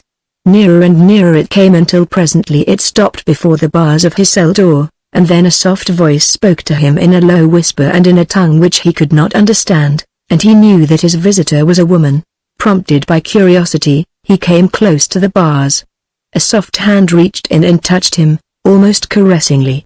A full moon rising above the high walls that ringed the sacrificial court suddenly flooded the mouth of the corridor and the entrance to Colt's cell in silvery light, and in it the American saw the figure of a young girl pressed against the cold iron of the grating. She handed him food, and when he took it she caressed his hand and drawing it to the bars pressed her lips against it. Wayne Colt was nonplussed. He could not know that now, the little priestess, had been the victim of love at first sight, that to her mind and eyes, accustomed to the sight of males only in the form of the hairy, grotesque priests of Opar, this stranger appeared a god indeed. A slight noise attracted Nau's attention toward the court and, as she turned, the moonlight flooded her face, and the American saw that she was very lovely. Then she turned back toward him, her dark eyes wells of adoration, her full, sensitive lips trembling with emotion as, still clinging to his hand, she spoke rapidly in low liquid tones. She was trying to tell Colt that at noon of the second day he was to be offered in sacrifice to the flaming god, that she did not wish him to die and if it were possible she would help him, but that she did not know how that would be possible. Colt shook his head. "I cannot understand you, little one," he said, and now, though she could not interpret his words, sensed the futility of her own. Then, raising one of her hands from his, she made a great circle in a vertical plane from east to west with a slender index finger, indicating the path of the sun across the heavens, and then she started a second circle, which she stopped at zenith, indicating high noon of the second day. For an instant her raised hand poised dramatically aloft, and then, the fingers closing as though around the hilt of an imaginary sacrificial knife, she plunged the invisible point deep into her bosom. "Thus will I destroy you," she said, reaching through the bars and touching Colt over the heart. The American thought that he understood the meaning of her pantomime, which he then repeated, plunging the imaginary blade into his own breast and looking questioningly at Nao. In reply she nodded sadly, and the tears welled to her eyes, as plainly as though he had understood her words. Colt realized that here was a friend who would help him if she could, and reaching through the bars, he drew the girl gently toward him and pressed his lips against her forehead. With a low sob now encircled his neck with her arms and pressed her face to his. Then, as suddenly, she released him and, turning, hurried away on silent feet, to disappear in the gloomy shadows of an archway at one side of the court of sacrifice. Colt ate the food that she had brought him and for a long time lay pondering the inexplicable forces which govern the acts of men. What train of circumstances leading down out of a mysterious past had produced this single human being in a city of enemies in whom, all unsuspecting, there must always have existed a germ of potential friendship for him, a stranger and alien, of whose very existence she could not possibly have dreamed before this day. He tried to convince himself that the girl had been prompted to her act by pity for his plight, but he knew in his heart that a more powerful motive impelled her. Colt had been attracted to many women, but he had never loved, and he wondered if that was the way that love came and if someday it would seize him as it had seized this girl, and he wondered also if, had conditions been different, he might have been as strongly attracted to her. If not, then there seemed to be something wrong in the scheme of things, and still puzzling over this riddle of the ages, he fell asleep upon the hard floor of his cell. With morning a hairy priest came and gave him food and water, and during the day others came and watched him, as though he were a wild beast in a menagerie. And so the long day dragged on, and once again night came, his last night. He tried to picture what the final ceremony would be like. It seemed almost incredible that in the 20th century he was to be offered as a human sacrifice to some heathen deity, but yet the pantomime of the girl and the concrete evidence of the bloody altar and the grinning skulls assured him that such must be the very fate awaiting him upon the morrow. He thought of his family and his friends at home. They would never know what had become of him. He weighed his sacrifice against the mission that he had undertaken, and he had no regret, for he knew that it had not been in vain. Far away, already near the coast, was the message he had dispatched by the runner. That would ensure that he had not failed in his part for the sake of a great principle for which, if necessary, he was glad to lay down his life. He was glad that he had acted promptly and sent the message when he had, for now, upon the morrow, he could go to his death without vain regrets. He did not want to die, and he made many plans during the day to seize upon the slightest opportunity that might be presented to him to escape. He wondered what had become of the girl and if she would come again now that it was dark. He wished that she would, for he craved the companionship of a friend during his last hours, but as the nights wore on, he gave up the hope and sought to forget the morrow in sleep. As Wayne Colt moved restlessly upon his hard couch, Fig, a lesser priest of Opar, snored upon his pallet of straw in the small, dark recess that was his bedchamber. Fig was the keeper of the keys, and so impressed was he with the importance of his duties that he never would permit anyone even to touch the sacred emblems of his trust, and probably because it was well known that Fig would die in defense of them, they were entrusted to him. Not with justice could Fig have laid any claim to intellectuality, if he had known that such a thing existed. He was only an abysmal brute of a man and, like many men, far beneath the so-called brutes in many of the activities of mind. When he slept, all his faculties were asleep, which is not true of wild beasts when they sleep. Fig's cell was in one of the upper stories of the ruins that still remained intact. It was upon a corridor that encircled the main temple court, a corridor that was now in dense shadow, since the moon, touching it early in the night, had now passed on, so that the figure creeping stealthily toward the entrance to Fig's chamber would have been noticeable only to one who happened to be quite close. It moved silently, but without hesitation, until it came to the entrance beyond which Fig lay. There it paused, listening, and when it heard Fig's noisy snoring, it entered quickly. Straight to the side of the sleeping man it moved, and there it knelt, searching with one hand lightly over his body, while the other grasped a long, sharp knife that hovered constantly above the hairy chest of the priest. Presently it found what it wanted, a great ring, upon which were strung several enormous keys. A leather thong fastened the ring to Fig's girdle, and with the keen blade of the dagger the nocturnal visitor sought to sever the thong. Fig stirred, and instantly the creature at his side froze to immobility. Then the priest moved restlessly and commenced to snore again, and once more the dagger sawed at the leather thong. It passed through the strand unexpectedly and touched the metal of the ring lightly, but just enough to make the keys jangle ever so slightly. Instantly Fig was awake, but he did not rise. He was never to rise again. Silently, swiftly, before the stupid creature could realize his danger, the keen blade of the dagger had pierced his heart. Soundlessly, Fig collapsed. His slayer hesitated a moment with poised dagger as though to make certain that the work had been well done. Then, wiping the telltale stains from the dagger's blade with the victim's loincloth, the figure arose and hurried from the chamber, in one hand the great keys upon their golden ring. Colt stirred uneasily in his sleep and then awakened with a start. In the waning moonlight he saw a figure beyond the grating of his cell. He heard a key turn in the massive lock. Could it be that they were coming for him? He rose to his feet, the urge of his last conscious thought strong upon him escape. And then as the door swung open, a soft voice spoke, and he knew that the girl had returned. She entered the cell and threw her arms about Colt's neck, drawing his lips down to hers.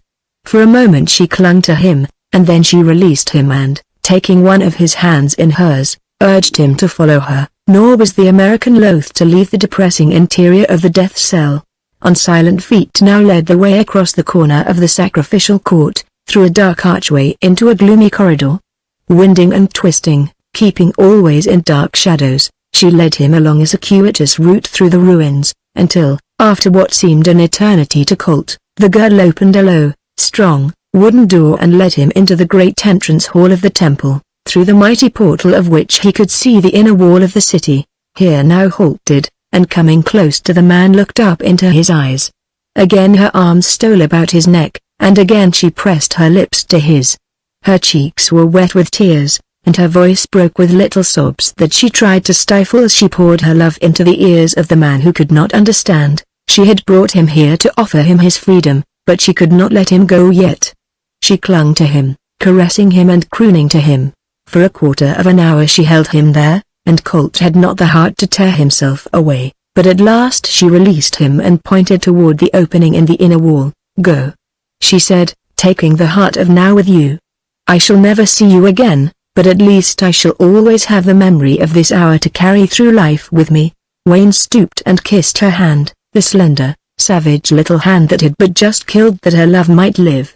Though of that, Wayne knew nothing. She pressed her dagger with its sheath upon him that he might not go out into the savage world unarmed, and then he turned away from her and moved slowly toward the inner wall.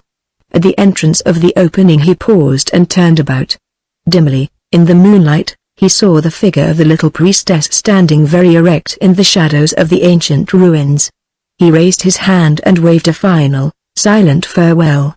A great sadness depressed Colt as he passed through the inner wall and crossed the court to freedom, for he knew that he had left behind him a sad and hopeless heart, in the bosom of one who must have risked death, perhaps, to save him a perfect friend of whom he could but carry a vague memory of a half-seen lovely face, a friend whose name he did not know, the only tokens of whom he had carried away with him were the memory of hot kisses and slender dagger, and thus, as Wayne Colt walked across the moonlit plain of Opar, the joy of his escape was tempered by sadness as he recalled the figure of the forlorn little priestess standing in the shadows of the ruins. Chapter 11 Lost in the Jungle.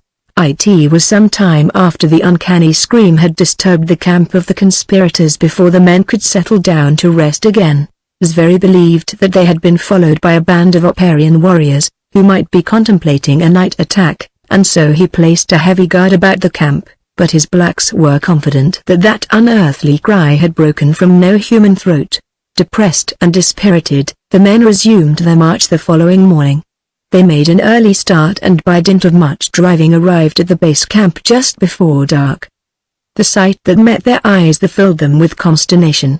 The camp had disappeared, and in the center of the clearing where it had been pitched a pile of ashes suggested that disaster had overtaken the party that had been left behind. This new misfortune threw Zvery into a maniacal rage, but there was no one present upon whom he might lay the blame, and so he was reduced to the expedient of trampling back and forth while he cursed his luck in loud tones and several languages. From a tree Tarzan watched him. He, too, was at a loss to understand the nature of the disaster that seemed to have overtaken the camp during the absence of the main party, but as he saw that it caused the leader intense anguish, the ape-man was pleased. The blacks were confident that this was another manifestation of the anger of the malign spirit that had been haunting them, and they were all for deserting the ill-starred white man, whose every move ended in failure or disaster. Zveri's powers of leadership deserve full credit, since from the verge of almost certain mutiny he forced his men by means of both cajolery and threat to remain with him. He set them to building shelters for the entire party, and immediately he dispatched messengers to his various agents, urging them to forward necessary supplies at once. He knew that certain things he needed already were on the way, from the coast uniforms, rifles, ammunition. But now he particularly needed provisions and trade goods. To ensure discipline, he kept the men working constantly, either in adding to the comforts of the camp, enlarging the clearing, or hunting fresh meats. And so the days passed and became weeks, and meanwhile Tarzan watched in waiting. He was in no hurry, for hurry is not a characteristic of the beasts. He roamed the jungle often at a considerable distance from Zveri's camp, but occasionally he would return, though not to molest them, preferring to let them lull themselves into a stupor of tranquil security, the shattering of which in his own good time would have dire effect upon their morale. He understood the psychology of terror, and it was with terror that he would defeat them. To the camp of Abu Batn, upon the border of the Gila country, word had come from spies that he had sent out that the Gila warriors were gathering to prevent his passage through their territory. Being weakened by the desertion of so many men, the Sheikh dared not defy the bravery and numbers of the Gila warriors, but he knew that he must make some move, since it seemed inevitable that pursuit must overtake him from the rear, if he remained where he was much longer. At last scouts that he had sent far up the river on the opposite side returned to report that a way to the west seemed clear along a more northerly route, and so breaking camp, Abu Batn moved north with his lone prisoner. Great had been his rage when he discovered that Ibn Damuk had stolen La, and now he redoubled his precaution to prevent the escape of Zora Drinov. So closely was she guarded that any possibility of escape seemed almost hopeless. She had learned the fate for which Abu Batn was reserving her, and now, depressed and melancholy, her mind was occupied with plans for self-destruction. For a time she had harbored the hope that Zveri would overtake the Arabs and rescue her, but this she had long since discarded, as day after day passed without bringing the hoped-for succor. She could not know, of course, the straits in which Zveri had found himself. He had not dared to detach a party of his men to search for her, fearing that, in their mutinous state of mind, they might murder any of his lieutenants that he placed in charge of them and return to their own tribe, where, through the medium of gossip, word of his expedition and its activities might reach his enemies. Nor could he lead all his force upon such an expedition in person, since he must remain at the base camp to receive the supplies that he knew would presently be arriving.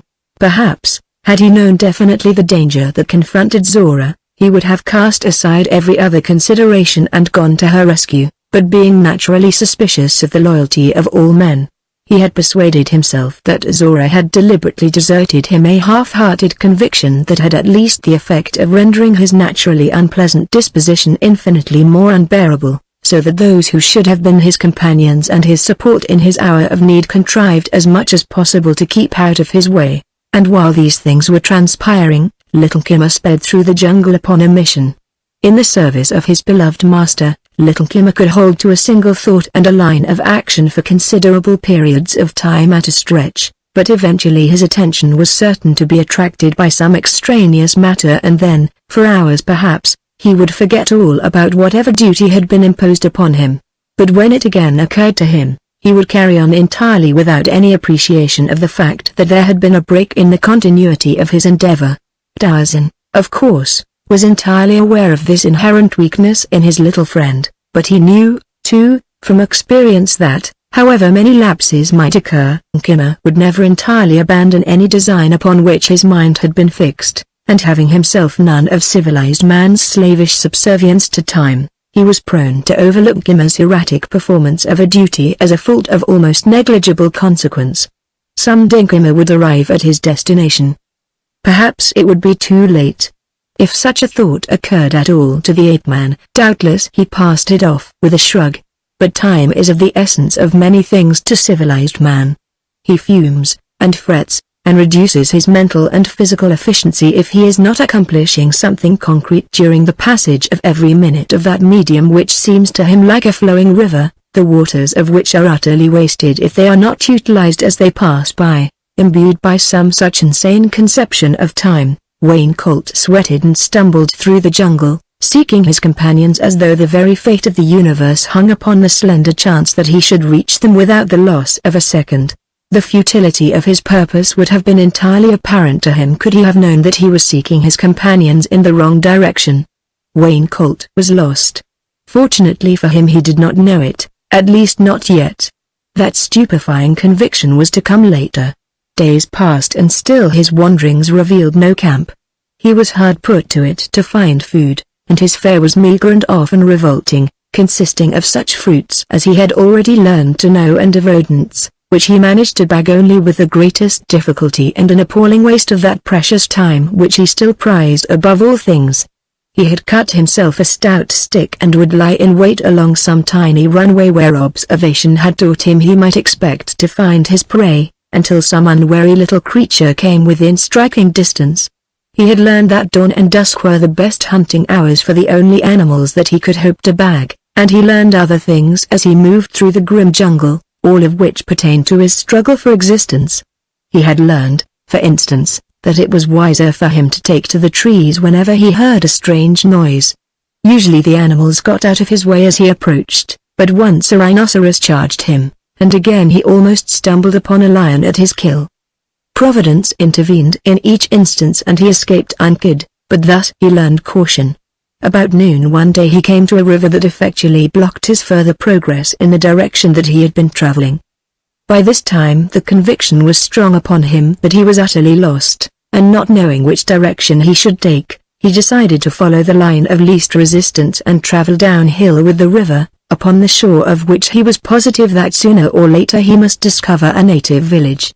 He had proceeded no great distance in the new direction, following a hard-packed trail, worn deep by the countless feet of many beasts, when his attention was arrested by a sound that reached his ears dimly from a distance. It came from somewhere ahead of him, and his hearing, now far more acute than it ever had been before, told him that something was approaching. Following the practice that he had found most conducive to longevity since he had been wandering alone and alarmed against the dangers of the jungle, he flung himself quickly into a tree and sought a point of vantage from where he could see the trail below him. He could not see it for any distance ahead, so tortuously did it wind through the jungle. Whatever was coming would not be visible until it was almost directly beneath him, but that now was of no importance.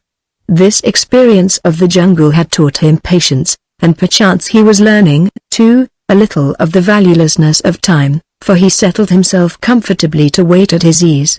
The noise that he heard was little more than an imperceptible rustling, but presently it assumed a new volume and a new significance, so that now he was sure that it was someone running rapidly along the trail, and not one but two. He distinctly heard the footfalls of the heavier creature mingling with those he had first heard, and then he heard a man's voice cry stop.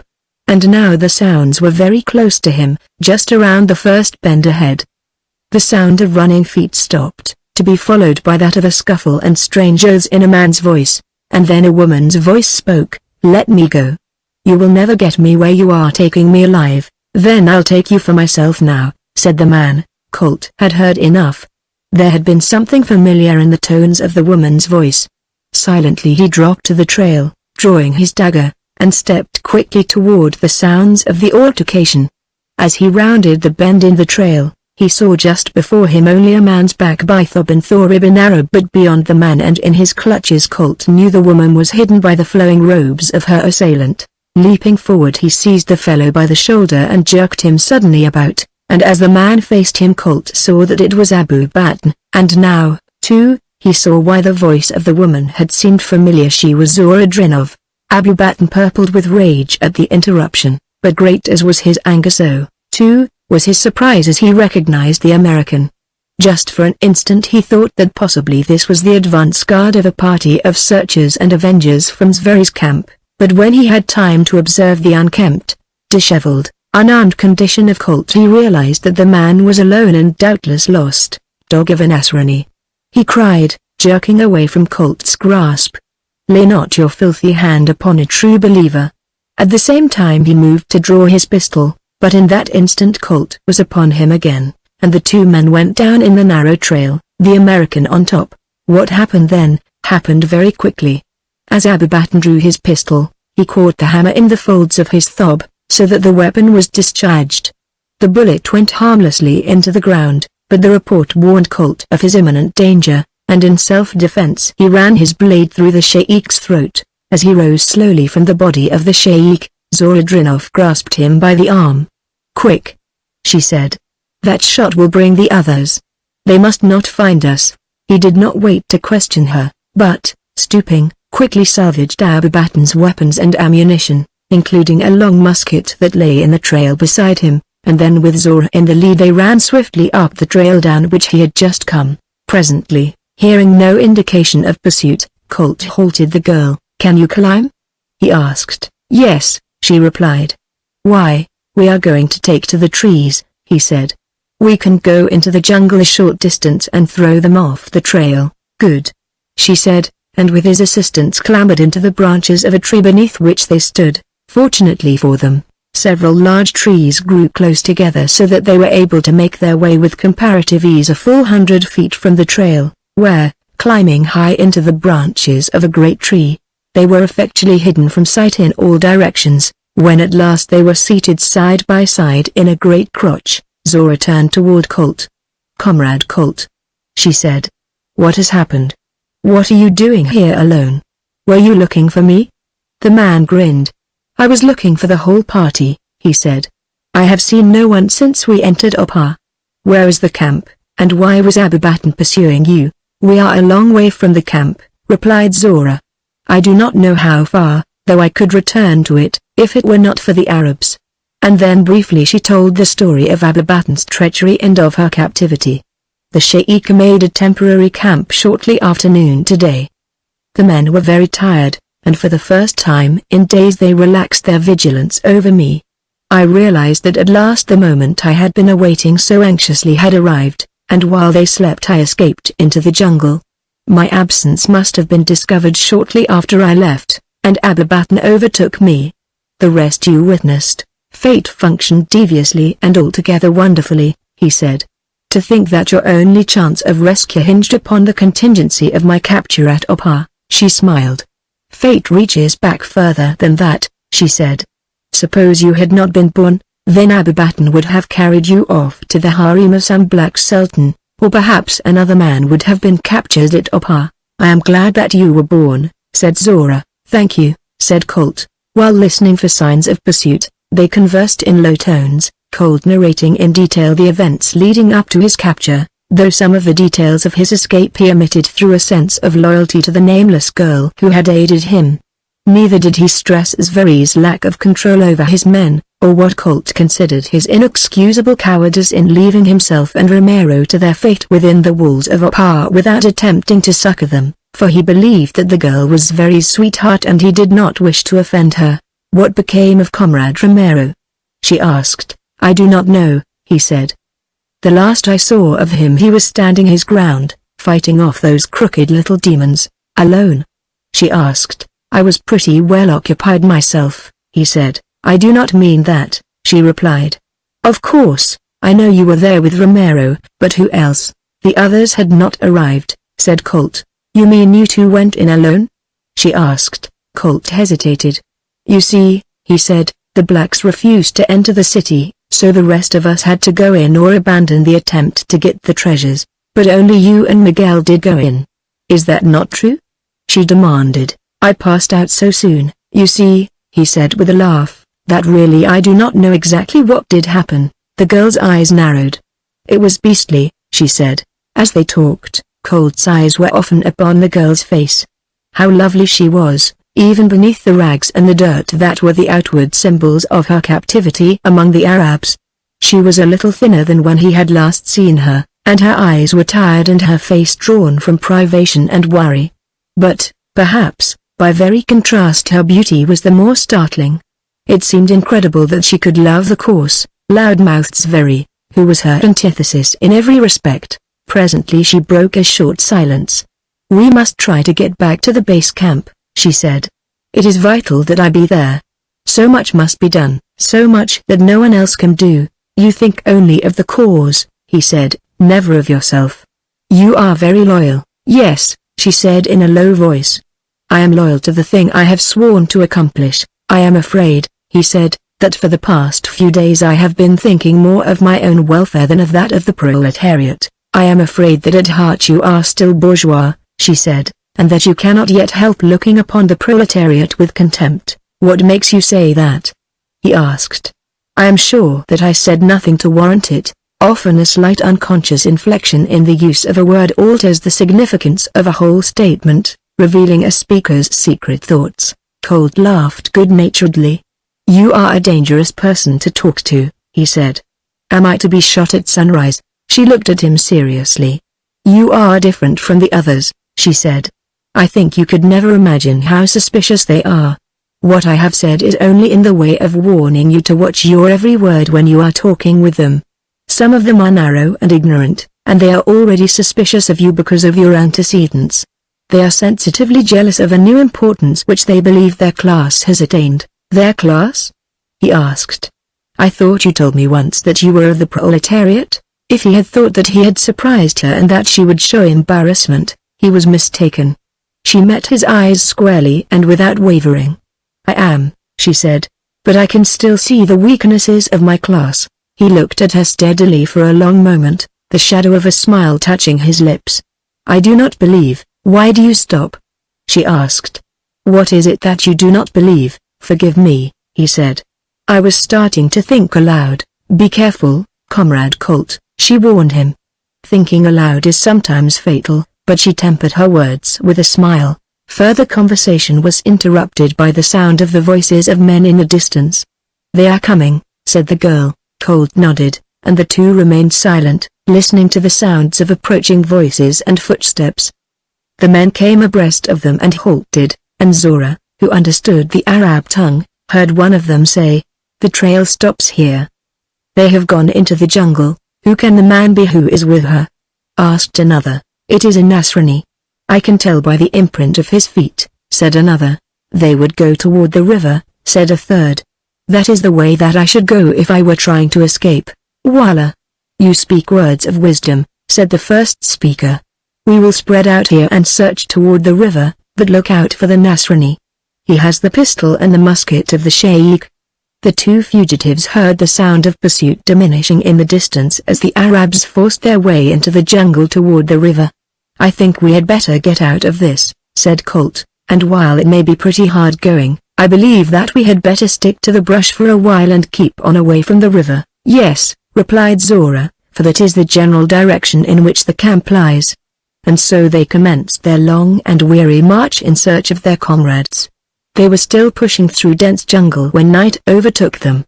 Their clothes were in rags and their bodies scratched and torn, mute and painful reminders of the thorny way that they had traversed. Hungry and thirsty they made a dry camp among the branches of a tree, where Colt built a rude platform for the girl, while he prepared to sleep upon the ground at the foot of the great bole. But to this, Zora would not listen. That will not do at all, she said. We are in no position to permit ourselves to be the victims of every silly convention that would ordinarily order our lives in civilized surroundings. I appreciate your thoughtful consideration, but I would rather have you up here in the tree with me than down there where the first hunting lion that passed might get you. And so with the girl's help Colt built another platform close to the one that he had built for her, and as darkness fell, they stretched their tired bodies on their rude couches and sought to sleep. Presently Colt dozed, and in his dream he saw the slender figure of a star-eyed goddess, whose cheeks were wet with tears, but when he took her in his arms and kissed her he saw that she was Zora Drenov, and then a hideous sound from the jungle below awakened him with a start, so that he sat up, seizing the musket of the sheikh in readiness. A hunting lion, said the girl in a low voice. Phew! Exclaimed Colt. I must have been asleep, for that certainly gave me a start. Yes, you were asleep, said the girl. I heard you talking, and he felt that he detected laughter in her voice. What was I saying? Asked Colt. Maybe you wouldn't want to hear. It might embarrass you, she told him. No. Come ahead. Tell me, you said I love you. Did I, really? "Yes.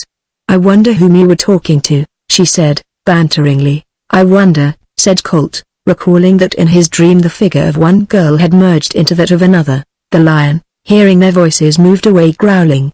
He was not hunting the hated man-things. Chapter 12. Down trails of terror. Slow days dragged by for the man and woman searching for their comrades, days filled with fatiguing effort, most of which was directed toward the procuring of food and water for their sustenance. Increasingly was Colt impressed by the character and personality of his companion. With apprehension he noticed that she was gradually weakening beneath the strain of fatigue and the scant and inadequate food that he had been able to procure for her. But yet she kept a brave front and tried to hide her condition from him. Never once had she complained. Never by word or look had she reproached him for his inability to procure sufficient food, a failure which he looked upon as indicative of inefficiency. She did not know that he himself often went hungry that she might eat, telling her when he returned with food that he had eaten his share where he had found it, a deception that was made possible by the fact that when he hunted he often left Zora to rest in some place of comparative security, that she might not be subjected to needless exertion. He had left her thus today, safe in a great tree beside a winding stream. She was very tired. It seemed to her that now she was always tired. The thought of continuing the march appalled her, and yet she knew that it must be undertaken. She wondered how much longer she could go on before she sank exhausted for the last time. It was not, however, for herself that she was most concerned, but for this man, this scion of wealth, and capitalism, and power, whose constant consideration and cheerfulness and tenderness had been a revelation to her. She knew that when she could go no further, he would not leave her, and that thus his chances of escape from the grim jungle would be jeopardized and perhaps lost forever because of her. She hoped, for his sake, that death would come quickly to her, that, thus relieved of responsibility, he might move on more rapidly in search of that elusive camp that seemed to her now little more than a meaningless myth. But from the thought of death she shrank, not because of the fear of death, as well might have been the case, but for an entirely new reason, the sudden realization of which gave her a distinct shock. The tragedy of this sudden self-awakening left her numb with terror. It was a thought that must be put from her, one that she must not entertain even for an instant, and yet it persisted with a dull insistency that brought tears to her eyes.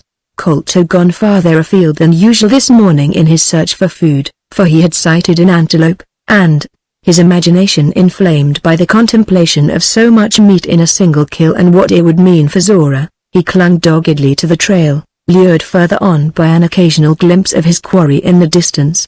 The antelope was only vaguely aware of an enemy, for he was upwind from Colt and had not caught his scent, while the occasional glimpses he had had of the man had served mostly to arouse his curiosity, so that though he moved away he stopped often and turned back in an effort to satisfy his wonderment. But presently he waited a moment too long. In his desperation, Colt chanced a long shot, and as the animal dropped, the man could not stifle a loud cry of exultation. As time, that she had no means of measuring, dragged on, Zora grew increasingly apprehensive on Colt's account. Never before had he left her for so long a time, so that she began to construct all sorts of imaginary calamities that might have overtaken him. She wished now that she had gone with him. If she had thought it possible to track him, she would have followed him, but she knew that that was impossible. However, her forced inactivity made her restless. Her cramped position in the tree became unendurable, and then, suddenly assailed by thirst, she lowered herself to the ground and walked toward the river. When she had drunk and was about to return to the tree, she heard the sound of something approaching from the direction in which Colt had gone. Instantly her heart leapt with gladness, her depression and even much of her fatigue seemed to vanish, and she realized suddenly how very lonely she had been without him. How dependent we are upon the society of our fellow men, we seldom realize until we become the victims of enforced solitude. There were tears of happiness in Zora Drinoff's eyes as she advanced to meet Colt. Then the bushes before her parted, and there stepped into view, before her horrified gaze, a monstrous, hairy ape. Tiyat, the king, was as much surprised as the girl, but his reactions were almost opposite. It was with no horror that he viewed this soft, white she-mangani. To the girl there was naught but ferocity in his mien, though in his breast was an entirely different emotion. He lumbered toward her, and then, As though released from a momentary paralysis, Zora turned to flee. But how futilely, she realized an instant later as a hairy paw gripped her roughly by the shoulder. For an instant she had forgotten the Sheikh's pistol that Colt always left with her for self-protection. Jerking it from its holster, she turned upon the beast, but Tayat, seeing in the weapon a club with which she intended to attack him, wrenched it from her grasp and hurled it aside, and then, though she struggled and fought to regain her freedom, he lifted her lightly to his hip and lumbered off into the jungle in the direction that he had been going. Colt tarried at his kill only long enough to remove the feet, the head and the viscera, that he might by that much reduce the weight of the burden that he must carry back to camp, for he was quite well aware that his privation had greatly reduced his strength. Lifting the carcass to his shoulder, he started back toward camp, exulting in the thought that for once he was returning with an ample quantity of strength-giving flesh. As he staggered along beneath the weight of the small antelope, he made plans that imparted a rosy hue to the future. They would rest now until their strength returned, and while they were resting they would smoke all of the meat of his kill that they did not eat at once, and thus they would have a reserve supply of food that he felt would carry them a great distance. 2 days' rest with plenty of food would, he was positive, fill them with renewed hope and vitality. As he started laboriously along the back trail, he commenced to realize that he had come much farther than he had thought, but it had been well worthwhile. Even though he reached Zora in a state of utter exhaustion, he did not fear for a minute but that he would reach her, so confident was he of his own powers of endurance and the strength of his will. As he staggered at last to his goal, he looked up into the tree and called her by name. There was no reply. In that first brief instant of silence, a dull and sickening premonition of disaster crept over him. He dropped the carcass of the deer and looked hurriedly about. Zora! Zora! He cried, but only the silence of the jungle was his answer. Then his searching eyes found the pistol of Abubatan where Tayat had dropped it, and his worst fears were substantiated, for he knew that if Zora had gone away of her own volition she would have taken the weapon with her. She had been attacked by something and carried off, of that he was positive, and presently as he examined the ground closely he discovered the imprints of a great man-like foot. A sudden madness seized Wayne Colt. The cruelty of the jungle, the injustice of nature aroused within his breast a red rage. He wanted to kill the thing that had stolen Zora Drinov. He wanted to tear it with his bands and rend it with his teeth. All the savage instincts of primitive man were reborn within him as, forgetting the meat that the moment before had meant so much to him, he plunged headlong into the jungle upon the faint spoor of Tayat, the king ape. Lavapa made her way slowly through the jungle after she had escaped from Ibn Damuk and his companions. Her native city called to her, though she knew that she might not enter it in safety, but what place was there in all the world that she might go to? Something of a conception of the immensity of the great world had been impressed upon her during her wandering since she had left Opar, and the futility of searching further for Tarzan had been indelibly impressed upon her mind. So she would go back to the vicinity of Opar, and perhaps someday again Tarzan would come there. That great dangers beset her way she did not care, for Lavapa was indifferent to life that had never brought her much of happiness. She lived because she lived, and it is true that she would strive to prolong life because such is the law of nature, which imbues the most miserable unfortunates with as powerful an urge to prolong their misery as it gives to the fortunate few who are happy and contented a similar desire to 5. Presently she became aware of pursuit, and so she increased her speed and kept ahead of those who were following her. Finding a trail, she followed it, knowing that if it permitted her to increase her speed it would permit her pursuers also to increase theirs, nor would she be able to hear them now as plainly as she had before, when they were forcing their way through the jungle. Still she was confident that they could not overtake her, but as she was moving swiftly on, a turn in the trail brought her to a sudden stop, for there, blocking her retreat, stood a great, maned lion. This time La remembered the animal, not as Jad Bala, the hunting mate of Tarzan, but as the lion that had rescued her from the leopard, after Tarzan had deserted her. Lions were familiar creatures to Lavapa, where they were often captured by the priests while cubs, and where it was not unusual to raise some of them occasionally as pets until their growing ferocity made them unsafe. Therefore, La knew that lions could associate with people without devouring them, and, Having had experience of this lion's disposition and having as little sense of fear as Tarzan himself, she quickly made her choice between the lion and the Arabs pursuing her and advanced directly toward the great beast, in whose attitude she saw there was no immediate menace. She was sufficiently a child of nature to know that death came quickly and painlessly in the embrace of a lion, and so she had no fear, but only a great curiosity. Jadbala had long had the scent spoor of Lena's nostrils, as she had moved with the wind along the jungle trails, and so he had awaited her, his curiosity aroused by the fainter scent spoor of the men who trailed her.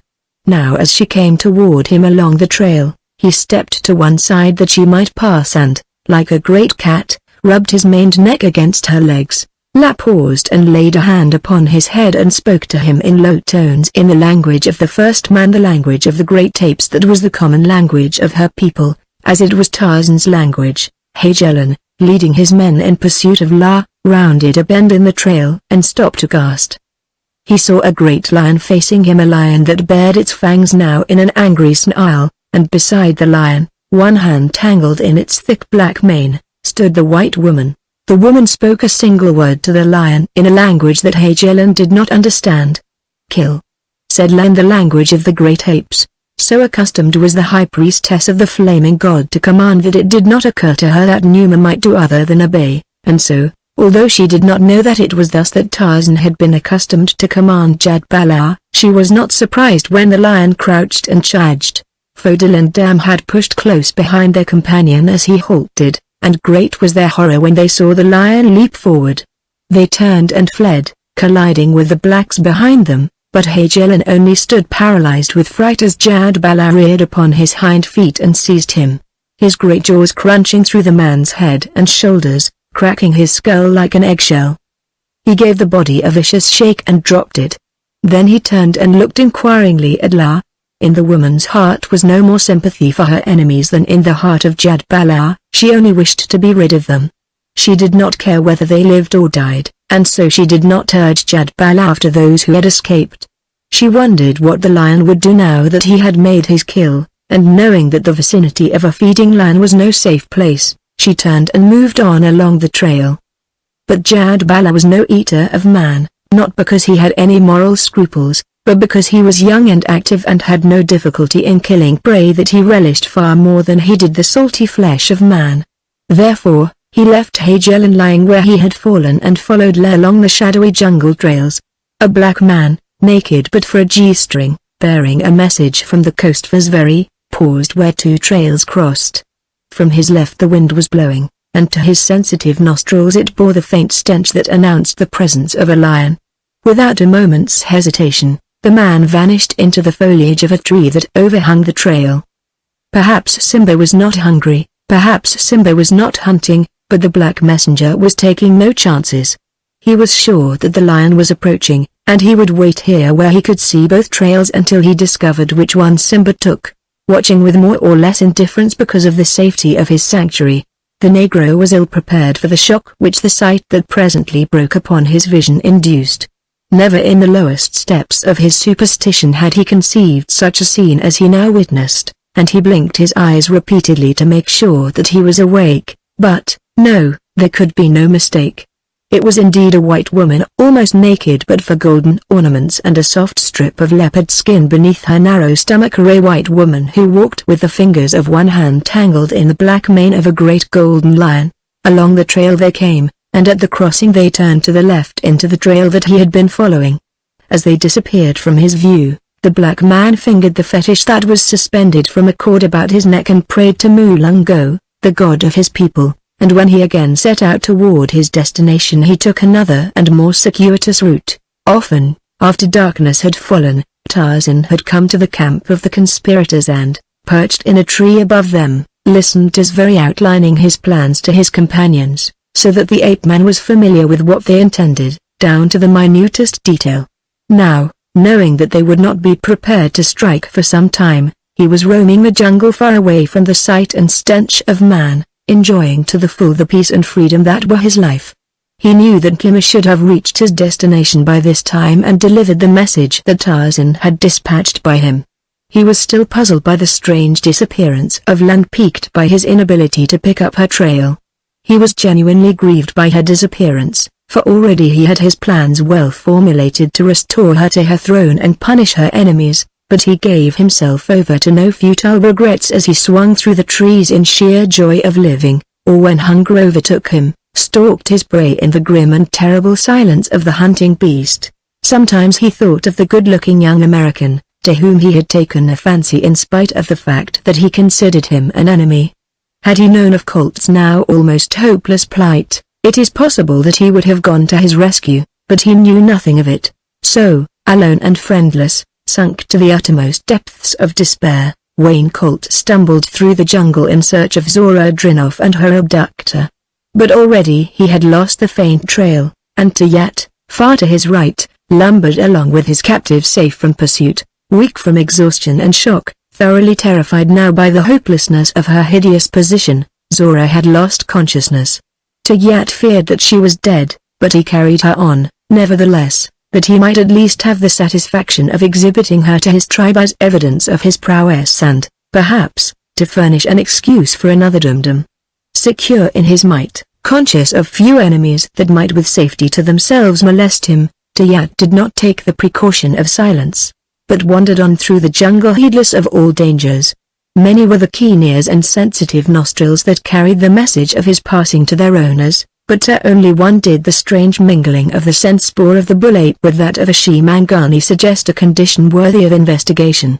So as Tayet pursued his careless way, another creature of the jungle, moving silently on swift feet, bore down upon him, and when, from a point of vantage, keen eyes beheld the shaggy bull and the slender, delicate girl, a lip curled in a silent snarl. A moment later Tayet, the king ape, was brought to a snarling, bristling halt as the giant figure of a bronze Tarmangani dropped lightly into the trail before him, a living threat to his possession of his prize. The wicked eyes of the bull shot fire and hate. "Go away," he said. "I am Tayet. Go away or I kill." "Put down the she," demanded Tarzan. "No," bellowed Tayet.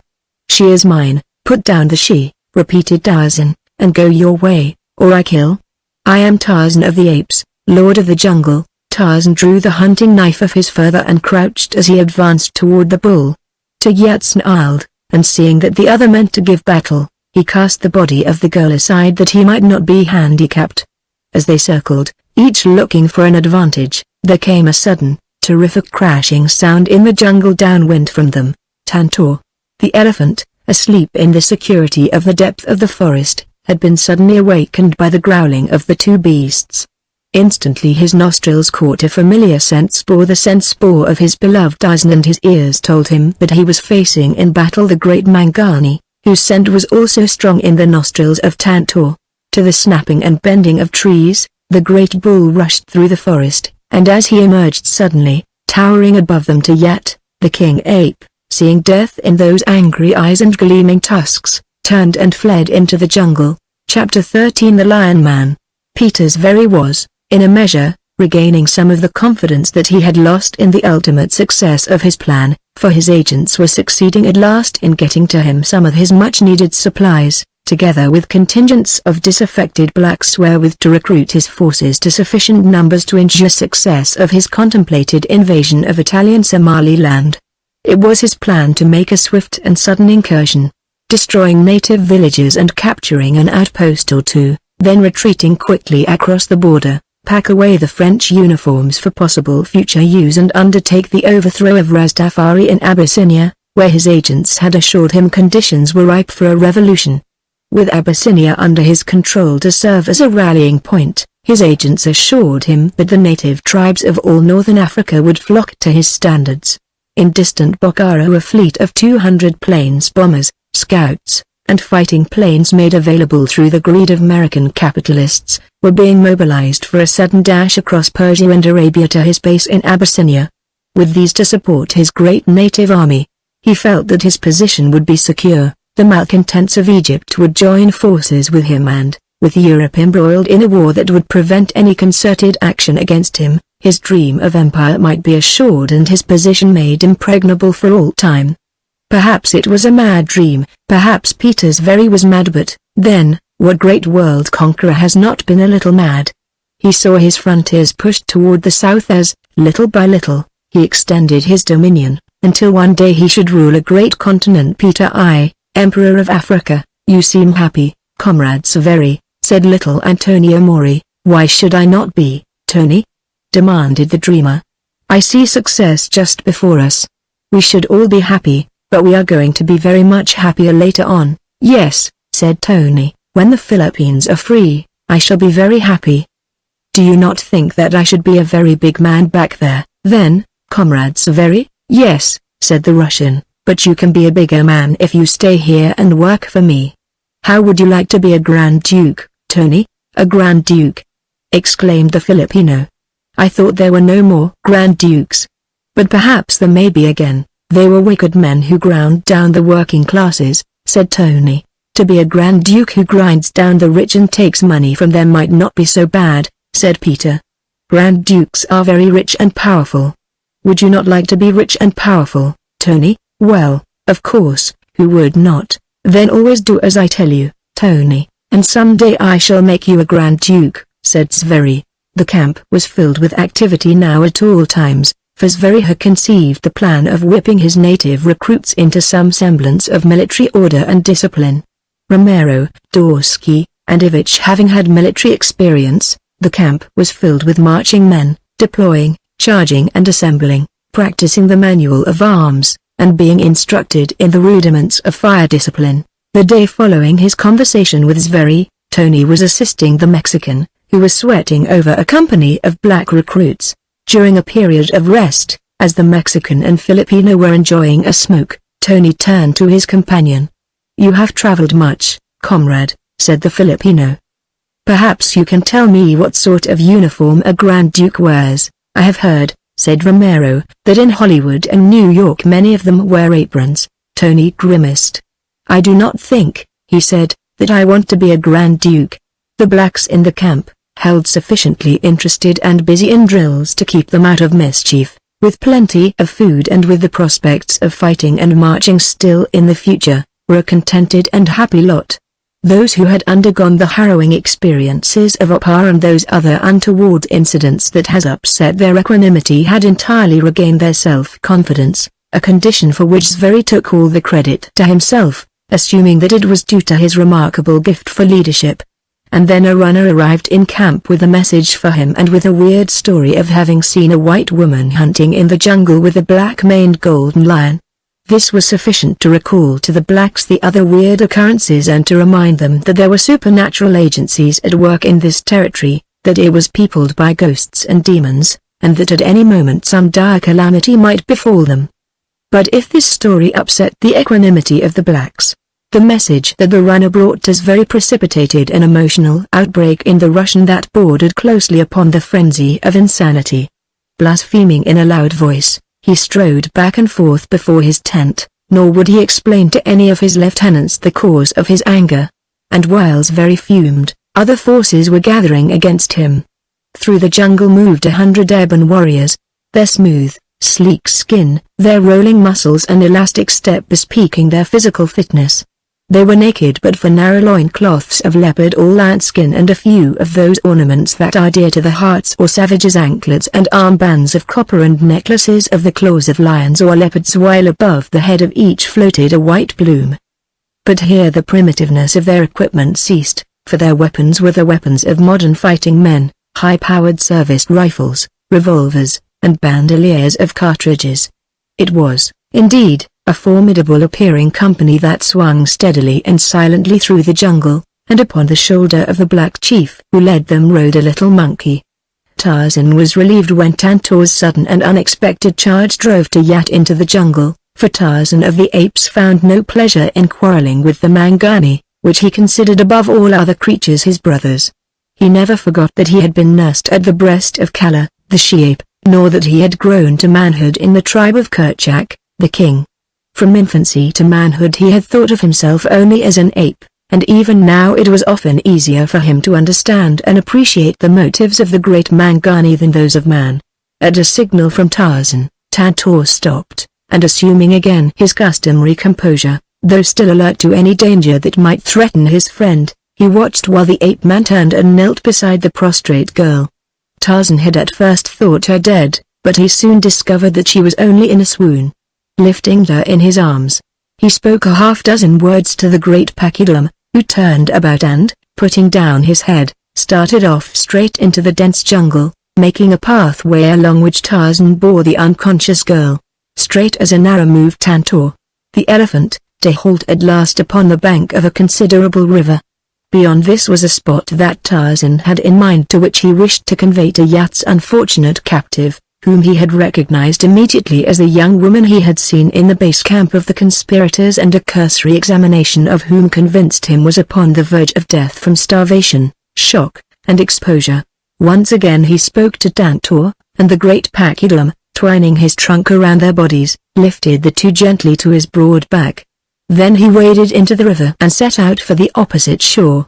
The channel in the center was deep and swift, and Tantor was swept off his feet and carried downstream for a considerable distance before he found footing again, but eventually he won to the opposite bank.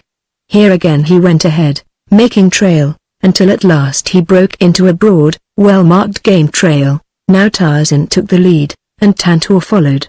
While they moved thus silently toward their destination, Zora Drinoff opened her eyes. Instantly recollection of her plight filled her consciousness, and then almost simultaneously she realized that her cheek, resting upon the shoulder of her captor, was not pressing against a shaggy coat, but against the smooth skin of a human body, and then she turned her head and looked at the profile of the creature that was carrying her. She thought at first that she was the victim of some strange hallucination of terror, for, of course, she could not measure the time that she had been unconscious, nor recall any of the incidents that had occurred during that period. The last thing that she remembered was that she had been in the arms of a great ape, who was carrying her off to the jungle. She had closed her eyes, and when she opened them again, the ape had been transformed into a handsome demigod of the forest. She closed her eyes and turned her head so that she faced back over the man's shoulder. She thought that she would keep her eyes tightly closed for a moment, then open them and turn them stealthily once more toward the face of the creature that was carrying her so lightly along the jungle trail. Perhaps this time he would be an ape again, and then she would know that she was indeed mad, or dreaming.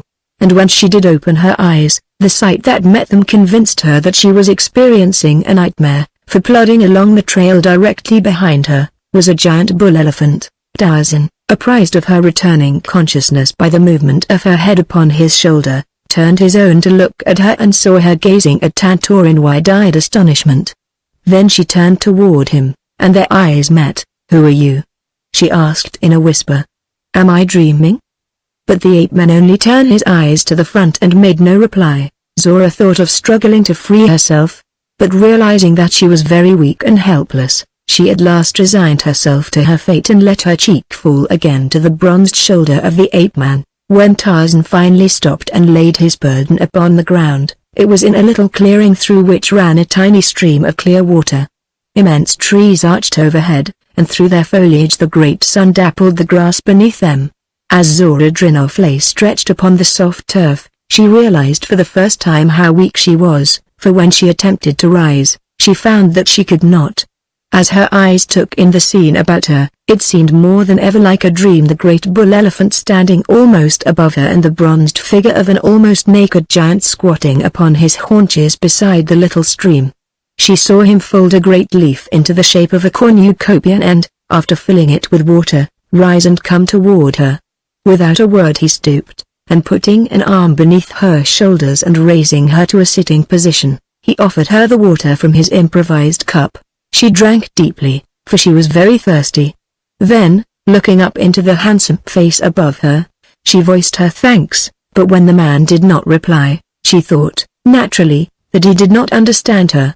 When she had satisfied her thirst and he had lowered her gently to the ground again, he swung lightly into a tree and disappeared into the forest. But above her the great elephant stood, as though on guard, his huge body swaying gently to and fro. The quiet and peace of her surroundings tended to soothe her nerves, but deeply rooted in her mind was the conviction that her situation was most precarious.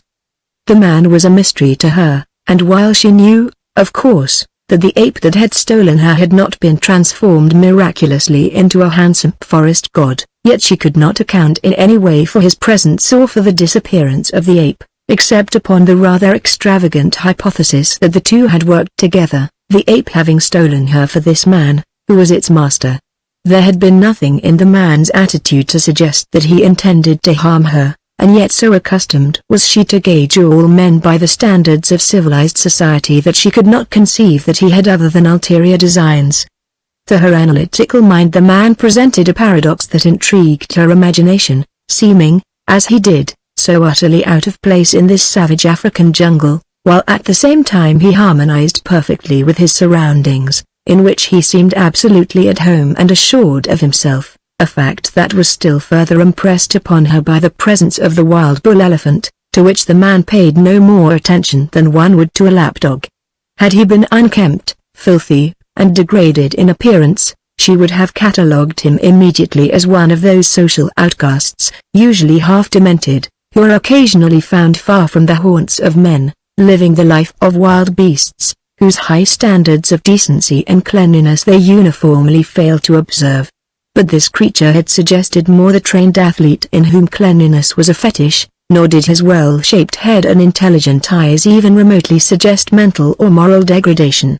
And as she pondered him, the man returned, bearing a great load of straight branches, from which the twigs and leaves had been removed.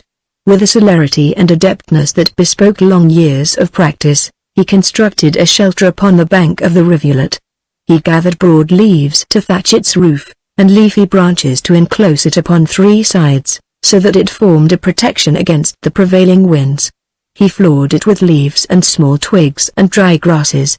Then he came and, lifting the girl in his arms, bore her to the rustic bower he had fabricated. Once again he left her, and when he returned he brought a little fruit, which he fed to her sparingly, for he guessed that she had been long without food and knew that he must not overtax her stomach. Always he worked in silence, and though no word had passed between them, Zora Drinov felt growing within her consciousness a conviction of his trustworthiness.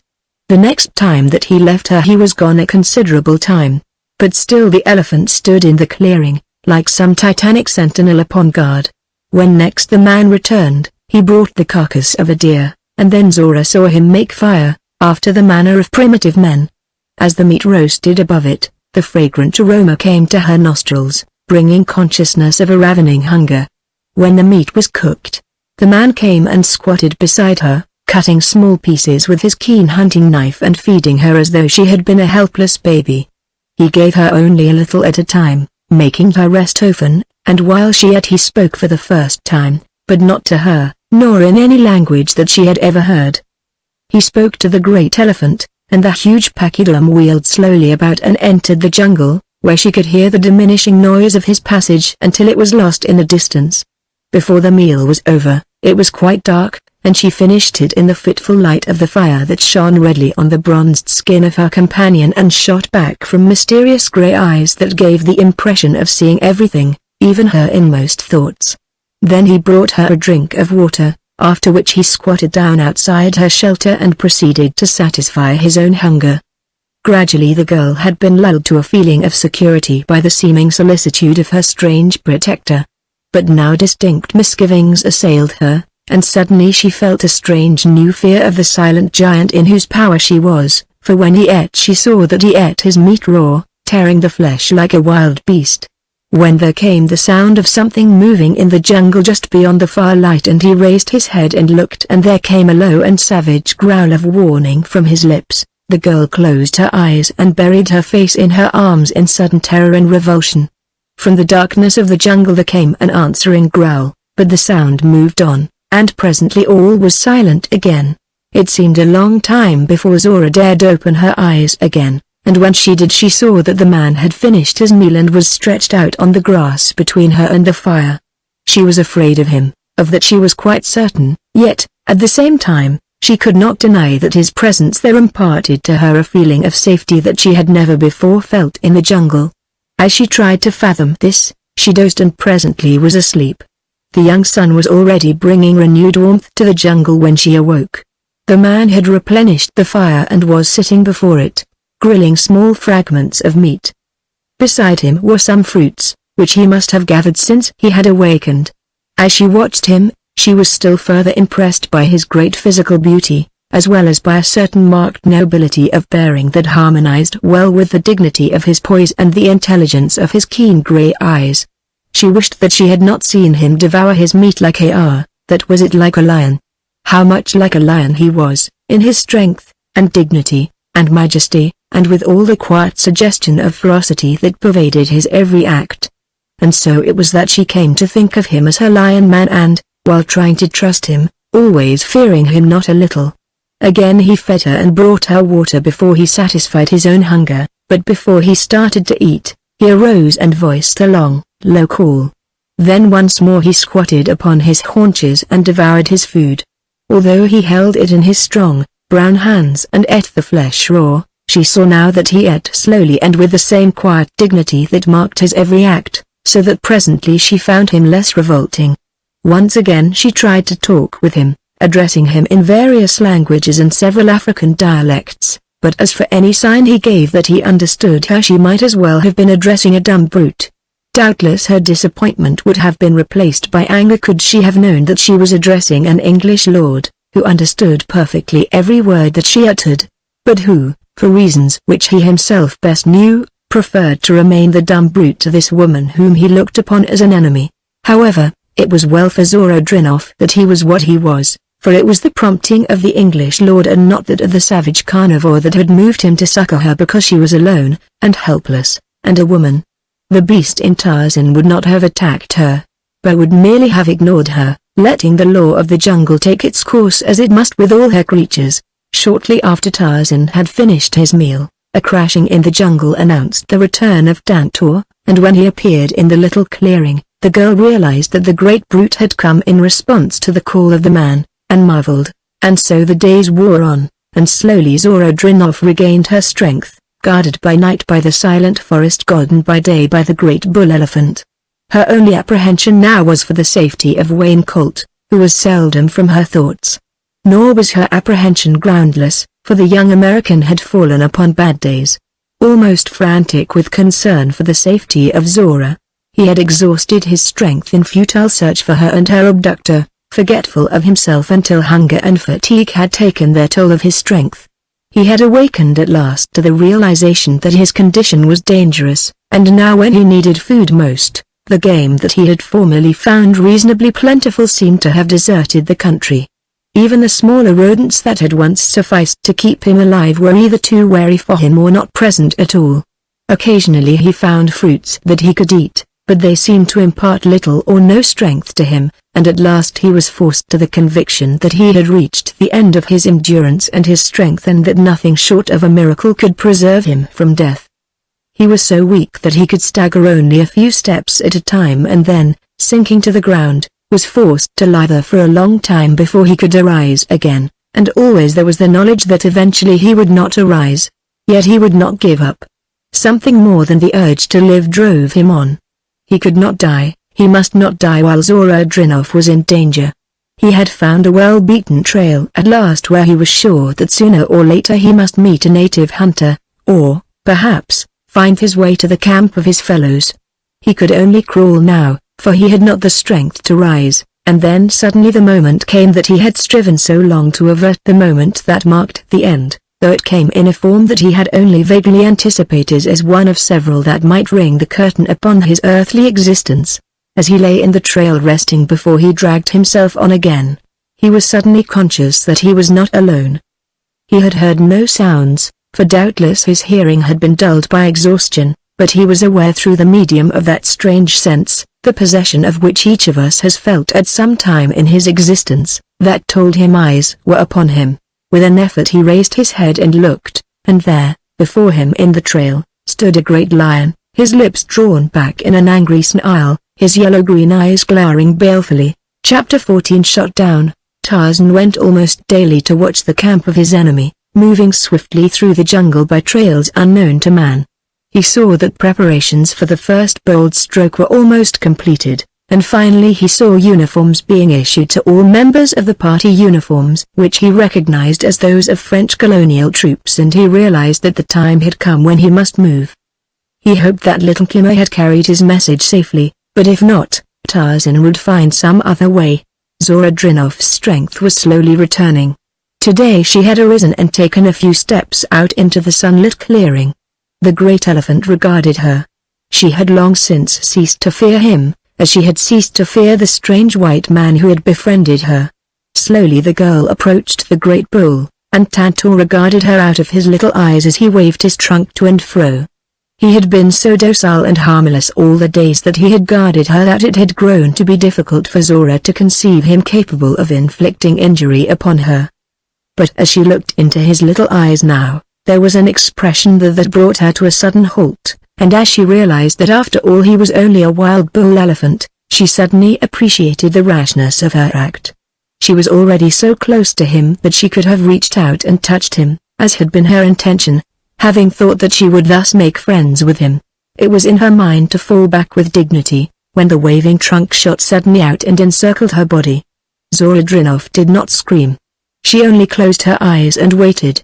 She felt herself lifted from the ground, and a moment later the elephant had crossed the little clearing and deposited her in her shelter. Then he backed off slowly and resumed his post of duty. He had not hurt her. A mother could not have lifted her baby more gently, but he had impressed upon Zora Drinov that she was a prisoner and that he was her keeper. As a matter of fact, Tantor was only carrying out Tarzan's instructions, which had nothing to do with the forcible restraint of the girl, but were only a measure of precaution to prevent her wandering into the jungle where other dangers might overtake her. Zora had not fully regained her strength, and the experience left her trembling. Though she now realized that her sudden fears for her safety had been groundless, she decided that she would take no more liberties with her mighty warden. It was not long after that Tarzan returned, much earlier in the day than was his custom. He spoke only to Tantor, and the great beast, touching him almost caressingly with his trunk, turned and lumbered off into the forest. Then Tarzan advanced to where Zora sat in the opening of her shelter. Lightly he lifted her from the ground and tossed her to his shoulder, and then, to her infinite surprise at the strength and agility of the man, he swung into a tree and was off through the jungle in the wake of the pachyderm. At the edge of the river that they had crossed before, Tantor was awaiting them, and once more he carried Zora and Tarzan safely to the other bank. Tarzan himself had crossed the river twice a day since he had made the camp for Zora, but when he went alone he needed no help from Tantor or any other, for he swam the swift stream, his eye alert and his keen knife ready should Jimla, the crocodile, attack him. But for the crossing of the woman, he had enlisted the services of Tantor that she might not be subjected to the danger and hardship of the only other means of crossing that was possible. As Tantor clambered up the muddy bank, Tarzan dismissed him with a word, as with the girl in his arms he leapt into a nearby tree. That flight through the jungle was an experience that might long stand vividly in the memory of Zora Drinov. That a human being could possess the strength and agility of the creature that carried her seemed unbelievable, and she might easily have attributed a supernatural origin to him had she not felt the life in the warm flesh that was pressed against hers. Leaping from branch to branch, swinging across breathless voids, she was borne swiftly through the middle terrace of the forest. At first she had been terrified, but gradually fear left her, to be replaced by that utter confidence which Tarzan of the Apes has inspired in many a breast. At last he stopped and, lowering her to the branch upon which he stood, pointed through the surrounding foliage ahead of them. Zora looked and to her astonishment saw the camp of her companions lying ahead and below her. Once more the ape-man took her in his arms and dropped lightly to the ground into a wide trail that swept past the base of the tree in which he had halted. With a wave of his hand he indicated that she was free to go to the camp. "Oh, how can I thank you?" exclaimed the girl. "How can I ever make you understand how splendid you have been and how I appreciate all that you have done for me?" But his only reply was to turn and swing lightly into the tree that spread its green foliage above them. With a rueful shake of her head, Zora Drinov started along the trail toward camp, while above her Tarzan followed through the trees to make certain that she arrived in safety. Poor Livage had been hunting, and he was just returning to camp when he saw something move in a tree at the edge of the clearing. He saw the spots of a leopard, and raising his rifle, he fired, so that at the moment that Zora entered the camp, the body of Tarzan of the Apes lunged from a tree almost at her side, blood trickling from a bullet wound in his head as the sunshine played upon the leopard spots of his loincloth. The sight of the lion growling above him might have shaken the nerves of a man in better physical condition than was Wayne Colt, but the vision of a beautiful girl running quickly toward the savage beast from the rear was the final stroke that almost overwhelmed him. Through his brain ran a medley of recollection and conjecture. In a brief instant he recalled that men had borne witness to the fact that they had felt no pain while being mauled by a lion, neither pain nor fear, and he also recalled that men went mad from thirst and hunger. If he were to die, then, it would not be painful, and of that he was glad, but if he were not to die, then surely he was mad, for the lion and the girl must be the hallucination of a crazed mind. Fascination held his eyes fixed upon the two. How real they were. He heard the girl speak to the lion, and then he saw her brush past the great savage beast and come and bend over him where he lay helpless in the trail. She touched him, and then he knew that she was real. "Who are you?" she asked, in limping English that was beautiful with a strange accent. "What has happened to you?" "I have been lost," he said, "and I am about done up. I have not eaten for a long while," and then he fainted. Jad Bala, the golden lion, had conceived a strange affection for Lavapa. Perhaps it was the call of one kindred savage spirit to another. Perhaps it was merely the recollection that she was Tarzan's friend. But be that as it may, he seemed to find the same pleasure in her company that a faithful dog finds in the company of his master. He had protected her with fierce loyalty, and when he made his kill he shared the flesh with her.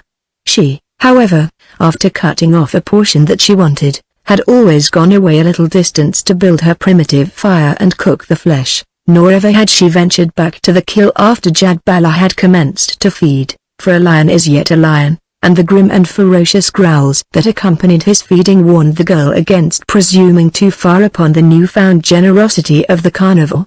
They had been feeding, when the approach of Colt had attracted Numa's attention and brought him into the trail from his kill. For a moment La had feared that she might not be able to keep the lion from the man, and she had wanted to do so, for something in the stranger's appearance reminded her of Tarzan, whom he more nearly resembled than he did the grotesque priests of Opar. Because of this fact she thought that possibly the stranger might be from Tarzan's country. Perhaps he was one of Tarzan's friends, and if so, she must protect him. To her relief, the lion had obeyed her when she had called upon him to halt, and now he evinced no further desire to attack the man. When Colt regained consciousness, La tried to raise him to his feet, and, with considerable difficulty and some slight assistance from the man, she succeeded in doing so. She put one of his arms across her shoulders and, supporting him thus, guided him back along the trail, while Jad Bala followed at their heels. She had difficulty in getting him through the brush to the hidden glen where Jad Bala's kill lay, and her little fire was burning a short distance away. But at last she succeeded, and when they had come close to her fire, she lowered the man to the ground, while Jad Bala turned once more to his feeding and his growling. La fed the man tiny pieces of the meat that she had cooked, and he ate ravenously all that she would give him. A short distance away ran the river, where Lan the lion would have gone to drink after they had fed, but doubting whether she could get the man so great a distance through the jungle, she left him there with the lion and went down to the river. But first she told Jad Bala to guard him, speaking in the language of the first men, the language of the Mangani, that all creatures of the jungle understand to a greater or lesser extent. Near the river La found what she sought, a fruit with a hard rind. With her knife she cut an end from one of these fruits and scooped out the pulpy interior, producing a primitive but entirely practical cup, which she filled with water from the river. The water, as much as the food, refreshed and strengthened Colt, and though he lay but a few yards from a feeding lion, it seemed an eternity since he had experienced such a feeling of contentment and security, clouded only by his anxiety concerning Zora. "You feel stronger now?" asked La, her voice tinged with concern. "Very much," he replied. "Then tell me who you are and if this is your country." "This is not my country," replied Colt. "I am an American. My name is Wayne Colt." "You are perhaps a friend of Tarzan of the Apes?" she asked. He shook his head. "No," he said. "I have heard of him, but I do not know him." La frowned. "You are his enemy, then?" she demanded. "Of course not," replied Colt.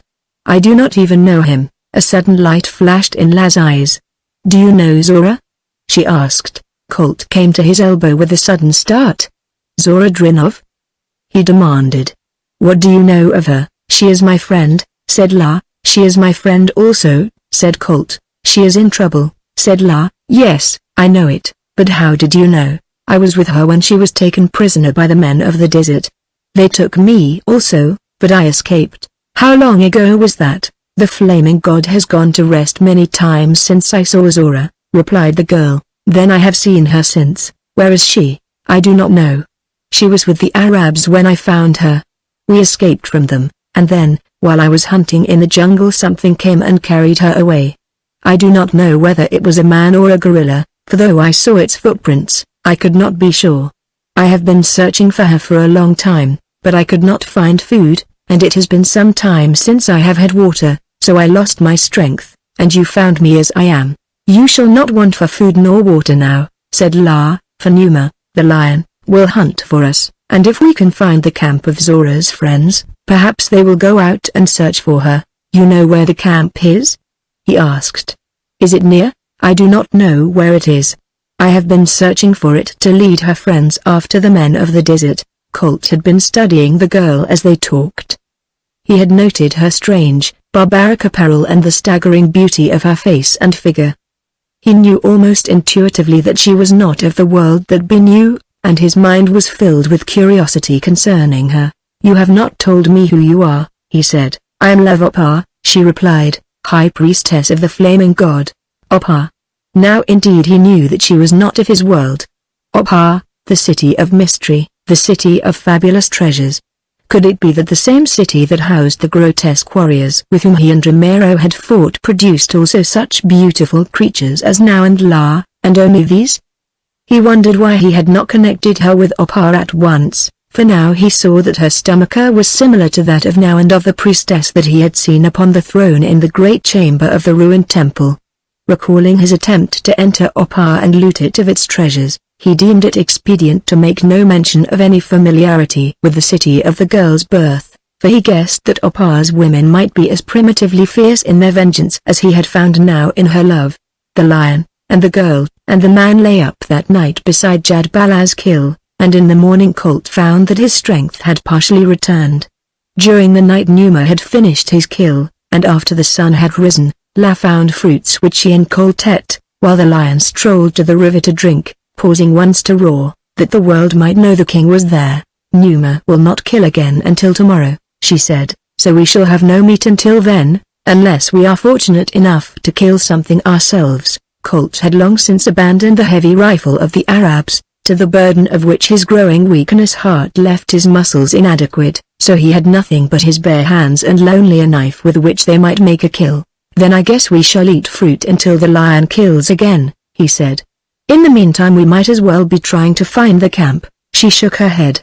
"No," she said, "you must rest. You were very weak when I found you, and it is not well that you should exert yourself until you are strong again. Numa will sleep all day.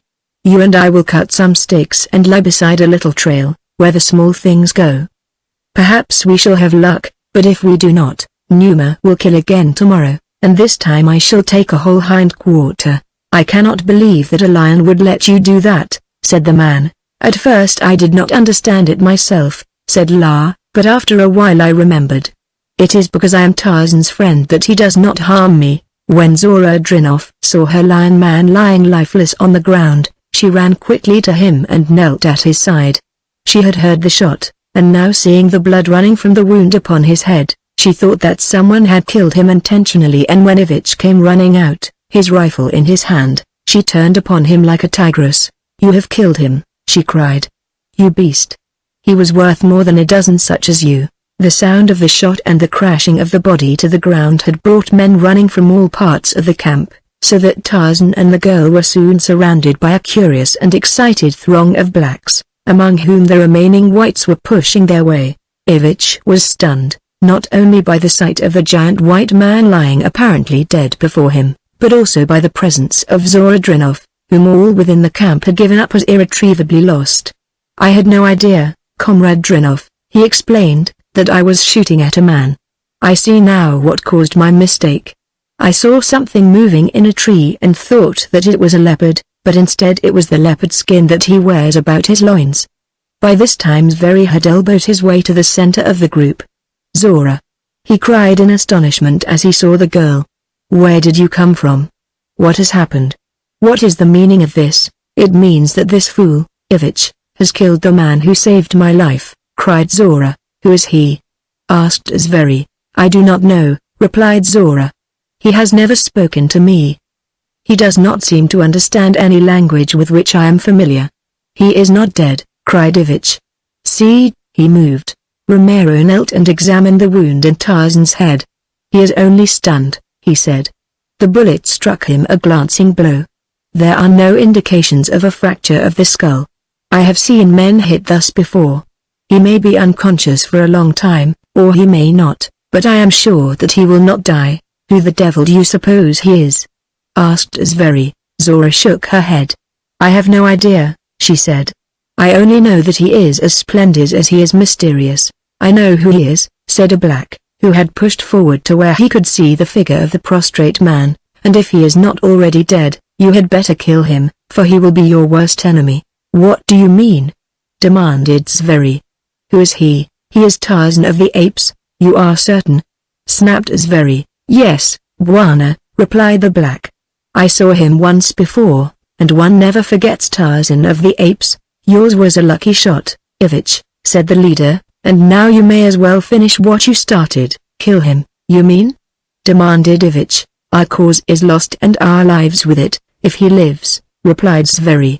"I thought that he was dead, or I should never have come here, and now that fate has thrown him into our hands we would be fools to let him escape, for we could not have a worse enemy than he." "I cannot kill him in cold blood," said Ivich. "You always were a weak-minded fool," said Zveri, "but I am not. Stand aside, Zora," and as he spoke he drew his revolver and advanced toward Tarzan. The girl threw herself across the ape-man, shielding his body with hers. "You cannot kill him," she cried. "You must not." "Don't be a fool, Zora," snapped Zveri. "He saved my life and brought me back here to camp. Do you think I am going to let you murder him?" she demanded. "I am afraid you can't help yourself, Zora," replied the man. "I do not like to do it, but it is his life or the cause. If he lives, we fail." The girl leapt to her feet and faced Zveri. "If you kill him, Peter, I shall kill you. I swear it by everything that I hold most dear. Hold him prisoner if you will, but as you value your life, do not kill him." Zveri went pale with anger. "Your words are treason," he said. "Traitors to the cause have died for less than what you have said." Zora Drinov realized that the situation was extremely dangerous. She had little reason to believe that Zveri would make good his threat toward her, but she saw that if she would save Tarzan she must act quickly. "Send the others away," she said to Zveri. "I have something to tell you before you kill this man." For a moment the leader hesitated. Then he turned to Dorsky, who stood at his side. "Have the fellow securely bound and taken to one of the tents," he commanded. "We shall give him a fair trial after he has regained consciousness and then place him before a firing squad." And then to the girl, "Come with me, Zora, and I will listen to what you have to say." In silence the two walked to Zveri's tent. "Well?" inquired Zveri, as the girl halted before the entrance. "What have you to say to me that you think will change my plans relative to your lover?" Zora looked at him for a long minute, a faint sneer of contempt curling her lips. "You would think such a thing," she said, "but you are wrong. However you may think, though, you shall not kill him." "And why not?"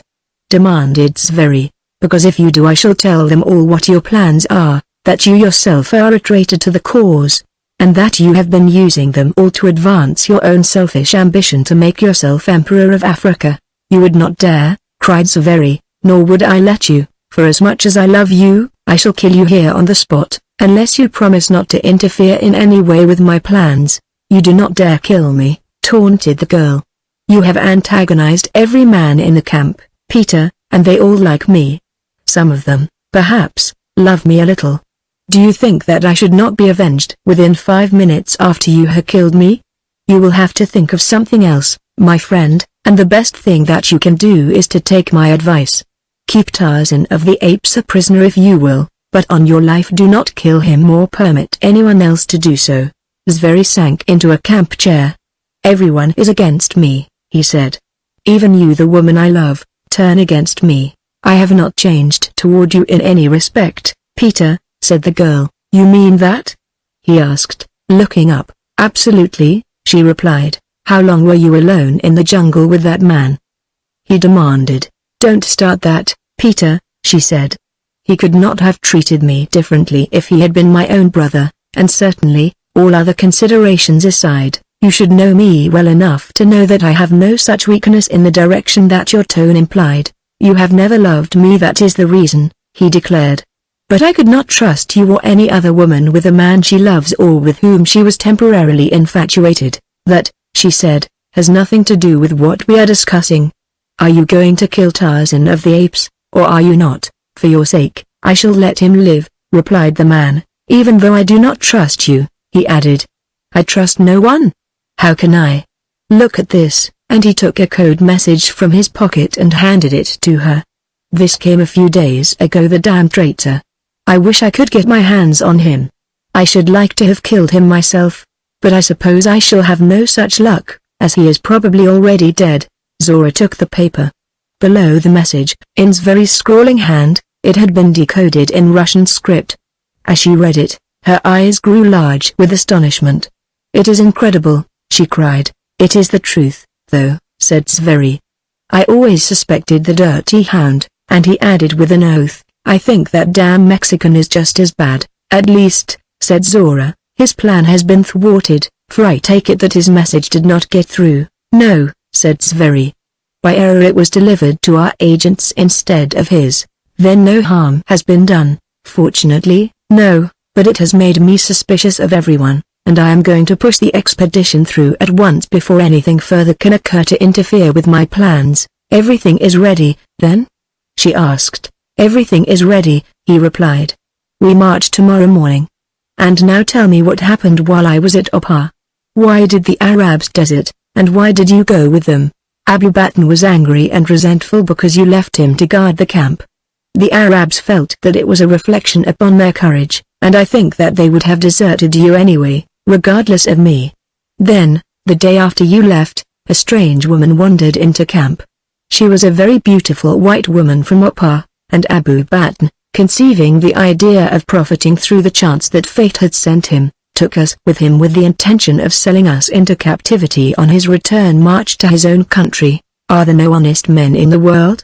demanded Zveri. "I'm afraid not," replied the girl, but as he was staring moodily at the ground, he did not see the contemptuous curl of her lip that accompanied her reply.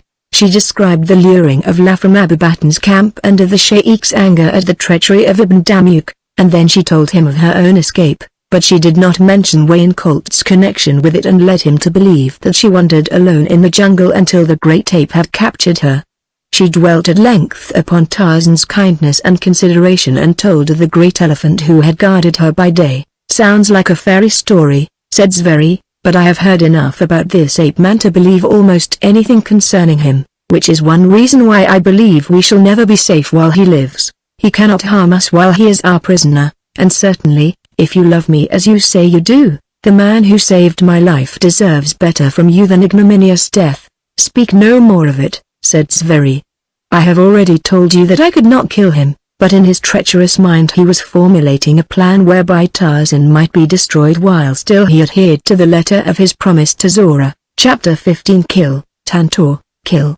Early the following morning the expedition filed out of camp, the savage black warriors arrayed in the uniforms of French colonial troops, while Zveri, Romero, Ivich, and Maury wore the uniforms of French officers. Zora Drinov accompanied the marching column, for though she had asked to be permitted to remain and nurse Tarzan, Zveri would not permit her to do so, saying that he would not again let her out of his sight. Dorsky and a handful of blacks were left behind to guard the prisoner and watch over the store of provisions and equipment that were to be left in the base camp. As the column had been preparing to march, Zveri gave his final instructions to Dorsky. "I leave this matter entirely in your hands," he said. "It must appear that he escaped, or, at worst, that he met an accidental death. You need give the matter no further thought, comrade," replied Dorsky. "Long before you return, this stranger will have been removed." A long and difficult march lay before the invaders, their route lying across southeastern Abyssinia into Italian Somaliland, along 500 miles of rough and savage country. It was Zveri's intention to make no more than a demonstration in the Italian colony, merely sufficient to arouse the anger of the Italians still further against the French and to give the fascist dictator the excuse which Zveri believed was all that he awaited to carry his mad dream of Italian conquest across Europe. Perhaps Zveri was a little mad, but then he was a disciple of madmen whose greed for power wrought distorted images in their minds, so that they could not differentiate between the rational and the bizarre, and then, too, Zveri had for so long dreamed his dream of empire that he saw now only his goal and none of the insurmountable obstacles that beset his path. He saw a new Roman emperor ruling Europe, and himself as emperor of Africa making an alliance with his new European power against all the balance of the world. He pictured two splendid golden thrones, upon one of them sat the Emperor Peter I, and upon the other the Empress Zora, and so he dreamed through the long, hard marches toward the east. It was the morning of the day following that upon which he had been shot before Tarzan regained consciousness. He felt weak and sick, and his head ached horribly. When he tried to move, he discovered that his wrists and ankles were securely bound. He did not know what had happened, and at first he could not imagine where he was, but, as recollection slowly returned and he recognized about him the canvas walls of a tent, he understood that in some way his enemies had captured him. He tried to wrench his wrists free from the cords that held them, but they resisted his every effort. He listened intently and sniffed the air, but he could detect no evidence of the teeming camp that he had seen when he had brought the girl back. He knew, however, that at least one night had passed, for the shadows that he could see through the tent opening indicated that the sun was high in the heavens, whereas it had been low in the west when last he saw it. Hearing voices, he realized that he was not alone, though he was confident that there must be comparatively few men in camp. Deep in the jungle he heard an elephant trumpeting, and once, from far off, came faintly the roar of a lion. Tarzan strove again to snap the bonds that held him, but they would not yield. Then he turned his head so that he faced the opening in the tent, and from his lips burst a long, low cry, the cry of a beast in distress. Dorsky, who was lolling in a chair before his own tent, leapt to his feet. The blacks, who had been talking animatedly, before their own shelters, went quickly quiet and seized their weapons. What was that? Dorsky demanded of his black boy. The fellow, wide-eyed and trembling, shook his head. I do not know, Bwana, he said. Perhaps the man in the tent has died, for such a noise may well have come from the throat of a ghost. Nonsense, said Dorsky. Come, we'll have a look at him. But the black held back, and the white man went on alone. The sound, which had come apparently from the tent in which the captive lay, had had a peculiar effect upon Dorsky, causing the flesh of his scalp to creep and a strange foreboding to fill him, so that as he neared the tent, he went more slowly and held his revolver ready in his hand. When he entered the tent, he saw the man lying where he had been left, but now his eyes were open, and when they met those of the Russian, the latter had a sensation similar to that which one feels when he comes eye to eye with a wild beast that has been caught in a trap. Well, said Dorsky, so you have come to, have you? What do you want? The captive made no reply, but his eyes never left the other's face. So steady was the unblinking gaze that Dorsky became uneasy beneath it. You had better learn to talk, he said gruffly, if you know what is good for you.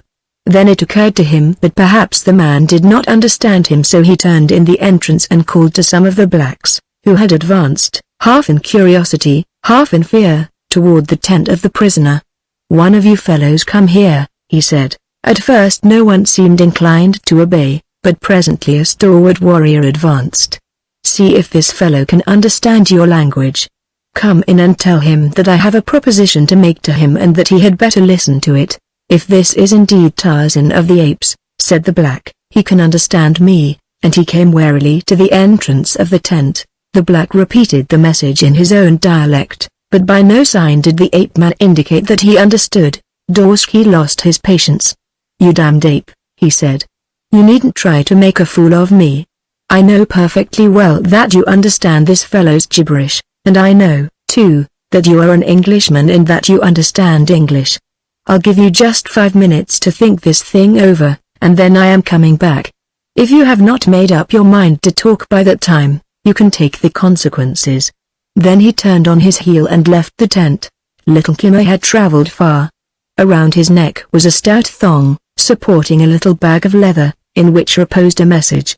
This eventually he had brought to Muvero, war chief of the Waziri, and when the Waziri had started out upon their long march, Kimmer had ridden proudly upon the shoulder of Muvero.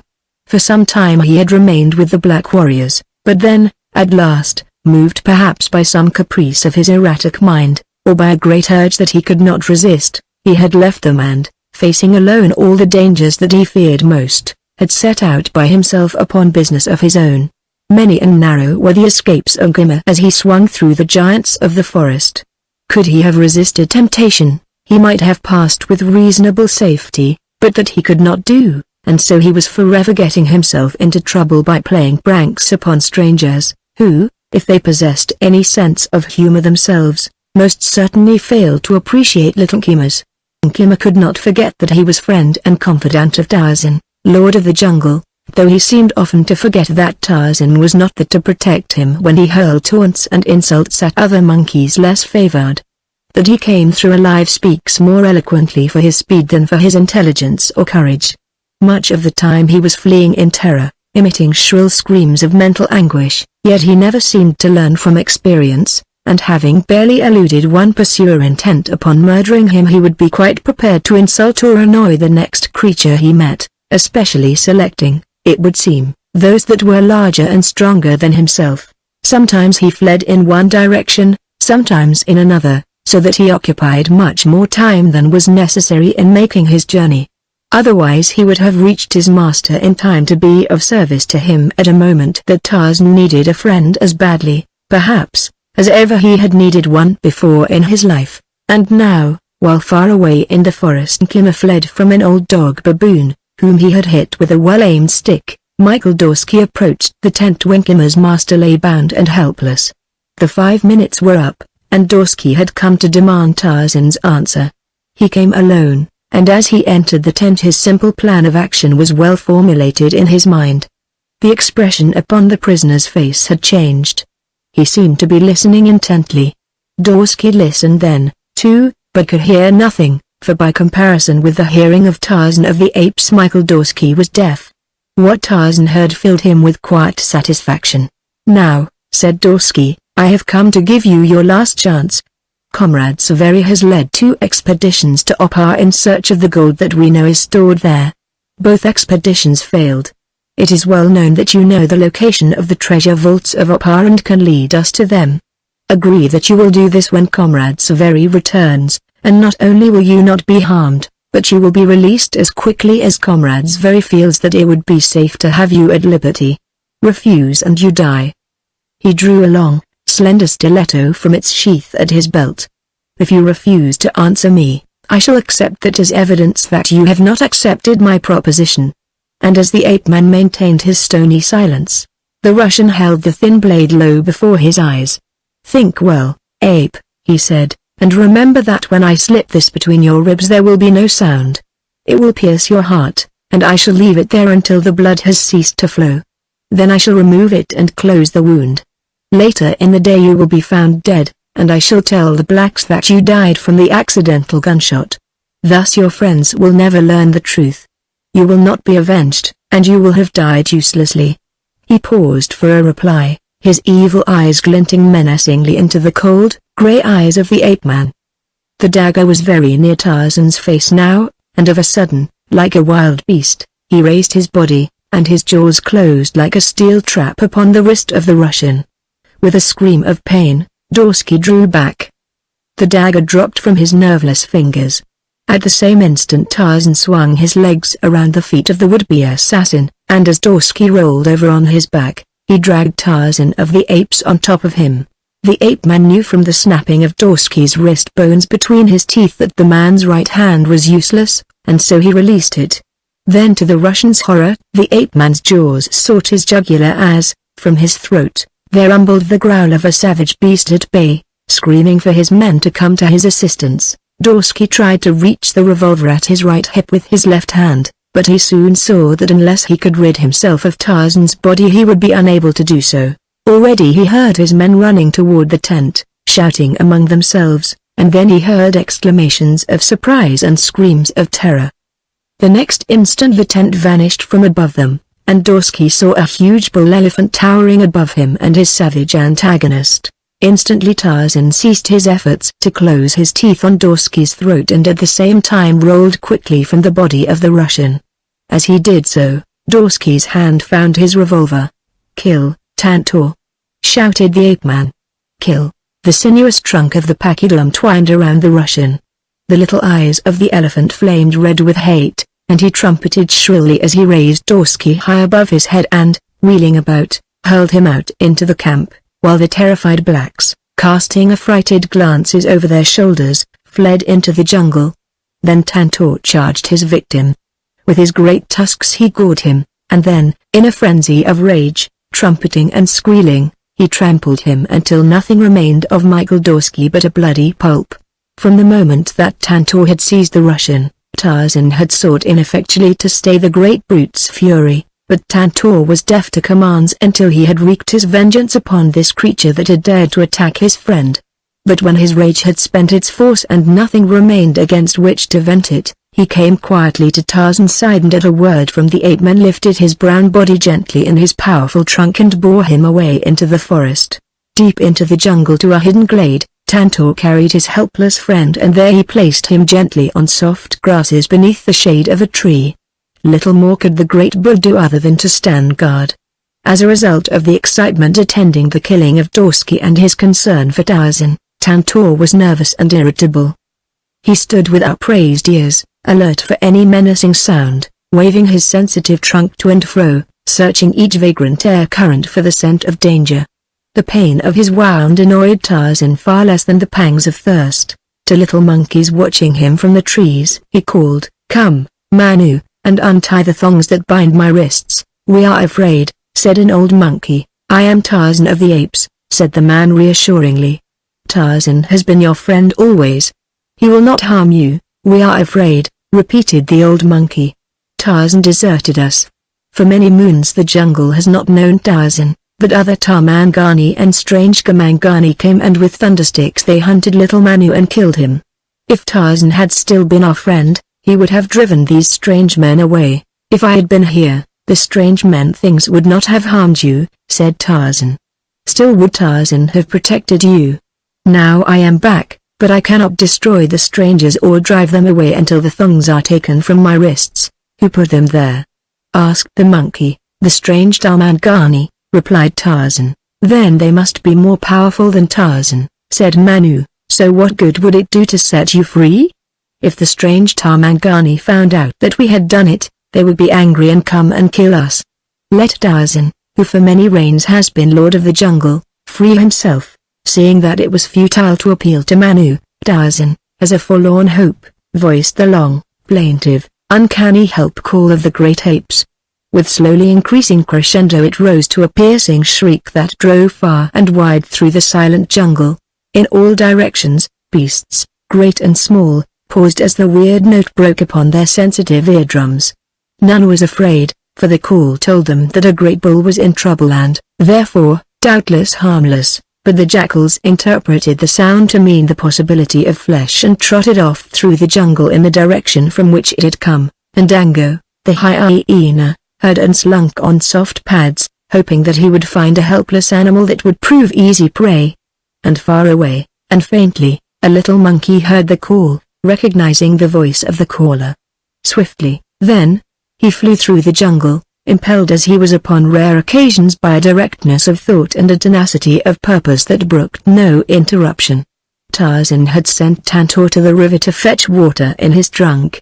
From a distance he caught the scent of the jackals and the horrid scent of Dango, and he hoped that Tantor would return before they came creeping upon him.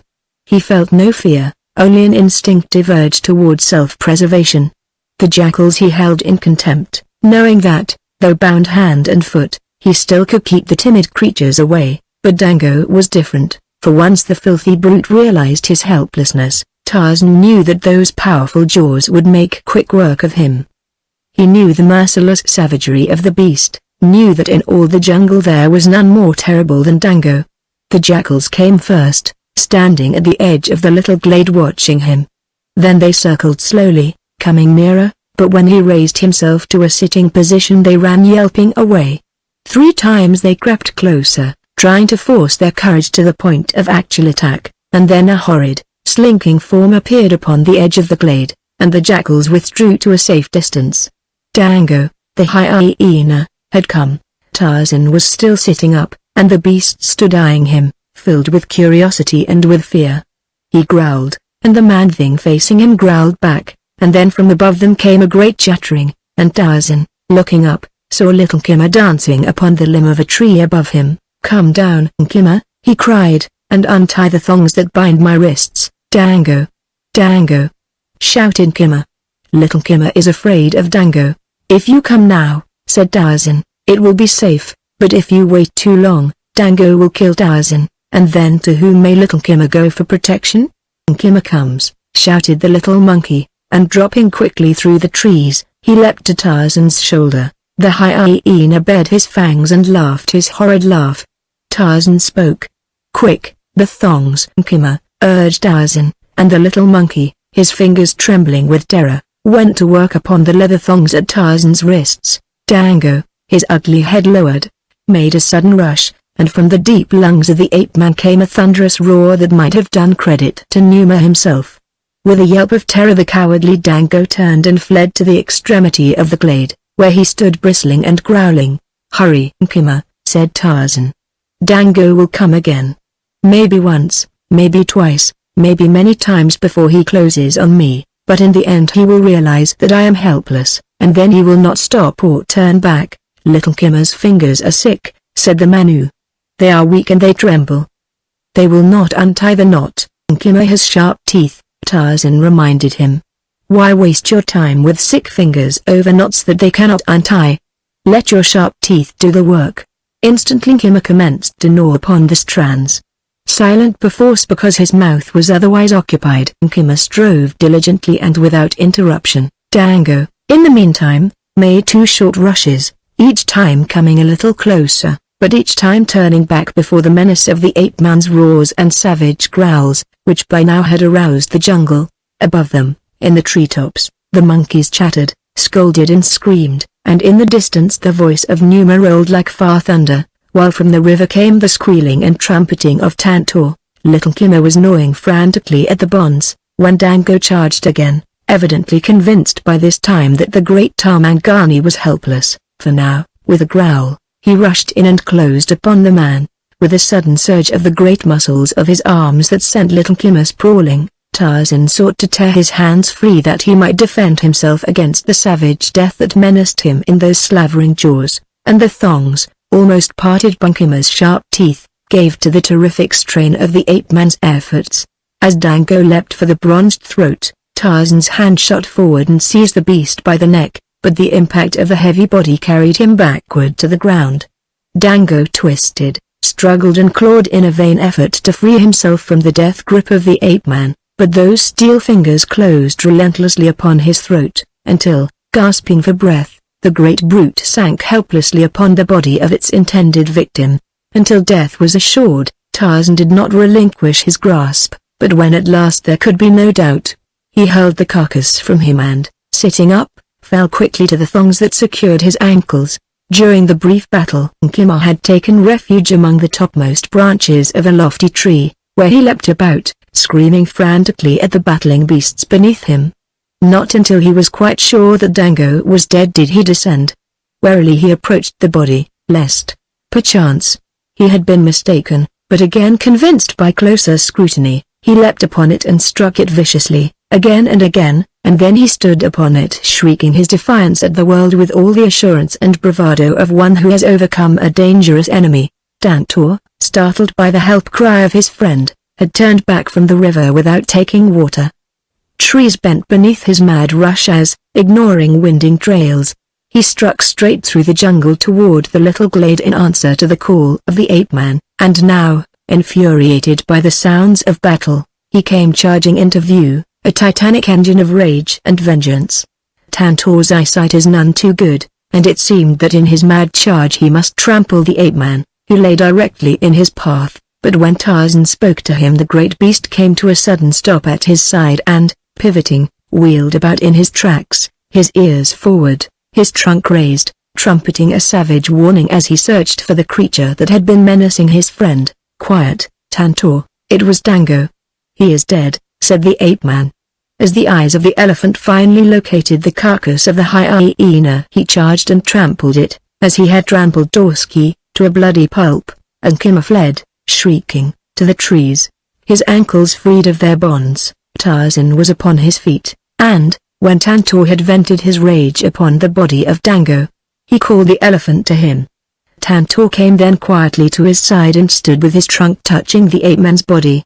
His rage quieted and his nerves soothed by the reassuring calm of the ape-man, and now Kimmer came, making an agile leap from a swaying bough to the back of Tantor and then to the shoulder of Tarzan, where, with his little arms about the ape-man's neck, he pressed his cheek close against the bronzed cheek of the great Tarmangani, who was his master and his god. Thus the three friends stood in the silent communion that only beasts know, as the shadows lengthened and the sun set behind the forest. Chapter 16. Turn back. The privations that Wayne Colt had endured had weakened him far more than he had realized, so that before his returning strength could bring renewed powers of resistance, he was stricken with fever. The high priestess of the flaming god, versed in the lore of ancient Opar, was conversant with the medicinal properties of many roots and herbs and, as well, with the mystic powers of incantation that drove demons from the bodies of the sick.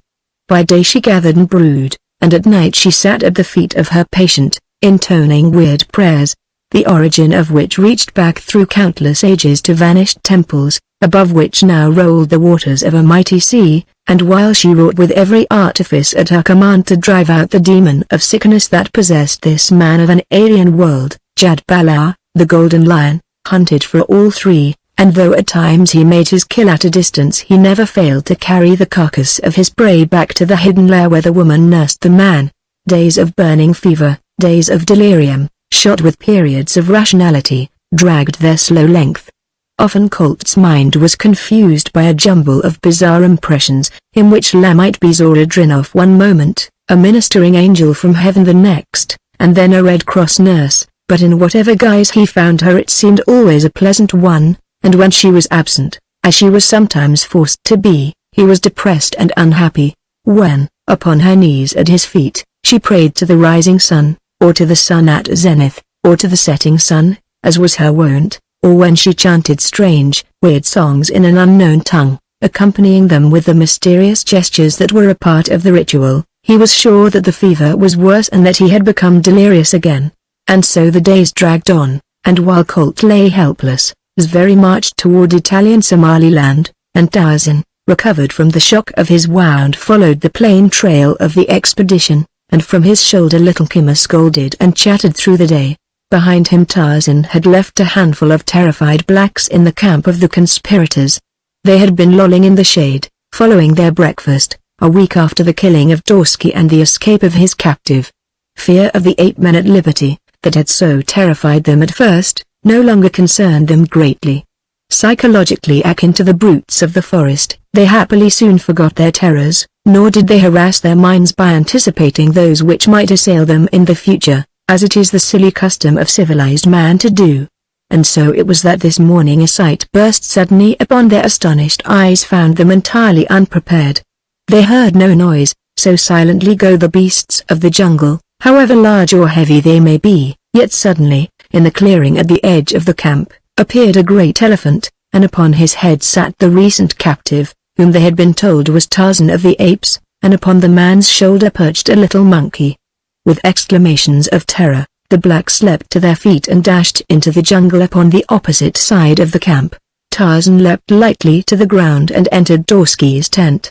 He had returned for a definite purpose, and his effort was crowned with success, for in the tent of the Russian he found his rope and his knife, which had been taken away from him at the time of his capture. For bow and arrows and a spear he had only to look to the shelters of the blacks, and having found what he wanted, he departed as silently as he had come. Now the time had arrived when Tarzan must set out rapidly upon the trail of his enemy, leaving Tantor to the peaceful paths that he loved best. "I go, Tantor," he said. "Search out the forest where the young trees have the tenderest bark and watch well against the men things, for they alone in all the world are the enemies of all living creatures. He was off through the forest then, with little Kimmer clinging tightly to his bronzed neck. Plain lay the winding trail of Zveri's army before the eyes of the ape-man, but he had no need to follow any trail. Long weeks before, as he had kept vigil above their camp, he had heard the principals discussing their plans, and so he knew their objectives, and he knew, too, how rapidly they could march and, therefore, about where he might hope to overtake them. Unhampered by files of porters sweating under heavy loads, earthbound to no winding trails, Tarzan was able to travel many times faster than the expedition. He saw their trail only when his own chanced to cross it as he laid a straight course for a point far in advance of the sweating column. When he overtook the expedition, night had fallen, and the tired men were in camp. They had eaten and were happy, and many of the men were singing. To one who did not know the truth, it might have appeared to be a military camp of French colonial troops, for there was a military precision about the arrangement of the fires, the temporary shelters, and the officers' tents that would not have been undertaken by a hunting or scientific expedition, and, in addition, there were the uniformed sentries pacing their beats. All this was the work of Miguel Romero, to whose superior knowledge of military matters Zveri had been forced to defer in all matters of this nature, though with no diminution of the hatred which each felt for the other. From his tree Tarzan watched the scene below, attempting to estimate as closely as possible the number of armed men that formed the fighting force of the expedition, while Kimmer, bent upon some mysterious mission, swung nimbly through the trees toward the east. The ape-man realized that Zveri had recruited a force that might constitute a definite menace to the peace of Africa, since among its numbers were represented many large and warlike tribes, who might easily be persuaded to follow this mad leader were success to crown his initial engagement. It was, however, to prevent this very thing that Tarzan of the Apes had interested himself in the activities of Peter Zveri, and here, before him, was another opportunity to undermine the Russians' dream of empire while it was still only a dream and might be dissipated by trivial means, by the grim and terrible jungle methods of which Tarzan of the Apes was a past master. Tarzan fitted an arrow to his bow. Slowly his right hand drew back the feathered end of the shaft until the point rested almost upon his left thumb. His manner was marked by easy, effortless grace. He did not appear to be taking conscious aim, and yet when he released the shaft, it buried itself in the fleshy part of a sentry's leg precisely as Tarzan of the Apes had intended that it should. With a yell of surprise and pain the black collapsed upon the ground, more frightened, however, than hurt, and as his fellows gathered around him, Tarzan of the Apes melted away into the shadows of the jungle night. Attracted by the cry of the wounded man, Zveri, Romero, and the other leaders of the expedition hastened from their tents and joined the throng of excited blacks that surrounded the victim of Tarzan's campaign of terrorism. "Who shot you?" demanded Zveri when he saw the arrow protruding from the sentry's leg. "I do not know," replied the man. "Have you an enemy in camp who might want to kill you?" asked Zveri. "Even if he had," said Romero, "he couldn't have shot him with an arrow because no bows or arrows were brought with the expedition." "I hadn't thought of that," said Zveri. "So it must have been someone outside camp," declared Romero. With difficulty and to the accompaniment of the screams of their victim, Ivich and Romero cut the arrow from the sentry's leg, while Zveri and Kaitembo discussed various conjectures as to the exact portent of the affair. "We have evidently run into hostile natives," said Zveri. Kaitembo shrugged noncommittally. "Let me see the arrow," he said to Romero. "Perhaps that will tell us something." As the Mexican handed the missile to the black chief, the latter carried it close to a campfire and examined it closely, while the white men gathered about him waiting for his findings. At last Kaitembo straightened up. The expression upon his face was serious, and when he spoke his voice trembled slightly. "This is bad," he said, shaking his bullet head. "What do you mean?" demanded Zveri. "This arrow bears the mark of a warrior who was left behind in our base camp," replied the chief. "That is impossible," cried Zveri. Kaitembo shrugged. "I know it," he said, "but it is true." "With an arrow out of the air the Hindu was slain," suggested a black headman, standing near Kaitembo. "Shut up, you fool," snapped Romero, "or you'll have the whole camp in a blue funk." "That's right," said Zveri. "We must hush this thing up." He turned to the headman. "You and Kaitembo," he commanded, must not repeat this to your men. Let us keep it to ourselves." Both Kitembo and the headman agreed to guard the secret, but within half an hour every man in camp knew that the sentry had been shot with an arrow that had been left behind in the base camp, and immediately their minds were prepared for other things that lay ahead of them upon the long trail. The effect of the incident upon the minds of the black soldiers was apparent during the following day's march. They were quieter and more thoughtful, and there was much low-voiced conversation among them, but if they had given signs of nervousness during the day, it was nothing as compared with their state of mind after darkness fell upon their camp that night. The sentries evidenced their terror plainly by their listening attitudes and nervous attention to the sounds that came out of the blackness surrounding the camp. Most of them were brave men who would have faced a visible enemy with courage, but to a man they were convinced that they were confronted by the supernatural, against which they knew that neither rifle nor bravery might avail. They felt that ghostly eyes were watching them, and the result was as demoralizing as would an actual attack have been, in fact, far more so, yet they need not have concerned themselves so greatly, as the cause of all their superstitious apprehension was moving rapidly through the jungle, miles away from them, and every instant the distance between him and them was increasing. Another force, that might have caused them even greater anxiety had they been aware of it, lay still further away upon the trail that they must traverse to reach their destination. Around tiny cooking fires squatted 100 black warriors, whose white plumes nodded and trembled as they moved. Sentries guarded them, sentries who were unafraid, since these men had little fear of ghosts or demons. They wore their amulets in leather pouches that swung from cords about their necks, and they prayed to strange gods, but deep in their hearts lay a growing contempt for both. They had learned from experience and from the advice of a wise leader to look for victory more to themselves and their weapons than to their god. They were a cheerful, happy company, veterans of many an expedition, and, like all veterans, took advantage of every opportunity for rest and relaxation, the value of both of which is enhanced by the maintenance of a cheerful frame of mind, and so there was much laughing and joking among them, and often both the cause and butt of this was a little monkey, now teasing, now caressing, and in return being himself teased or caressed. That there was a bond of deep affection between him and these clean-limbed black giants was constantly apparent. When they pulled his tail they never pulled it very hard, and when he turned upon them in apparent fury, his sharp teeth closing upon their fingers or arms, it was noticeable that he never drew blood. Their play was rough, for they were all rough and primitive creatures, but it was all playing, and it was based upon a foundation of mutual affection. These men had just finished their evening meal, when a figure, materializing as though out of thin air, dropped silently into their midst from the branches of a tree which overhung their camp. Instantly 100 warriors sprang to arms, and then, as quickly, they relaxed, as with shouts of "Bwana! Bwana!" They ran toward the bronze giant standing silently in their midst.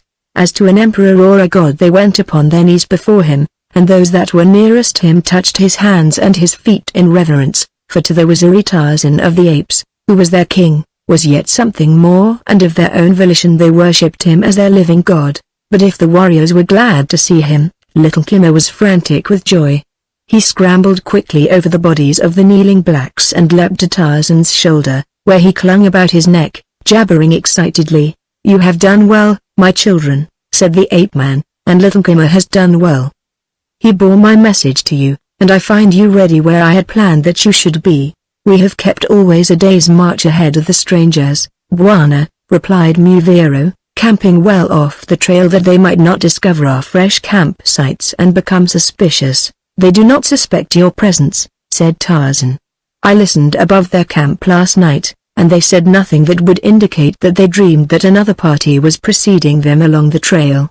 Where the dirt of the trail was soft, a warrior, who marched at the rear of the column, brushed away the freshness of our spoor with a leafy bough," explained Mufiro. "Tomorrow we shall wait here for them," said the ape-man, "and tonight you shall listen to Tarzan while he explains the plans that you will follow."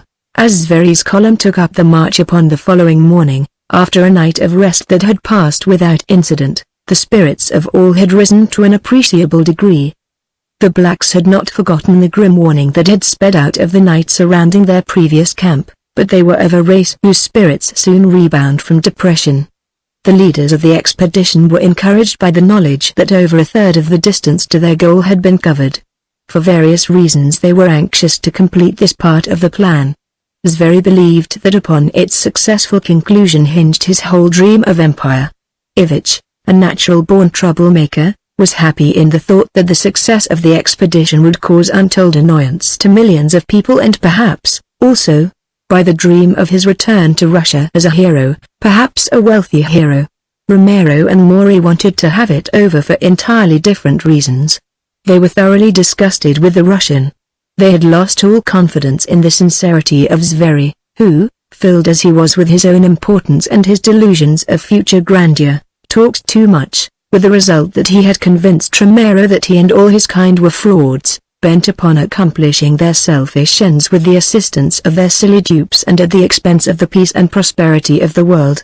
It had not been difficult for Romero to convince Maury of the truth of his deductions, and now, thoroughly disillusioned, the two men continued on with the expedition because they believed that they could not successfully accomplish their intended desertion until the party was once more settled in the base camp. The march had continued uninterruptedly for about an hour after camp had been broken, when one of Kaitembo's black scouts, leading the column, halted suddenly in his tracks. "Look," he said to Kaitembo, who was just behind him. The chief stepped to the warrior's side, and there, before him in the trail, sticking upright in the earth, was an arrow. "It is a warning," said the warrior. Gingerly, Kaitembo plucked the arrow from the earth and examined it. He would have been glad to have kept the knowledge of his discovery to himself, although not a little shaken by what he had seen, but the warrior at his side had seen, too. "It is the same," he said. "It is another of the arrows that were left behind in the base camp." When Zveri came abreast of them, Kaitembo handed him the arrow. "It is the same," he said to the Russian, "and it is a warning for us to turn back." "Pooh!" exclaimed Zveri contemptuously. "It is only an arrow sticking in the dirt and cannot stop a column of armed men." "I did not think that you were a coward, too, Kaitembo," the black scowled. "Nor do men with safety call me a coward," he snapped, "but neither am I a fool, and better than you do I know the danger signals of the forest. We shall go on because we are brave men, but many will never come back. Also, your plans will fail." At this Zveri flew into one of his frequent rages, and though the men continued the march, they were in a sullen mood, and many were the ugly glances that were cast at Zveri and his lieutenants. Shortly after noon the expedition halted for the noonday rest. They had been passing through a dense woods, gloomy and depressing, and there was neither song nor laughter, nor a great deal of conversation, as the men squatted together in little knots while they devoured the cold food that constituted their midday meal. Suddenly, from somewhere far above, a voice floated down to them. Weird and uncanny, it spoke to them in a Bantu dialect that most of them could understand. "Turn back, children of Mulungu," it cried. "Turn back before you die. Desert the white men before it is too late." That was all. The men crouched fearfully, looking up into the trees. It was Zveri who broke the silence. "What the hell was that?" he demanded. "What did it say?" "It warned us to turn back," said Kaitembo. "There will be no turning back," snapped Zveri. "I do not know about that," replied Kaitembo. "I thought you wanted to be a king," cried Zveri. "You'd make a hell of a king." For the moment Kaitembo had forgotten the dazzling prize that Zveri had held before his eyes for months to the king of Kenya. "That was worth risking much for." "We will go on," he said. "You may have to use force," said Zveri, "but stop at nothing. We must go on, no matter what happens." And then he turned to his other lieutenants. "Romero, you and Maury go to the rear of the column and shoot every man who refuses to advance." The men had not as yet refused to go on, and when the order to march was given, they sullenly took their places in the column. For an hour they marched thus, and then, far ahead, came the weird cry that many of them had heard before at Opa, and a few minutes later a voice out of the distance called to them. "Desert the white men," it said. The blacks whispered among themselves, and it was evident that trouble was brewing, but Kaitembo managed to persuade them to continue the march, a thing that Zveri never could have accomplished. "I wish we could get that troublemaker," said Zveri to Zorodrinov, as the two walked together near the head of the column. "If he would only show himself once, so that we could get a shot at him. That's all I want. It is someone familiar with the workings of the native mind, said the girl. Probably a medicine man of some tribe through whose territory we are marching. I hope that it is nothing more than that, replied Zveri. I have no doubt that the man is a native, but I am afraid that he is acting on instructions from either the British or the Italians, who hope thus to disorganize and delay us until they can mobilize a force with which to attack us. It has certainly shaken the morale of the men, said Zora, for I believe that they attribute all the weird happenings, from the mysterious death of Jafar to the present time, to the same agency, to which their superstitious minds naturally attribute a supernatural origin. So much the worse for them, then, said Zveri, for they are going on whether they wish to or not, and when they find that attempted desertion means death, they will wake up to the fact that it is not safe to trifle with Peter Zveri. They are many, Peter, the girl reminded him, and we are few. In addition they are, thanks to you, well armed. It seems to me that you may have created a Frankenstein that will destroy us all in the end. You are as bad as the blacks, growled Zveri, making a mountain out of a molehill. Why if I... Behind the rear of the column and again apparently from the air above them sounded the warning voice. Desert the whites.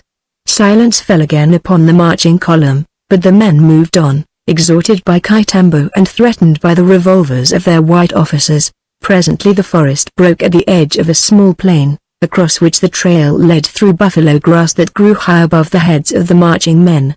They were well into this when, ahead of them, a rifle spoke, and then another and another, seemingly in a long line across their front. Zveri ordered one of the blacks to rush Zora to the rear of the column into a position of safety, while he followed close behind her, ostensibly searching for Romero and shouting words of encouragement to the men. As yet no one had been hit, but the column had stopped, and the men were rapidly losing all semblance of formation. Quick, Romero, shouted Zveri, take command up in front. I will cover the rear with Maury and prevent desertions. The Mexican sprang past him and with the aid of Ivich and some of the black chiefs he deployed one company in a long skirmish line, with which he advanced slowly, while Kaitambo followed with half the rest of the expedition acting as a support, leaving Ivich, Maury, and Zveri to organize a reserve from the remainder. After the first widely scattered shots, the firing had ceased, to be followed by a silence even more ominous to the overwrought nerves of the black soldiers. The utter silence of the enemy, the lack of any sign of movement in the grasses ahead of them, coupled with the mysterious warnings which still rang in their ears, convinced the blacks that they faced no mortal foe. Turn back, came mournfully from the grasses ahead. This is the last warning. Death will follow disobedience. The line wavered, and to steady it Romero gave the command to fire. In response came a rattle of musketry out of the grasses ahead of them, and this time a dozen men went down, killed or wounded. Charge! Cried Romero, but instead the men wheeled about and broke for the rear and safety, at sight of the advance line bearing down upon them, throwing away their rifles as they ran. The support turned and fled, carrying the reserve with it, and the whites were carried along in the mad rout. In disgust, Romero fell back alone. He saw no enemy, for none pursued him, and this fact induced within him an uneasiness that the singing bullets had been unable to arouse.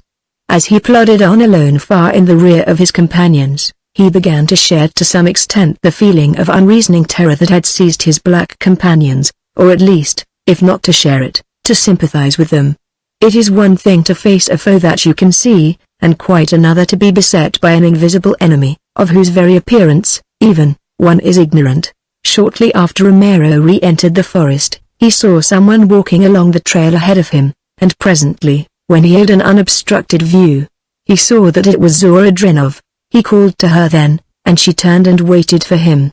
I was afraid that you had been killed, comrade, she said. I was born under a lucky star, he replied smiling. Men were shot down on either side of me and behind me. Where is Zveri? Zora shrugged.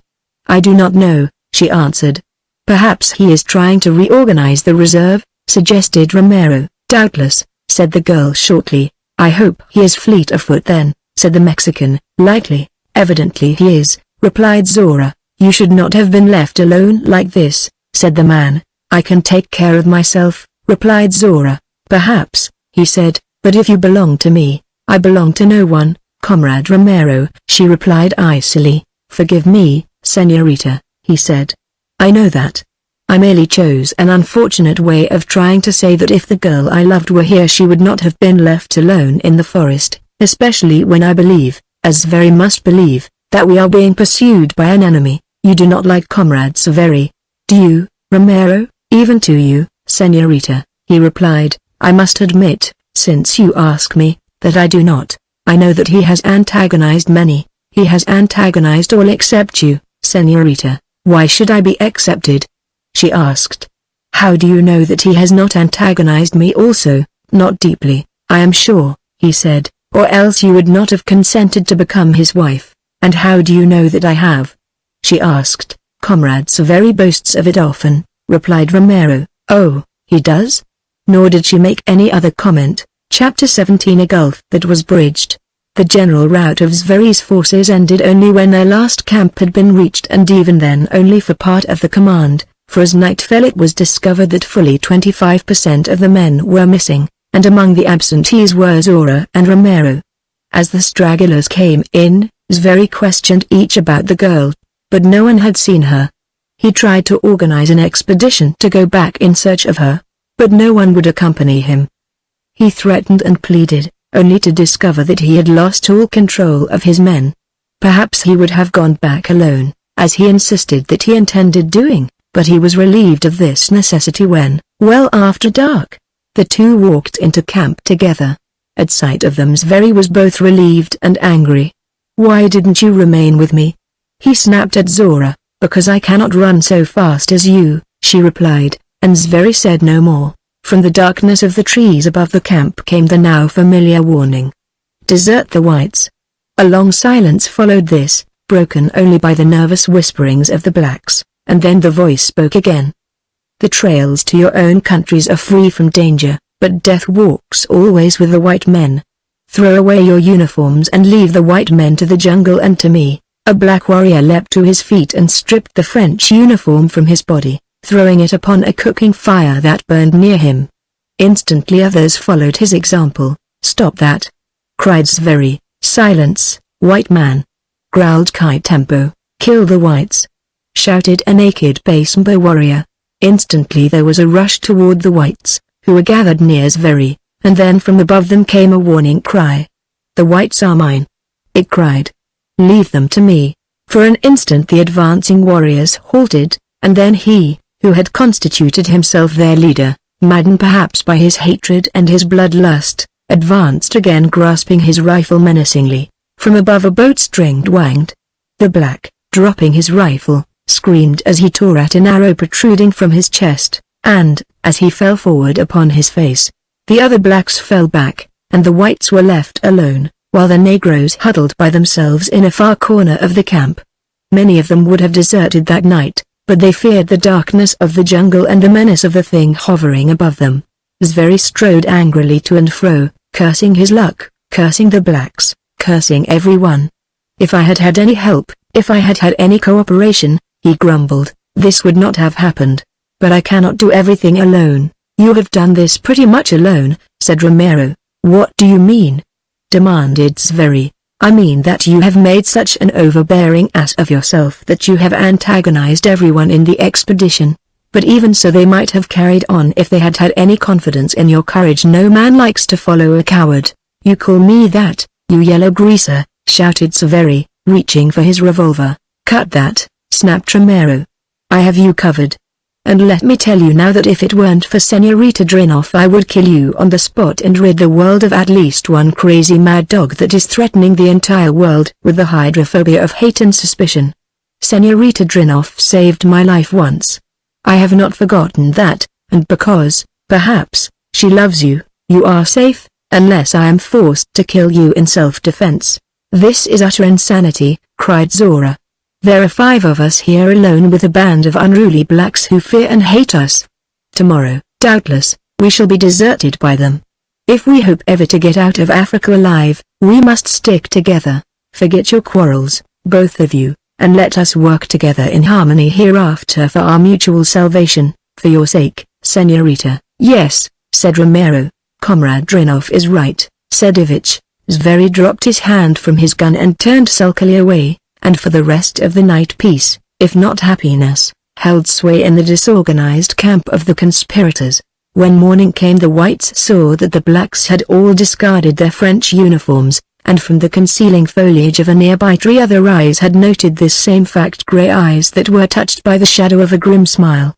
There were no black boys now to serve the whites, as even their personal servants had deserted them to foregather with the men of their own blood, and so the five prepared their own breakfast. After Zveri's attempt to command the services of some of their boys had met with surly refusal, while they were eating, Kaitembo approached them, accompanied by the headmen of the different tribes that were represented in the personnel of the expedition. "We are leaving with our people for our own countries," said the Basembo chief. "We leave food for your journey to your own camp. Many of our warriors wish to kill you, and that we cannot prevent if you attempt to accompany us, for they fear the vengeance of the ghosts that have followed you for many moons. Remain here until tomorrow. After that you are free to go where you will." "But," expostulated Zveri, "you can't leave us like this without porters or askaris. No longer can you tell us what we can do." "White man," said Kaitembo, "for you are few and we are many, and your power over us is broken. In everything you have failed. We do not follow such a leader." "You can't do it," growled Zveri. "You will all be punished for this, Kaitembo." "Who will punish us?" demanded the black. "The English? The French? The Italians? You do not dare go to them. They would punish you, not us. Perhaps you will go to Rastafari. He would have your heart cut out and your body thrown to the dogs, if he knew what you were planning. But you can't leave this white woman alone here in the jungle without servants, or porters, or adequate protection," insisted Zveri, realizing that his first argument has made no impression upon the black chief, who now held their fate in his hands. "I do not intend to leave the white woman," said Kaitembo. "She is going with me." And then it was that, for the first time, the whites realized that the headman had surrounded them and that they were covered by many rifles. As he had talked, Kaitembo had come closer to Zveri, at whose side stood Zora Drinov, and now the black chief reached out quickly and grasped her by the wrist. "Come," he said, and as he uttered the word something hummed above their heads, and Kaitembo, chief of the Basembos, clutched at an arrow in his chest. "Do not look up," cried a voice from above. "Keep your eyes upon the ground, for whosoever looks up dies. Listen well to what I have to say, black men. Go your way to your own countries, leaving behind you all of the white people. Do not harm them. They belong to me. I have spoken." Wide-eyed and trembling, the black headman fell back from the whites, leaving Kaitembo writhing upon the ground. They hastened to cross the camp to their fellows, all of whom were now thoroughly terrified, and before the chief of the Basembos ceased his death struggle, the black tribesmen had seized the loads which they had previously divided amongst them and were pushing and elbowing for precedence along the game trail that led out of camp toward the west. Watching them depart, the whites sat in stupefied silence, which was not broken until after the last black had gone and they were alone. "What do you suppose the thing meant by saying we belong to him?" asked Tivich in a slightly thickened voice. "How could I know?" growled Zveri. "Perhaps it is a man-eating ghost," suggested Romero with a smile. "It has done about all the harm it can do now," said Zveri. "It ought to leave us alone for a while." "It is not such a malign spirit," said Zora. "It can't be, for it certainly saved me from Kaitembo." "Saved you for itself," said Ivich. "Nonsense," said Romero. "The purpose of that mysterious voice from the air is just as obvious as is the fact that it is the voice of a man. It is the voice of someone who wanted to defeat the purposes of this expedition, and I imagine Zveri guessed close to the truth yesterday when he attributed it to English or Italian sources that were endeavoring to delay us until they could mobilize a sufficient force against us, which proves," declared Zveri, "what I have suspected for a long time, that there is more than one traitor among us," and he looked meaningly at Romero. "What it means," said Romero, "is that crazy, harebrained theories always fail when they are put to the test. You thought that all the blacks in Africa would rush to your standard and drive all the foreigners into the ocean. In theory, perhaps, you were right, but in practice one man, with a knowledge of native psychology which you did not have, burst your entire dream like a bubble, and for every other harebrained theory in the world there is always a stumbling block of fact. You talk like a traitor to the cause, said Ivich threateningly. And what are you going to do about it? Demanded the Mexican. I am fed up with all of you and your whole rotten, selfish plan. There isn't an honest hair in your head nor in Zveri's. I can accord Tony and Senorita Drinoff the benefit of a doubt, for I cannot conceive either of them as knaves. As I was deluded, so may they have been deluded, as you and your kind have striven for years to delude countless millions of others. You are not the first traitor to the cause, cried Zveri, nor will you be the first traitor to pay the penalty of his treason. That is not a good way to talk now, said Maury. We are not already too many? If we fight and kill one another, perhaps none of us will come out of Africa alive. But if you kill Miguel, you will have to kill me, too, and perhaps you will not be successful. Perhaps it is you who will be killed. Tony is right, said the girl. Let us call a truce until we reach civilization. And so it was that under something of the nature of an armed truce, the five set forth the following morning on the back trail toward their base camp, while upon another trail, a full day ahead of them, Tarzan and his Waziri warriors took a shortcut for Opar. La may not be the, Tarzan explained to Muvero, but I intend to punish Oenduth for their treachery and thus make it possible for the High Priestess to return in safety, if she still lives. But how about the white enemies in the jungle back of us, Bwana? Asked Muvero. They shall not escape us, said Tarzan. They are weak and inexperienced to the jungle. They move slowly. We may always overtake them when we will. It is La who concerns me most, for she is a friend, while they are only enemies, many miles away. The object of his friendly solicitude approached a clearing in the jungle, a man-made clearing that was evidently intended for a campsite for a large body of men, though now only a few rude shelters were occupied by a handful of blacks.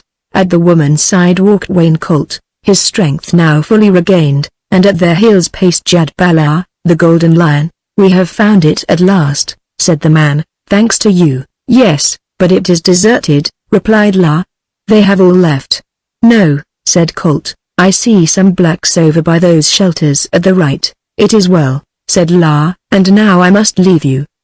There was a note of regret in her voice. I hate to say goodbye, said the man, but I know where your heart is and that all your kindness to me has only delayed your return to Opar.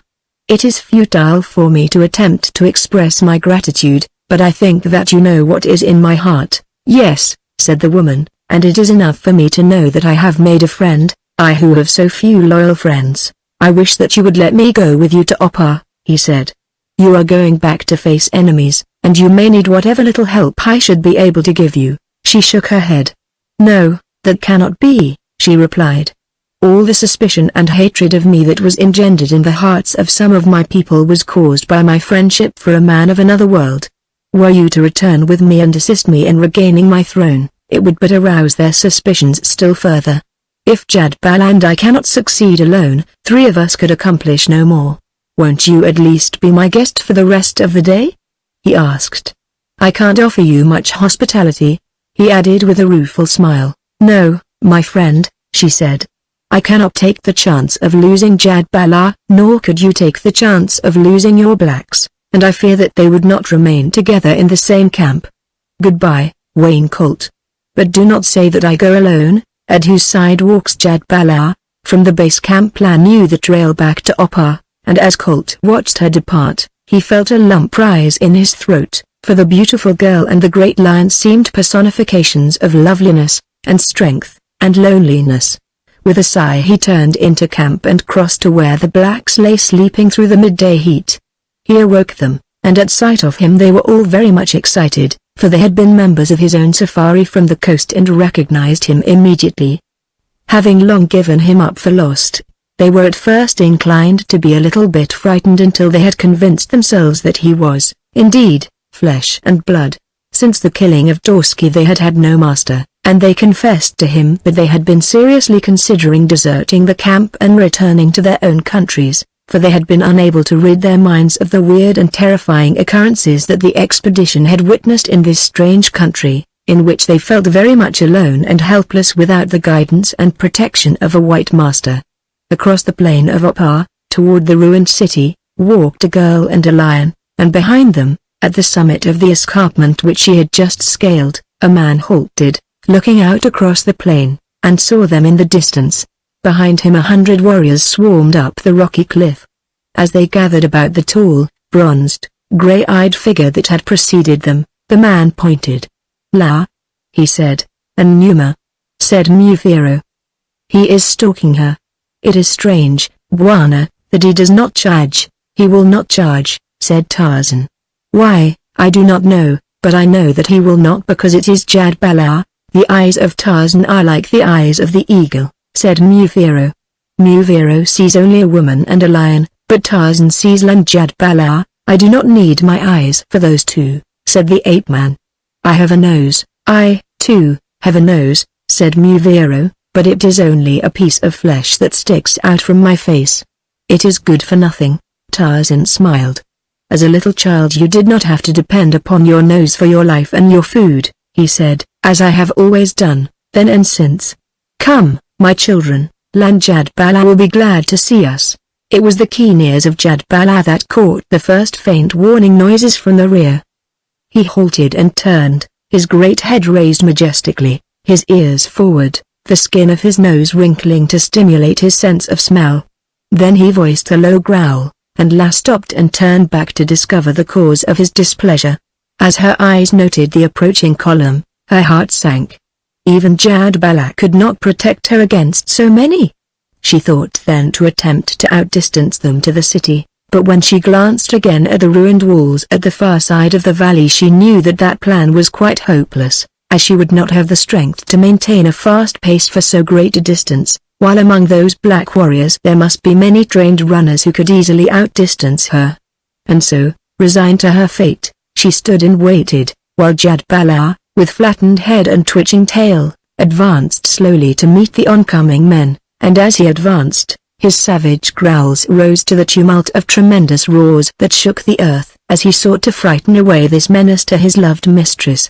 But the men came on, and then, of a sudden, La saw that one who came in advance of the others was lighter in color, and her heart leapt in her breast, and then she recognized him, and tears came to the eyes of the savage high priestess of Opar. "It is Tarzan.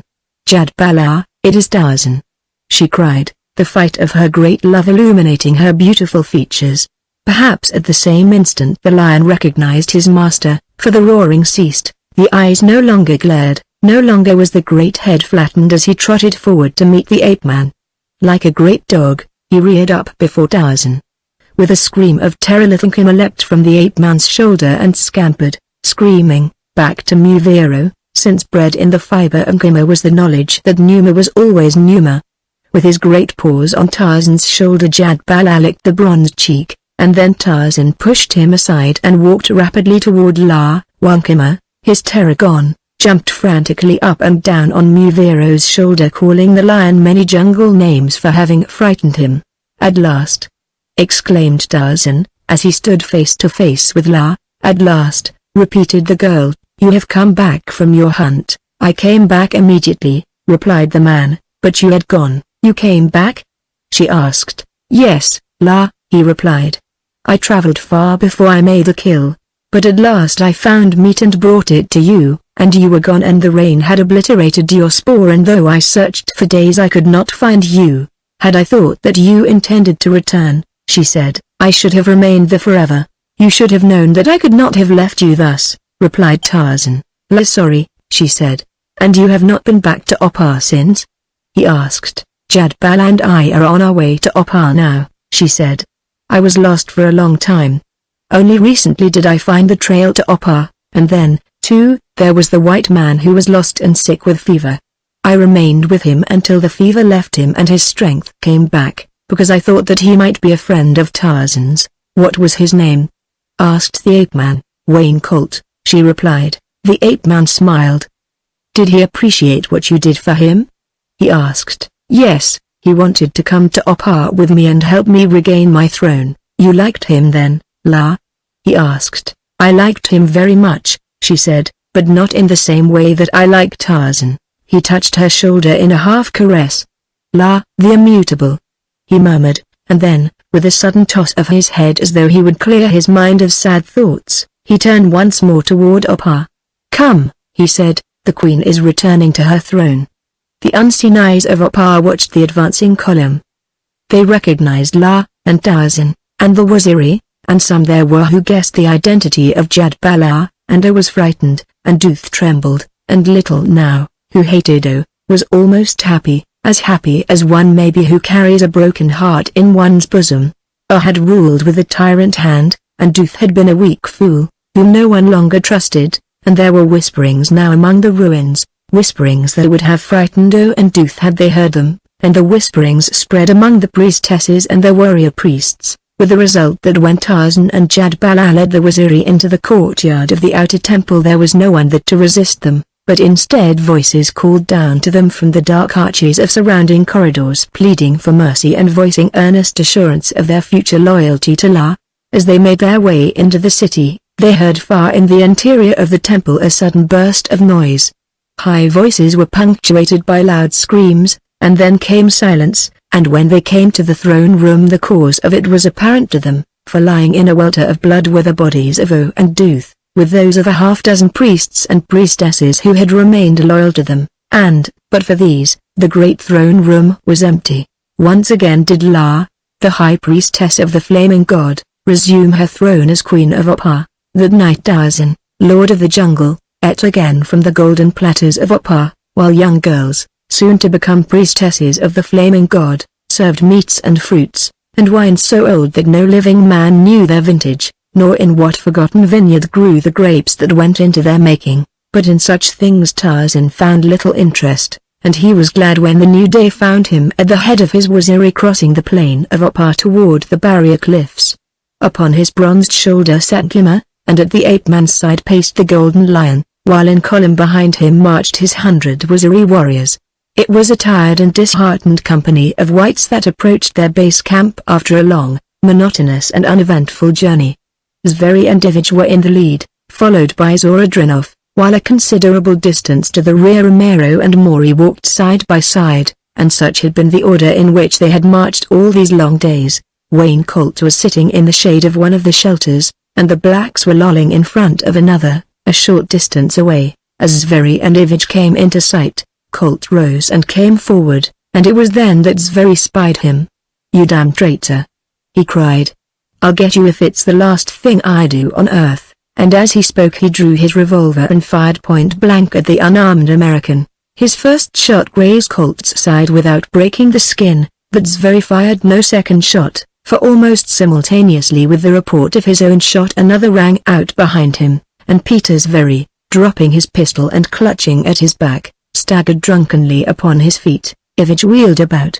"My God, Zora, what have you done?" he cried. "What I have been waiting to do for 12 years, replied the girl. "What I have been waiting to do ever since I was little more than a child." Wayne Colt had run forward and seized Zveri's gun from the ground where it had fallen, and Romero and Maury now came up at a run. Zveri had sunk to the ground and was glaring savagely about him. "Who shot me?" he screamed. "I know. It was that damned greaser." "It was I," said Zorodrinov. "You," gasped Zveri. Suddenly she turned to Wayne Colt as though only he mattered. "You might as well know the truth," she said. "I am not a red and never have been. This man killed my father, and my mother, and an older brother and sister. My father was well, never mind who he was. He is avenged now." She turned fiercely upon Zveri. "I could have killed you a dozen times in the last few years," she said, "but I waited because I wanted more than your life. I wanted to help kill the hideous schemes with which you and your kind are seeking to wreck the happiness of the world." Peter Zveri sat on the ground, staring at her, his wide eyes slowly glazing. Suddenly he coughed and a torrent of blood gushed from his mouth. Then he sank back dead. Romero had moved close to Ivich. Suddenly he poked the muzzle of a revolver into the Russian's ribs. "Drop your gun," he said. "I'm taking no chances on you either." Ivich, paling, did as he was bid. He saw his little world tottering, and he was afraid. Across the clearing a figure stood at the edge of the jungle. It had not been there an instant before. It had appeared silently as though out of thin air. Zorodrinov was the first to perceive it. She voiced a cry of surprised recognition, and as the others turned to follow the direction of her eyes, they saw a bronzed white man, naked but for a loincloth of leopard skin, coming toward them. He moved with the easy, majestic grace of a lion, and there was much about him that suggested the king of beasts. "Who is that?" asked Colt. "I do not know who he is," replied Zora, "other than that he is the man who saved my life when I was lost in the jungle." The man halted before them. "Who are you?" demanded Wayne Colt. "I am Tarzan of the Apes," replied the other. "I have seen and heard all that has occurred here.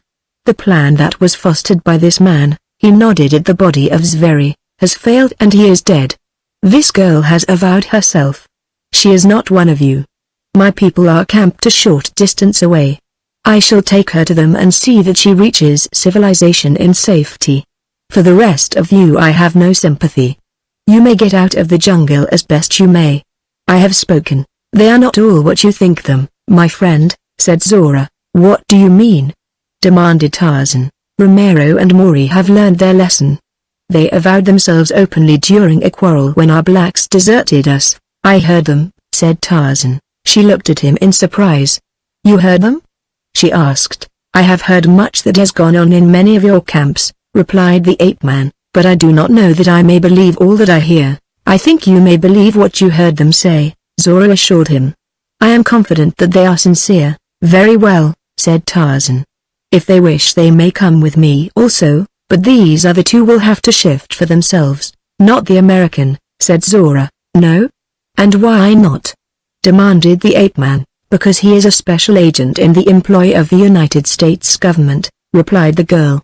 The entire party, including Colt, looked at her in astonishment. "How did you learn that?" demanded Colt. "The message that you sent when you first came to camp and we were here alone was intercepted by one of Zveri's agents." "Now do you understand how I know?" "Yes," said Colt. "It is quite plain. That is why Zveri called you a traitor and tried to kill you." "And how about this other?" demanded Tarzan, indicating Ivich. "Is he, also, a sheep in wolf's clothing?" "He is one of those paradoxes who are so numerous," replied Zora. "He is one of those reds who is all yellow." Tarzan turned to the blacks who had come forward and were standing, listening questioningly to a conversation they could not understand. "I know your country," he said to them in their own dialect. "It lies near the end of the railroad that runs to the coast." "Yes, master," said one of the blacks. "You will take this white man with you as far as the railroad. See that he has enough to eat and is not harmed, and then tell him to get out of the country. Start now." Then he turned back to the whites. "The rest of you will follow me to my camp." And with that he turned and swung away toward the trail by which he had entered the camp. Behind him followed the four who owed to his humanity more than they could ever know, nor had they known could have guessed that his great tolerance, courage, resourcefulness and the protective instinct that had often safeguarded them sprang not from his human progenitors, but from his lifelong association with the natural beasts of the forest and the jungle, who have these instinctive qualities far more strongly developed than do the unnatural beasts of civilization, in whom the greed and lust of competition have dimmed the luster of these noble qualities where they have not eradicated them entirely. Behind the others walked Zora Drinoff and Wayne Colt, side by side. "I thought you were dead," she said. "And I thought that you were dead," he replied. "And worse than that," she continued, "I thought that, whether dead or alive, I might never tell you what was in my heart. And I thought that a hideous gulf separated us that I could never span to ask you the question that I wanted to ask you," he answered in a low tone. She turned toward him, her eyes filled with tears, her lips trembling.